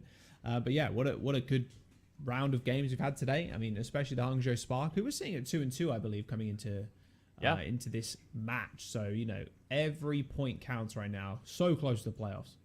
Yeah, and honestly, the question that a lot of us have is like, how is this team going to perform going into the playoffs, right? They had I would say, a pretty disappointing run through the midseason madness when they came up against the West teams. It didn't feel like they lived up to their own potential. Obviously got that one win against the Florida Mayhem in that map 5, but I think a lot of people were hoping they would be more competitive against, some of the better teams in that region. So maybe trying to hunker down and really find a style that works for them. And it's paying off right now, at least in the Eastern region. Yeah, it's paying off. I mean, how many weeks are we away from the knockouts? I mean, 4, I believe, from the Eastern knockouts. So, yeah. At the end of the day, like, you're getting your points now. It's all for the better. And the big thing with the Eastern knockouts too, like, there's still a chance for some of these contenders teams to actually make it as well. So it's worth keeping in mind. Got an ETA of about 1 to 2 minutes on the Gouchway interview. So yeah, I mean, what do we expect? Let's have a look at tomorrow's game, shall we, Scott? Well, we got the NA games obviously tomorrow, but O2 Blast versus Dreamers, Charge Dallas, and then Infernal Panthera, and then we have Spark Dragons. Any match there stand out to you? I'm excited to watch more of Dallas play. Obviously, I think Spark, if they play in this way, they should be able to get over the Dragons, and that's what I hope I see from them, because the Spark are notorious for being good one week or like one match of a weekend and then not performing to that same level in the next one. But also Dallas, just had a great win over the Soul Infernal. They seem to be that #1 seed in the East right now, which is a far cry from where they were in the summer stage, the spring stage. So it's awesome to see Dallas Fuel coming back in form, and that really shakes everything up in the East. Yeah, which is quite crazy actually. And like just on the Eastern standings from their past few games, like they've only dropped 1 map, so Dallas Fuel really like back on form, it feels like. And with the Soul Infernal, 4-1, still looking really decent. But it's up to the Hangzhou Spark here to really solidify their top 4 placing. They're sitting there with Dynasty right now, and you'd imagine Spark take the win over Dragons, but I mean, we've seen crazier things, I'm going to be honest. Yeah, and Dragons, they look like they're making their own level of resurgence. Obviously, still some problems here and there with the limited practice, but with Fate coming in to replace Fleta, that's such a huge signing for this Dragons roster that can at least perform better in this meta. So in the short term, I think Fate is a huge addition for this Dragons. So you can't discredit them or sort of come in not prepared to see this team perform well. Oh yeah, for sure. I mean, that's it's a little bit of a scarier situation, I guess, for some of the contenders teams. Dream is still sitting at 2-3, so not too bad at all. I mean, I don't think we really expected, or maybe some people did, I don't know. Didn't expect them to go to a full 5 maps with Dynasty. A pretty tough ask, but I mean, Profit was just on a tear that almost entire game, right? So it's the Dynasty special to go to map 5. Win that? With every team under the sun, like, Dynasty or another team, just like the Hangzhou Spark, that are just plagued by inconsistent performance. And it's worth noting, as we go towards the playoffs, Jack, only 3 teams from the East are going to be able to qualify for the end of season playoffs, and seeding matters a lot at this point. So, now that we have Dallas Fuel back in the mix, then we have Soul Infernal, then it's like, well, who's going to be that 3rd team? Is it going to be the Seoul Dynasty? Is it going to be the Hangzhou Spark? Guangzhou Charge, obviously making some changes, not looking as hot anymore, but there's not many slots up for grabs. So every match matters here in the Eastern region to at least just help that seeding and make it easier for that path to success. Yeah, exactly. I mean, it's a bit of a weird, like, obviously there's more teams in NA than there are in the Eastern region. So yeah, it can be pretty tough, a bit of a daunting task for you to make it in. But if the Spark continue the way they're doing now, maybe they take a game off Infernal, maybe they take a game off Fuel, they'll see themselves in the playoffs. Yeah, we're still waiting, unfortunately, on the interview. They just run into a couple of technical difficulties, and we should be getting that to you in just a moment. So yeah, it's gonna be It's going to be a good time. Okay, tell me what match you want to see for the NA region. So tomorrow for NA, or I say tomorrow, it's in 6 hours, which I'll definitely not be awake for. Gladiators London, and then we have Boston Valiant, and then actually there's a banger in the NA coming up. Atlanta Reign versus Florida Mayhem to round out the day, Friday in NA. So that's probably the match of the weekend, actually, potentially. I think Atlanta have shown some weaknesses so far in this stage because we're seeing more echo, we're seeing different looks. As much as they're still able to play this Sombra Tracer, they didn't look as dominant on some of these other maps that we've seen. You know, they lost that map to the Toronto Defiant in Circuit Royale. They've been, you know, having some close ones. They just lost to the Houston Outlaws. So the question that we have, Florida Mayhem have looked dominant so far in this stage, showing a lot of different looks. So now it's like, can the Florida Mayhem hold a candle to the Atlanta Reign? Because in the past, they haven't been able to. Right. Interview is ready. No more of us blabbering. Let's hear from the man himself, Mr. Gushwa. 이게 조합이 맞을지 두 선수가 트레를 또 메인으로 한 선수가 아니라서 그렇죠. Hello, 약간 조금 궁금한 광저우 차지. 자, 이어지는 경기 서울 임페리얼과 그리고 판테라가 어려운 수준의 경기 예상되고요. 그리고 能听到我们吗？ Hello, Gushway. Hello. Hello, how are you doing? All right, first time that I think we've been able to talk to each other. Obviously, clean 3-0. How are you feeling about that match? Did it go how you expected? Oh. Yeah, hi, yeah, he can hear us. 能听到你，能听到。然后第一个问题是，就是今天比赛的感想如何呢？整体上。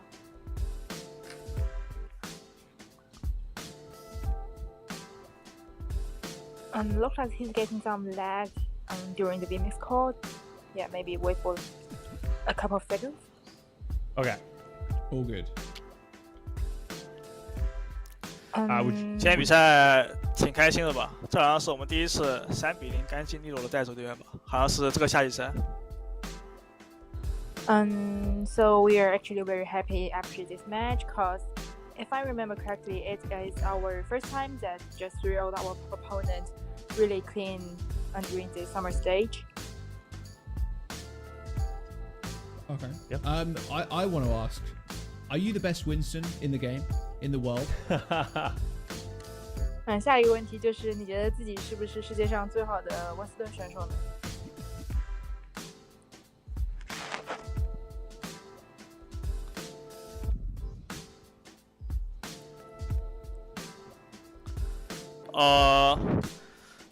我觉得我最好的之一吧。我觉得最厉害的温斯顿这个英雄也没有最厉害的说法吧。我觉得每个人都有每个人的玩法，每个人都联盟很多人都挺厉害的。I think. 不过我觉得有一个最厉害的没上岸在做主播，我也很多是从他那里学的。I think the best Winston is hardly to say like who is the best Winston, because if you're good, you have different play styles. But definitely, I think I can be one of the best Winstons in this game. So I think there is the best Winston player. Maybe he's someone being a streamer, and he's my friend, and I learned from him a lot. Okay. Awesome to hear. Awesome to hear. You know, I like being humble. I think you're one of the best Winstons in the world, Gushway. So I appreciate the humble. But I want to ask you a question about the Eastern region. Dallas Fuel just beat Soul Infernal. Everything's up in the air. Who do you think is the team to beat? Like, who are you most afraid to face in the Eastern region? 好的，那么谢谢上个问题，感觉也是顾雪选手非常的谦虚。下一个问题是达斯燃料最近感觉势头非常的凶猛，今天也刚刚3-0战胜了首尔烈火队。想问一下，在东部赛区，你觉得现在最有威胁的对手是谁呢？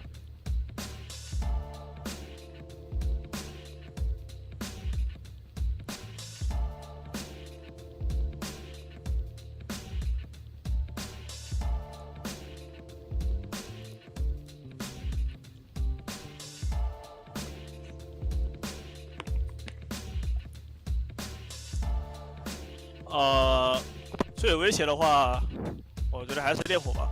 我觉得相对于其他队来说的话，并没有太多威胁。其他队我感觉谁输谁赢都蛮正常不过了。感觉烈火是对我们来说威胁比较大的吧。I think the most scary team for us is So Inferno, because for other teams we always have some expectations and we know what they're gonna do for them, but it's really hard to be against So Inferno. Yeah, so I think they is a team that we would 哎，我这个卡 have 了， to face and most 很 hardest. 尬， Yeah. 我这没声音了，以前他们那个。 Perfect. All right, well, thank you so much, Gushwei. It was great to actually speak to you finally, and good luck in the rest of your games. And yeah, speak to you soon. Speak to you soon. 谢谢。好的，感谢顾雪选手参加采访，也希望你们接下来比赛一切顺利。